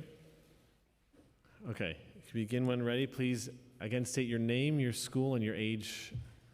I'm so. Good afternoon. My name is Yolani Joseph. I'm sorry. Give me one moment. I apologize. No, I misunderstood. I'm sorry. Okay. You want to call these up? Okay. I'm sorry. Reset the time. Okay. Yes. Please begin whenever you're ready. Good afternoon. My name is Yolani Joseph. I'm a sophomore from Brooklyn, New York, and an organizer with the NYCLU's Teen Activist Project. I'm here today to speak about the role in police in schools and how their presence can shape the way we define safety, including harming students in the long run. Right now, many schools say they rely on police presence, but for many students, that presence doesn't feel supportive. It feels like surveillance. When safety is built on control rather than connection, it creates distance. Students become less likely to trust the adults around them or seek help when they need it. As a student, I've seen how quickly that trust can break when young people feel like they're being treated as a problem instead of a person. That's why we need to rethink how we define and invest in student safety. Through my work in youth programs, I've seen that a different approach is possible. I've particularly seen this through my involvement in a restorative practices program where I participate in peer mediation. In these spaces, students are given the opportunity to come together and talk through conflict, take accountability, and actually listen to one another. The focus is surrounded by repairing harm and rebuilding trust, and by giving students the tools to resolve conflict with one another, it doesn't just address the issues, but it strengthens the overall community. Experiences in spaces focused on connection and mutual understanding showed me something important. Safety doesn't come from authority, it comes from connection. If we truly want students to feel safe, we need to invest in what actually supports us, like mental health resources, counselors, restorative justice programs, and extracurricular opportunities that build connections. Because safety doesn't come from fear, it comes from investment in students. I urge policymakers to prioritize in funding that supports student well-being rather than expanding in policing in schools. Students deserve to feel safe, supported, and understood. Thank you. Thank you, Yolani. Good afternoon. My name is Mubarak. I'm a part of the Secret Keeper. I'm going to International High School at Purpose-Spa. In my school, police train students as criminals, specifically in International High School. International students do not need metal detector or police. We are just teenagers as others. Why do we get treated differently? Enough is enough. We want you to treat us equally, respect us as human beings. City Council can do this by opposing into 175A, 327, and 001A.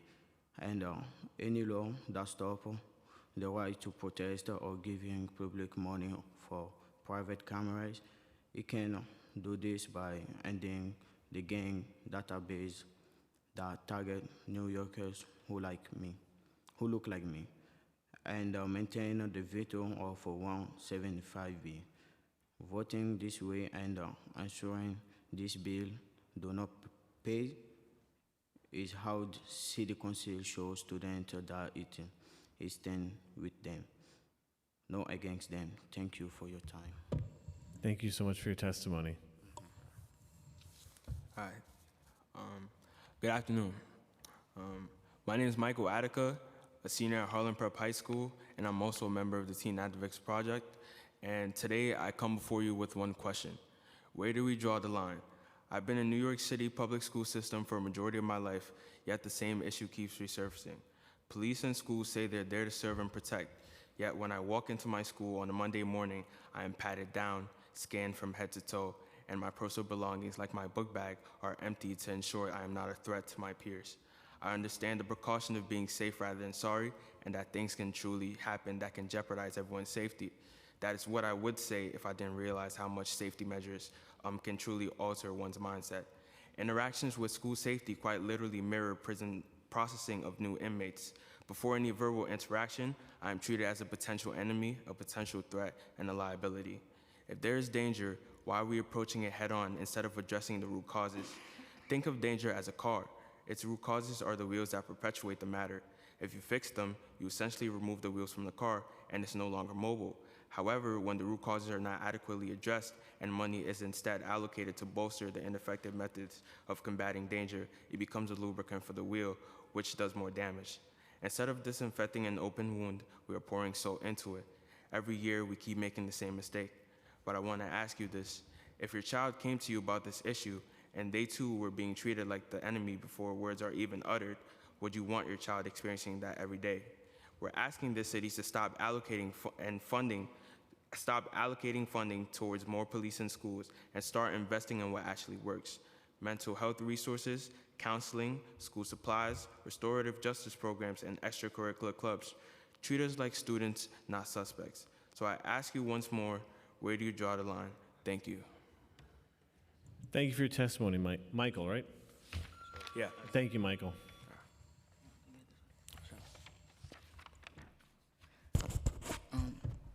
Good afternoon. My name is Wichi Courier. I am a youth leader with the Secret Keepers and Dignity in School. When I found out there might be more police in schools, I did not understand. There are already so many in my school. I already have to go through a metal detector when I wear a hoodie or any kind of sweater. I already know that I will be searched. Some of you believe this will keep me safe. I do not agree. I am also not agree that immigrant service should be cut. The idea that we should have less support, more police confirms what I already know. This city seems Black and Latino boys like criminals, but I am just a child. Also, I want to go to school and hang out with my friends. Your mentality is dangerous. This also the mentality of the gang database, which is made of Black and Latino boys. This is unacceptable. I deserve safety, care, and support, not to be watched. This is why I support ending the use of the gang database, ending the hearing of new schools, police, and saying no to any bill against my rights. Thank you. You've spoken read beautifully. Thank you so much for your testimony. Okay. Hi, my name is Sika Abuku, and I'm here with the Teen Activist Project, and I have a lot of experience with police presence in schools. My first extreme experience with police within my school was in middle school, and to preface, I went to the Brooklyn Science and Engineering Academy in East Flatbush. During my 8th grade year, I was attacked and assaulted by another student twice. To note, both of these attacks were unprovoked and unwarranted, with the first happening in a staircase and the second happening when I was on my way to go home after school while walking downstairs from a class both me and the person attended. These attacks caused multiple injuries to me. The first attack caused 9 lacerations to my face. However, I received 0 protection from school police safety members, with the person only facing a week of school in school suspension, having me feel unsafe and unheard after stating how I felt about the student only getting a week. The second assault caused me to visit the emergency room due to the person punching me in the head 3 times and biting me, leaving me with a human bite on my left hand. After explaining the situation to a school safety agent, I was berated, yelled at, and reprimanded. The police within my school did not protect me and have not made me feel safe once in my entire presence within the school. This made me feel unsafe. Now, as a high schooler, I have witnessed many attacks, fights, and altercations between students where police merely intervened after the situation was already over. It does not feel like police are here to keep us safe, and it does not feel like anyone is holding them accountable for it. A change is needed. To solve these issues, we need better assessments of the real issue. We need to stop school fights before they start. We need opportunities in schools to learn and practice how to manage conflict. We need strong relationships. We need more resources. When the City Council thinks about what keeps students safe, please don't think about easy short-term answers. Think about creating opportunities for students to learn and grow and build their future. And I go to Edward R. Murrow High School in Brooklyn. Thank you. Thank you so much to this panel for your testimony. I'll now call the next panel. The panel is Cameron Glasgow Love, Kylie Bernard, and Amy Heredia.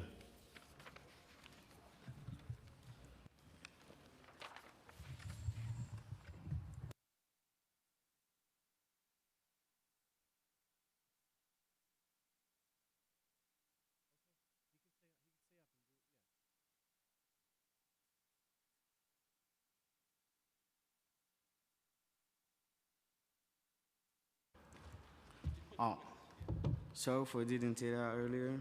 I was so nervous, and I just want to translate everything that I say in French, like for represent my school and my community. Je m'appelle Moubarak, je fais partie des gardiens du Sacré Cœur et de la dignité dans mon école. Je vis dans le Bronx, je vais à l'école internationale Prosper. Dans mon école, la police traite les élèves comme des criminels, surtout dans les écoles internationales.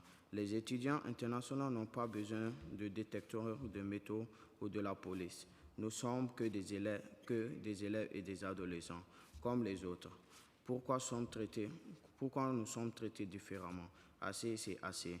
Nous voulons que vous nous traitez comme de la même manière égale. Respectez-nous en tant que tels et en tant qu'humains. Très bien. Très bien. Ah, you speak Arabic. No, I said very good. Merci. That was nice. And you should stay, as we have the panel, you stay up there till the panel is completed. Good afternoon. My name is Cameron. I'm 15 years old and I live in the Cobble Hill/Boerum Hill area. I currently attend Brooklyn Collaborative Studies High School and I'm a part of the D39 Circle Keepers cohort. and a youth leader with Dignity in Schools campaign. I'm here today because I want the city to fully fund meaningful restorative justice programs, mental health access, and immigrant protections, and divest from school police and policing infrastructure. When I first heard about them taking away the funding for these things, I was angry. The reason why is that I know from personal experiences that circle keepers and restorative justice participants are the reason many students feel hurt in school, especially during conflicts. In my experience, they have been a great help supporting me and being able to express my feelings. Immigration protection and services are also very important. ICE has been relentless in their pursuit of immigrants, even at school, targeting Hispanics, Africans, and Caribbean immigrants, despite immigrants in the U.S. coming from across the globe. We need to protect everybody because everyone deserves a chance to have freedom and have equal chances in life. When I hear that there will be an increase in police officers, I don't feel safe due to many cops doing their jobs completely differently based on students' ethnic backgrounds, which can cause outrages in schools because everyone deserves equal rights. Lastly, I love my school. We are a very diverse community, and it's a place where people from different backgrounds can come together and talk about their experiences. Less funding for immigration services, meaning my friends of mine will go without things, and they need to thrive. I can imagine losing close friends because their needs were not met due to these cuts. But you can keep my friends and I together by actually funding what student organizers have been fighting for, because we know it's right. Divest from school policing by rejecting Intros 175A, 327, and 001. -A, and any legislation restricting the right to assemble or giving public dollars to private school surveillance. Maintain the mayor's veto against Buffer Zone Bill 175V. Stop hiring any new school police and instead expand school-based restorative justice and mental health access, including investing $80 million in hiring school climate coordinators in 500 schools. This is how you show students you see them as human beings, not criminal. This is how you keep my school community whole. Thank you for your time. Thank you so much for your testimony. Whenever you're ready, you may state your name for the record and begin. Good afternoon. My name is Kylie Bernard. I'm a 10th grader at a school without walls and a member of the Teen Activist Project. Students are told that school safety are there to help. However, in my many years of attending public schools, they have not shown that. I'm here to speak up for my sister. Although I have had a run-in with school safety in 7th grade, today is not only about me. It is about many kids who have been subjected firsthand to the safety system that is set up to fail Black and Latinx students in New York City schools. Students deserve access to resources that will improve their mental health, help them communicate their emotions, and help prevent situations that call for school safety. Recently, my sister was attacked at her high school by a fellow student of hers. She had all of her belongings in her hand and could not fight back or defend herself. As people stood around and recorded, school safety approached. Instead of trying to separate the two of them, she just watched. Imagine my horror when watching a video of my sister being stood over by someone who was placed there to protect her. Knowing that no one stepped in to help, but specifically school safety, hurt even more. Fights sadly happen across New York City schools, and help should be there for all the kids who are in my sister's situation. That's not enough. Help should be there to prevent fights from happening. Unfortunately, that is not the case. Schools are in desperate need of more mental health focused resources. Please understand that students deserve to have spaces to acknowledge, understand, and display their emotions in positive and efficient ways. Policing is not the solution, and policing will not prevent or stop fights, as explained in my previous story. Kids need real help. It comes in many forms like restorative justice programs and tight-knit communities that display the importance of having someone to lean on. New York City must invest in students. Thank you for your time. I hope that you take what I have said into consideration. Thank you for your testimony. And lastly, hi, my name is Joel. I'm speaking here on behalf of my friend who couldn't make it today. My name is Amy. I'm a high school senior at a community school in Brooklyn. I am also a youth leader at Make the Road New York and Urban Youth Collaborative.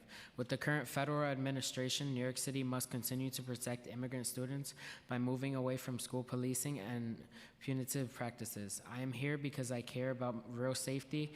I do not want more police in my school or metal detectors. I want more counselors, mental health support, restorative justice, and college access. Schools should be places where students feel safe to learn and grow, and that means investing in systems that truly support students instead of fueling the school to prison and deportation pipelines. In my experience, having police in my school is disruptive. Every morning, students arrive on time for school, but we are forced to stand in long lines, waiting to go through scanners and metal detectors, which makes us late to class. On top of that, the school police often speak to us disrespectfully and pull students aside for extra searches. It feels there is no way to win. Despite my best efforts to be on time and do well, I never feel welcome. Instead, I feel targeted. I have seen friends humiliated and embarrassed by unnecessary searches that turn up nothing. During a scan, they suspected my friend of hiding something under her shirt, so she was taken into the bathroom and had to lift her shirt for a full search. Nothing was found. She came out angry, and that moment stayed with her for the rest of the day, and honestly, it affected all of us who witnessed it. We all still remember that moment vividly. Experiences like this make school feel less like a place of learning and more like a place where we are treated with suspicion instead of care. At the same time, I have two amazing teachers, my ELA teacher and my Model UN teacher, who make me feel truly safe at school. They have supported me through difficult times and helped me grow as a student. Seeing them at school reminds me of what real support looks like. That is the kind of environment every student deserves, one built on care, not surveillance. We're calling on the City Council to make a different choice. For once, students should not be criminalized for walking into school. We should feel safe and supported, not targeted. True safety means care and community, not police or ICE. Stop funding vacant school cop positions, fund us instead. It's time to invest in counselors, mental health, and restorative justice. It's time to invest in us. Thank you for your time. Thank you so much for your testimony. Thank you to this panel. Appreciate it. I will now call the next panel. Naftali Moore, Imani Wilson, Taj Sutton, Andrea Ortiz, Raul Soto, Issa Abraham, and Charlotte Pope.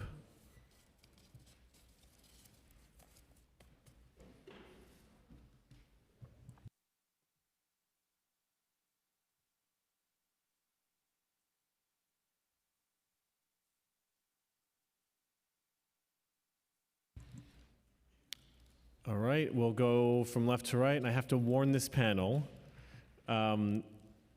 please keep it to 2 minutes.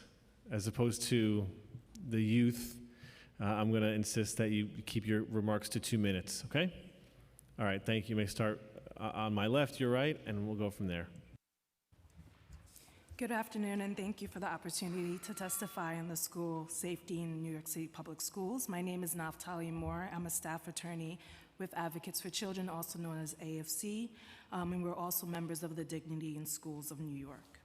School safety requires environments that are supportive for all students and staff, yet safety is undermined when Black students and students with disabilities are treated as threats and subjected to policing rather than support. Research consistently shows that punitive responses do not improve safety and are linked to harmful long-term outcomes, while approaches like restorative justice, trauma-informed care, and mental health supports improve school climate. We recently worked with a 10-year-old student with an emotional disability who was repeatedly suspended and subjected to law enforcement intervention, rather than receiving appropriate supports. Police are not trained mental health professionals and should not be the primary responders to student behavior.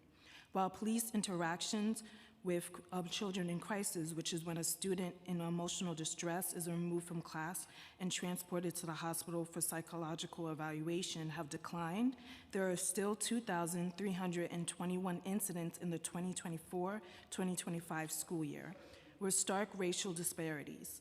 Black students accounted for 44% of these interventions, and 70% of the cases involved handcuffing. Too often, students with IEPs in distress are met by law enforcement instead of the trained school staff.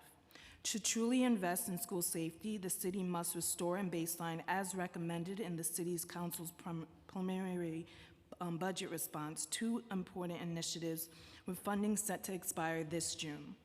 Sustain and baseline the $6 million in restorative justice funding, which helps reduce conflict and keep students in classrooms.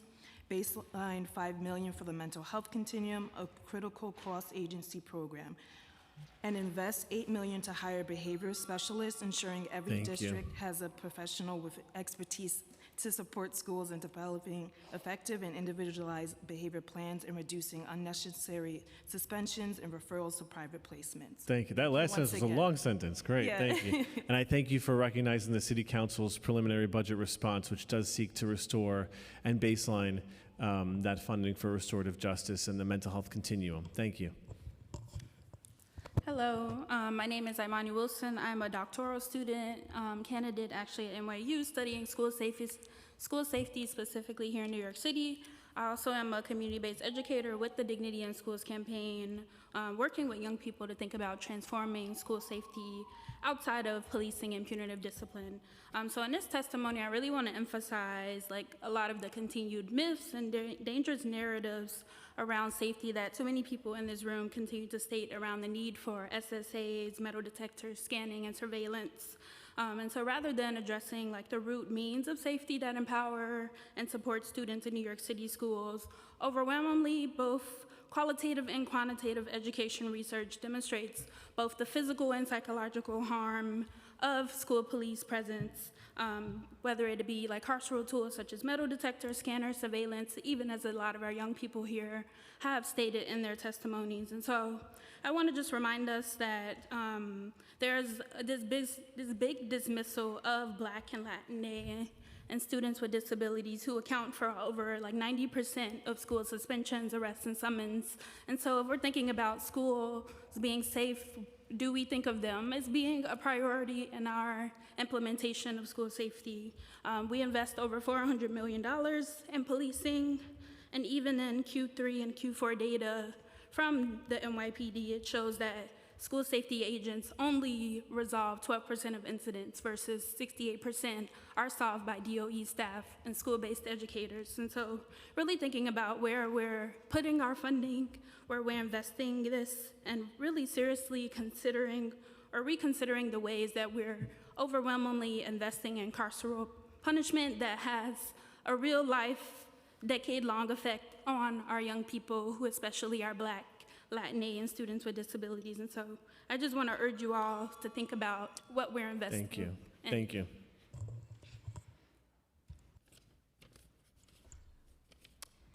Good afternoon or evening. My name is Isa Abraham, and I'm the Youth Program Coordinator at Melika, an anti-violence nonprofit in Queens and a member of the Dignity in Schools in New York Coalition. I work right at the intersection of public safety and education, conducting self-defense and safety trainings to community members and students most vulnerable to violence. The students in our programs and their peers across New York City public schools, primarily students of color from working class backgrounds, often Muslim, have been violated, made late to class, and subject to degradation through invasive searches and surveillance by police and school safety agents, only for these same schools to fail to protect them from harassment from sometimes racist and or Islamophobic safety school staff and administration, calling them disruptive and aggressive, even when they were the ones that were physically or verbally attacked. I recently conducted an organizing workshop with students at Metropolitan Expeditionary Learning School in the Bronx, a giant school with metal detectors and safety agents who were talking to me about how SSA agents and metal detectors keep them in long lines that can wrap outside the block around their school, sometimes in the rain and in the snow and in the cold. And they cited this as a reason that contributed to why so many students just don't show up or show up halfway throughout the day. And the weapons uncovered by these searches that the NYPD cited earlier were by far and large pepper spray, tasers, knives, often carried by students if you talk to them due to public safety issues that they encounter because they commute, right? And so these are things also community members do carry as well. So it's a much larger issue and it requires more holistic approach. I hope the conclusion after this hearing is that not that we need to invest in hiring more SSAs, neither NYPD nor DOE address the staggering data that Councilmember Gutierrez brought up about how this policing model disproportionately affects Black and brown students. Clearly it's a role that's not sustainable, managed well, and no one wants to do. We need to be directing that funding towards hiring Thank you. teachers, restorative justice practitioners, and school climate coordinators. Thank you so much. Hello, my name is Charlotte Pope. I'm here with the New York Civil Liberties Union. Thank you for the opportunity to testify. We echo the concerns of our friends in the Dignity in Schools campaign and of the students who have long urged the city to strive for something better. We want to add to what came up earlier about metal detectors and also non-compliance with reporting law. So for the past 10 years through the Council's Student Safety Act, the NYPD has also been required to report about the use of metal detectors to the City Council. When we foiled for that data, we learned that the NYPD was simply not giving it to you. So that's on top of the other reporting about SSAs and their placement in schools. By piecing together many other sources, we know that there are tremendous racial disparities in where metal detectors are deployed by the NYPD and that they target Bronx schools specifically. When we were part of Mayor de Blasio's leadership team on school climate, we worked to make the scanning protocols public for the first time. School communities wanted to know how to get the NYPD to change their scanning designation. In that protocol, principals who believe they can transition off of scanners are ultimately pit against a determination of the police commissioner, which is a huge and intimidating imbalance of power. We've confirmed with New York City Public Schools and the NYPD that principals rarely, if ever, start this process. And we know that it's not because they don't want to try. We believe this is because there's no support. None of our leaders have said it's a goal to help a school get to the point where metal detectors are no longer there. Scanners should be treated as a signal that a school is in dire need of investment and support. The committee report talks about how the School Construction Authority recently spent a couple $1 million on the market's newest model of walk-through metal detector, and it is not being used the way it's marketed. We hear from school staff and students that the new equipment doesn't work, to the point where students give up, they turn around and go home to avoid police harassment, and there's never any public engagement in assessing police tools. Forcing students to be late to class and the long lines you mentioned is a feature of what scanning is. It's always happened from the beginning. Thank you. There's more Thank in you our for your submission. testimony. Good evening, council members. My name is Raul Soto. I'm the co-executive director of the Yaya Network. We're a hub of youth activism, and for the past 27 years have been fighting for truly safe schools, not rooted in police, but actual structures inside of the school building that support young people.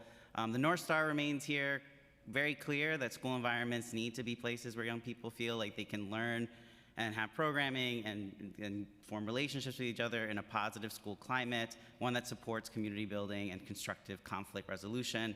We just heard from a bunch of agencies kind of confirming the point that, you know, we see that despite there not being the same number of SSAs prior to the pandemic, we're not seeing a massive explosion of incidences in these schools.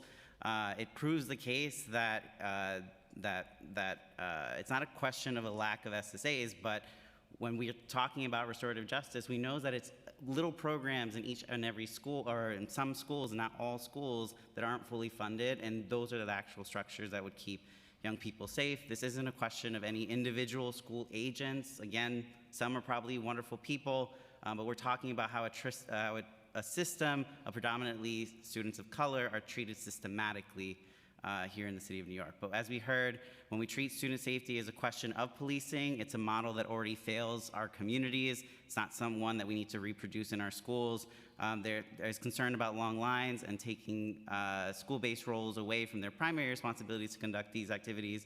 But instead I ask, you know, why are we putting so much emphasis on how these schools can be doing these scanning better rather than investing in the systems and the programs that will actually avoid these from being used in the first place? And to my colleague's point, you know, there already isn't a process to evaluate how these schools can move away from scanning if the opportunity persists. If there is a question that scannings are not serving the schools by creating an operational hindrance, we should be examining whether they're useful in those buildings. Thank you.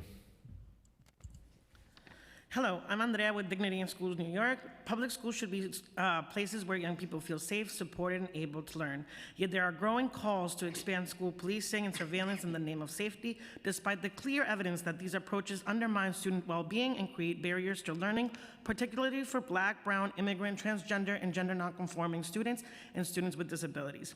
Research shows that Black students in New York City are suspended 3 to 4 times the rate of their white peers and are more likely to experience discipline involving the criminal justice system. Furthermore, we are facing a youth mental health crisis with nearly half of students experiencing symptoms of depression and up to a quarter experiencing anxiety. DSC New York urges the city to reject investment in school policing and instead fund proven, effective safety strategies. Specifically, we call on the city to freeze hiring for school police, eliminate vacancies, and reinvest approximately $90 million in savings to restorative justice, mental health supports, and immigrant protections. We urge the city to baseline $6 million in expiring restorative justice funding while adding $2 million for additional training and $3 million to pay youth to be peer mediators and circle keepers. Invest $80 million to hire school climate coordinators in 500 priority middle and high schools. Baseline $5 million for the mental health continuum serving 50 high-need schools. Protect immigrant students and families by baselining $4 million for outreach and communications and passing Intro 798 to eliminate the NYP gang database. And finally, support Mayor Mamdani's veto of Intro 175B to prevent expanded police presence around schools. Importantly, suspensions have been declining since before the pandemic and continue to decrease even amid reduced school police staffing and the mental health crisis. In 2025, suspensions dropped 8% compared to the previous year, including a 22% decline in long-term suspensions. This progress reflects the increased use of restorative practices, counseling, and community-based responses that keep students engaged in school. In a study of implementation of restorative practices in Chicago high schools, researchers found 35% decline in school arrests in schools, 50% reduction of out-of-school arrests, and 18% decrease in out-of-school suspensions, and improved student-reported perceptions of school climate. Thank you so much.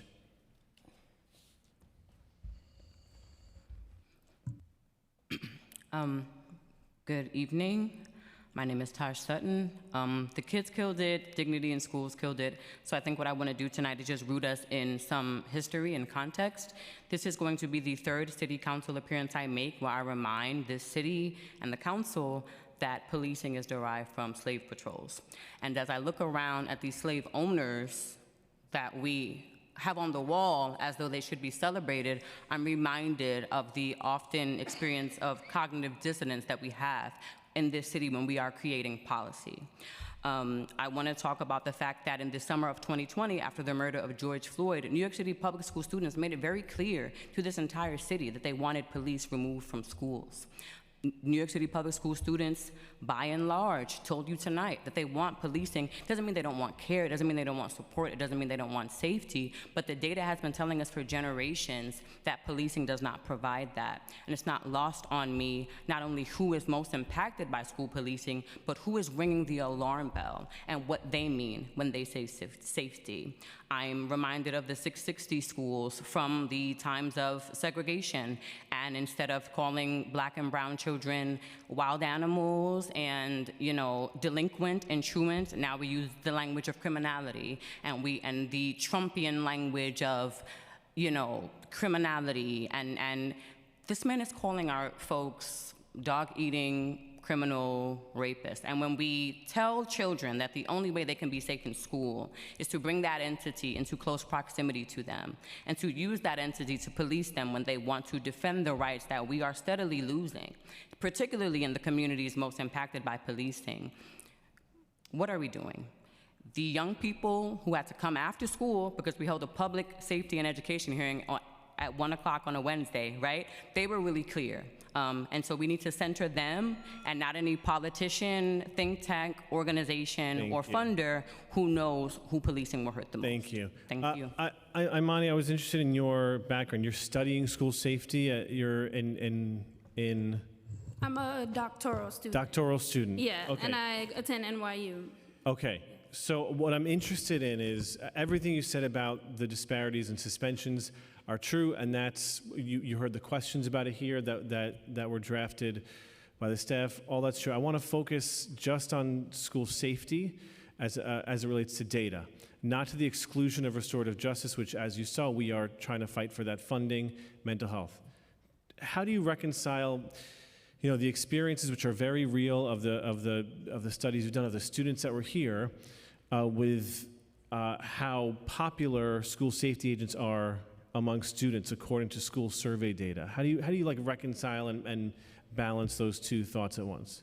Yeah, I think that excuse me, students are experiencing some sense of relationship to these adults because they're around them constantly, but I think the positioning of policing in particular in that role is the one that is very dangerous, because often, even though students may be building these relationships with the people who often may come from their community, it's still rooted in this history of policing, which is meant that they're going to be in some ways like detained or suspended. And so even though like some students do have positive relationships with like school safety officers, it doesn't mean that is reflective of the data. Because you're a doctor, so I want to talk about the data. The school survey data says 83% of students out of 355,000 students say school safety agents promote a safe and respectful environment. So I'm trying to reconcile like the testimony here, the testimony of all of you here with what it seems the vast majority of our student body is saying. So if you can continue, but I just want to make sure that number. Can you repeat the numbers? 83%. 83%, and where is this data coming from? School survey data. So it's coming from survey data conducted by the DOE. The DOE. The DOE conducts a survey every year. This is the most recent data. Yeah. And I think it's just reflective of survey data in general. You can't generalize. You don't know who took the survey, whether it was every student or even the specific questions they're asking. And so I would have to specifically look at that to see like how they conducted the question, like what questions they were asking in general as well. Okay. So if I'll look at that and I can get back to you. All right, yeah, I would love to have that conversation because the data is overwhelming. It's a sample size of 355,000. So that's a really important conversation to have. Issa? Yes, thank you. I just wanted to add on to Imani's point about we're looking at Black and brown students being disproportionately affected by the policing system in the schools. And so when you're giving that data point, it's really important to look at what's the percentage of those students that were surveyed that are Black and brown students or that were impacted by the system as well. And so by and large, like if you look at this big number, overall, okay, all these communities are saying maybe it points to people have, like she said, good relationships with these people, but the data needs to be shown on the other end of who is taking these surveys, right? Yeah, so among Black students, 81% according to the survey data, have favorable, I want to read the thing right, I believe school safety agents promote a safe and respectful environment. So that's what broken down by that. Yes, Ms. Sutton. I just wanted to share that, I think any data that is gathered by an entity, right, kind of has to be taken with a grain of salt. And I say that because as a public school parent in the city, my child was promised and received a pizza party when I participated in the school survey. And so a parent who is working and being asked by the school, what's the name? The parent coordinator, right? Like, hey, fill this out so the baby can have a pizza party. Are they filling that form out with fidelity? Are they taking it seriously? Are they reading the questions carefully? And also, are they answering honestly? As a school board member for 7 years, I know that there are often dynamics within the Department of Education in which parents do not feel comfortable telling the truth. And so I would just advise you to take that data with a grain of salt and also maybe put more emphasis on the lived experiences of young people are also data. And I think that is part of the way we can kind of reconcile that. Yeah, and that was the question, is reconciling the lived experiences and the stories with the data. I'm referring to the student data, not the parent data, and the students take it independently on a computer. All right, so they're the ones answering the questions. And with the sample size that large, I tend to think that the data is sort of overwhelming. Not to discount the lived experiences and what's going on in individual schools, but to say that overall, we also have to look at this data to have these conversations. Chair Felice? Yeah, thank you so much, Chair Dinowitz.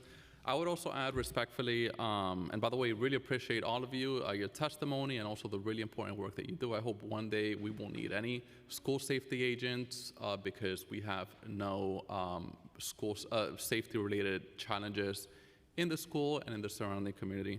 But just curious, what would you say to someone who would argue, and by the way, that is a top priority, all of us making sure that we're bringing funding to invest in opportunity. Sports programs during the summer, after-school programs, anything that could keep children involved and active in a positive way.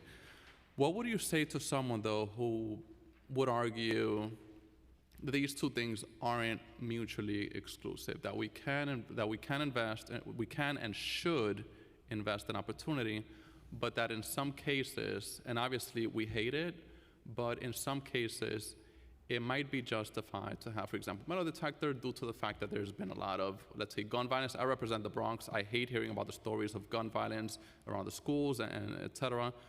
What would you say to someone who says exactly that we can invest in opportunity programs, but also that in some cases we might need it because we don't want those safety challenges potentially entering the school, making people feel unsafe, making them anxious at all hours in the school, and making them not even want to go to the school due to the fact that they're afraid of those safety issues entering the school. So again, the argument would be that these two things are not mutually exclusive, that we can invest everything needed on opportunity, but also have some systems to prevent safety problems from entering the school so that those safety programs that we have inside the school, people could enjoy them without having to, think that something can pop up from a second to the next. I don't know if you have heard, but we're under a budget deficit.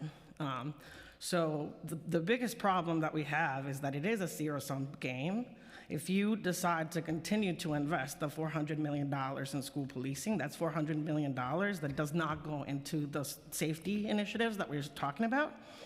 While none of us here would tell you that there would be a system that we would change one day to the next without meaningful transition, without meaningful resourcing and programming, we all want to see a world where, at the very minimum, for this year, we use the $90 million that are currently just wasted on open vacancies that are not going to be filled, and many of them are also going to be leaving the school system, their roles, to just sit there while we have programs that are currently not able to get funded through the preliminary budget.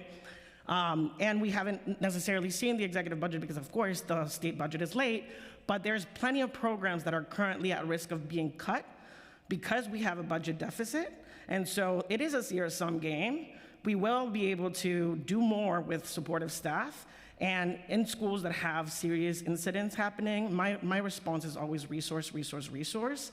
We should be pushing as many programs, after-school programs, anti-violence programs, restorative justice programs, high-quality mental health access to be able to address the root issues of the problem. I love that metaphor that the kid had about the wheels, right? Like if we continue to push money into the school policing, we are basically greasing that wheel that keeps on running. Can I also just share that violence interruption programs work, and that many of the community members who are also impacted by the system of policing go out in their communities and get guns off the street, intervene in seriously violent interactions, remove weapons from family situations. So the work that we assume and believe the police do is already being done by private citizens for free.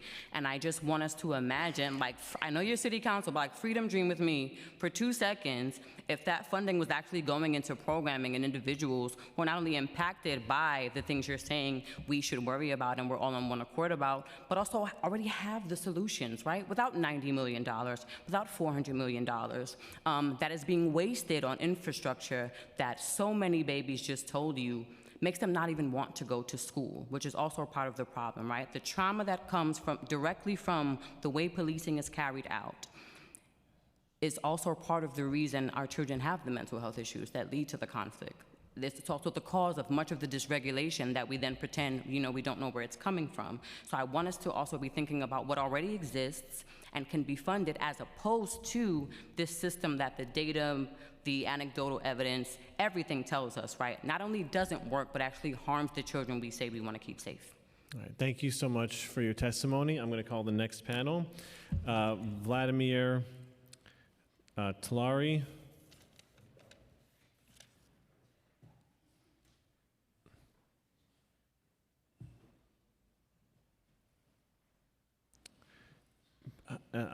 Brian Latarnik and Kevin Comer.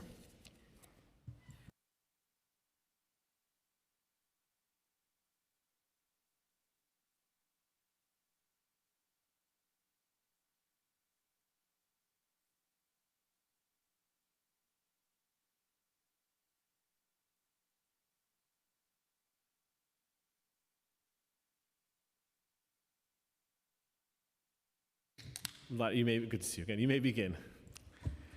Good afternoon. Thank you, Chair Dinowitz, Chair Feliz, and members of the Education Public Safety Committee. My name is Vlad Tlali, and I'm the Senior Policy Strategist at the New York Immigration Coalition. Today, I want to highlight urgent safety issues for English language learners and immigrant students in New York City public schools. In 24-25 school year, more than 1 in 6 students in New York City public schools were identified as English language learners.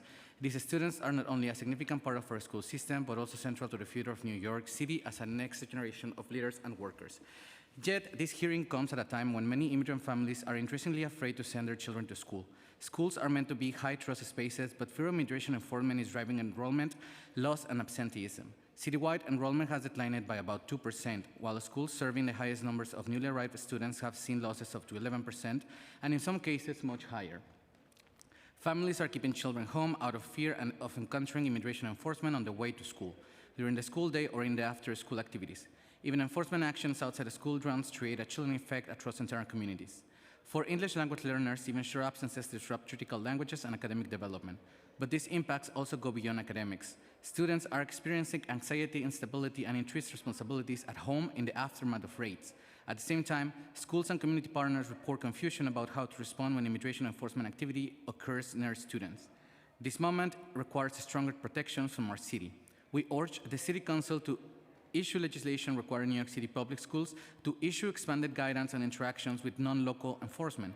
Current guidances focuses on inside school buildings, but must also cover school perimeters, arrival and dismissal, transportation, off-campus activities and field trips, and clear shelter-in-place procedures. The Council should also require comprehensive training so every adult in every school knows how to respond. This includes principal, staff, school safety officer, and contracted partners, with training conducted regularly and built into onboarding. Thank you so much for the opportunity to testify. Thank you. How you doing? Yep. Hello, I'd like to introduce myself. My name is Kevin Conan. I am a candidate for Assembly in Astoria, District 36, and I'd like to discuss the issues you've brought up today. I'm here today because the conversation about school safety agents, crossing guards, and the safety of our children has drifted far away from the reality that families, educators, and first responders live with every single day. I want to begin with the St. Demetrius Greek American School, a school that represents not only academic excellence, but also the heart of a community. Parents there tell me the same thing. Parents across Astoria and Long Island City tell me their children are afraid. They have mass shootings, and all of these weapons that that they were describing: 680 knives, 2 guns. These detectors, they're not manned by school safety agents. We're talking about 1 million students here and 3,500 school safety agents. They're not paid enough. That's why you can't retain them. And I think the families do not see them as expendable. Teachers do not see them as expendable, and the children definitely don't either. The city should be hiring, not firing. We should be expanding the ranks of the people who protect our kids, not shrinking them. And I want to speak directly from the perspective of someone who spent a career in the FDNY. I'm a retired lieutenant. I spent 19 years. I served in 9/11. Rigs can't get through the traffic. They have bike lanes going up that are blocking access to get to schools for kids who are in trouble or hurt or whatever problems they're having. This is why the city's so troubling that the city continues to move forward with street redesigns, including the proposed 31st Street bike lane, despite court decisions stating that the project created inaccessibility and delayed emergency response times. Thank you. Public safety is not an option. Thank you. Thank you for your testimony. Okay, thank you for allowing me to say. Of course, of course. I want to thank this panel for the testimony.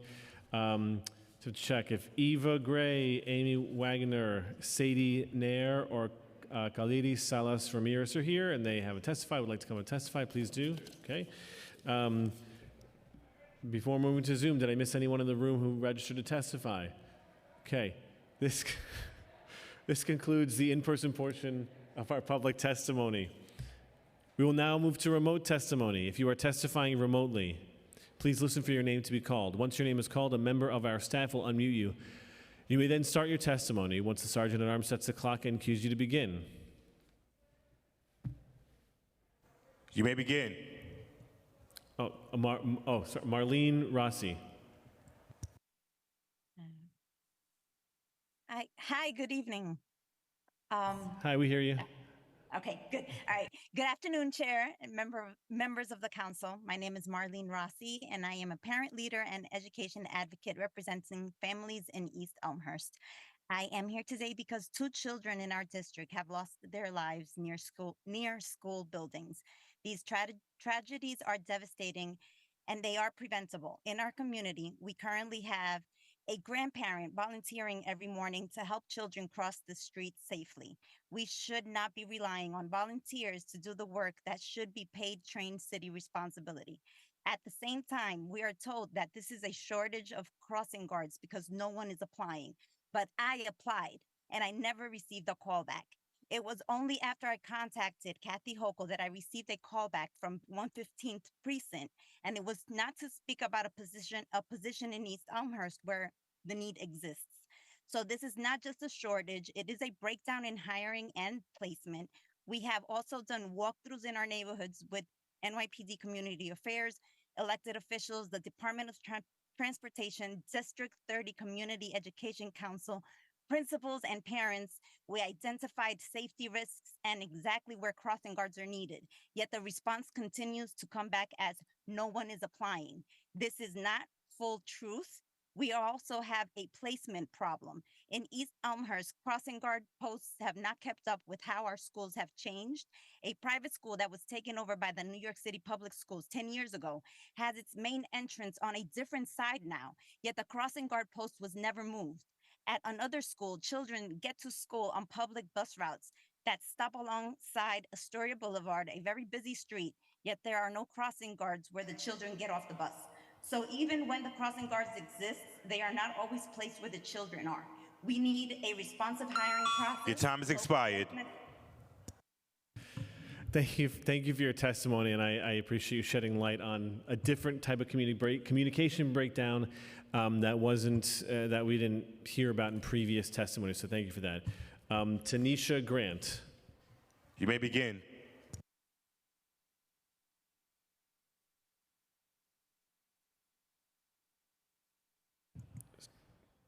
Tanisha here? Okay, Chauncey Young.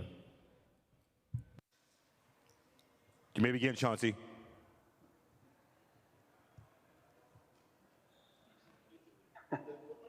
Sorry, council member, I'm leaving an event at Manhattan University that you probably are aware of, our annual conference.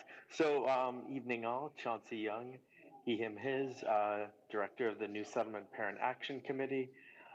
Appreciate this conference today and the conversation from the Parent Action Committee's perspective. We would like to highlight always the need for bringing on additional social workers, counselors.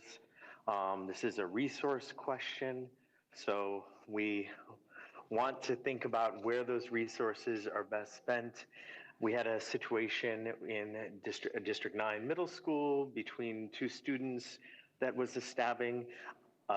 Additional school safety officer would not have addressed that situation or stopped that situation, but having an additional counselor where that school of over 500 students has a single counselor would be extremely beneficial.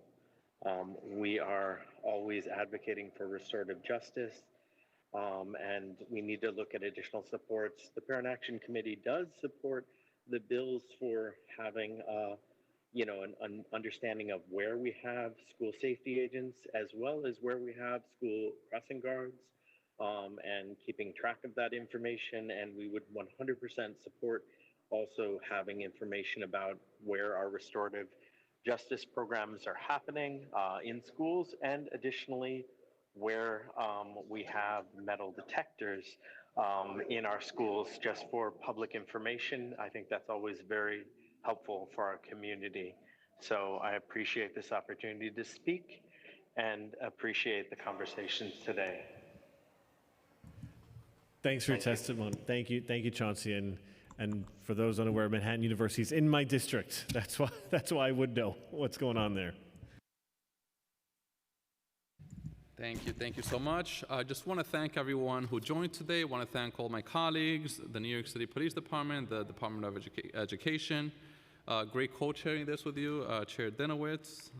Also want to thank Councilmember Phil Wong for, as always, staying till the very end. And again, everyone who testified today. We really appreciate the conversations we had and look forward to working on the many issues that we talked about today. And I'll pass it back to Co-Chair Dinowitz. Thank you, Co-Chair Felice. That feels good to say, Co-Chair Felice. Co-Chair Felice, thank you for chairing this hearing with me and to Councilmember Wong and all the staff for their work during and leading up to this. I mean, we're talking about a really serious issue here, which is the safety of our students. And it's very clear, whether it's threats inside the school or outside the school, we have a long way to go. We have a long way to go with our school safety agents, making sure we have enough of them. They're supported. The communication between the schools and DOE and NYPD is there. Restorative justice, Project Pivot, the supports that our students need inside the school for the social emotional support needs to be there because all of these are in service of our students and a safer future. So I want to once again thank my colleagues for their work, everyone who testified, and the entire city of New York. And with that, this hearing is adjourned.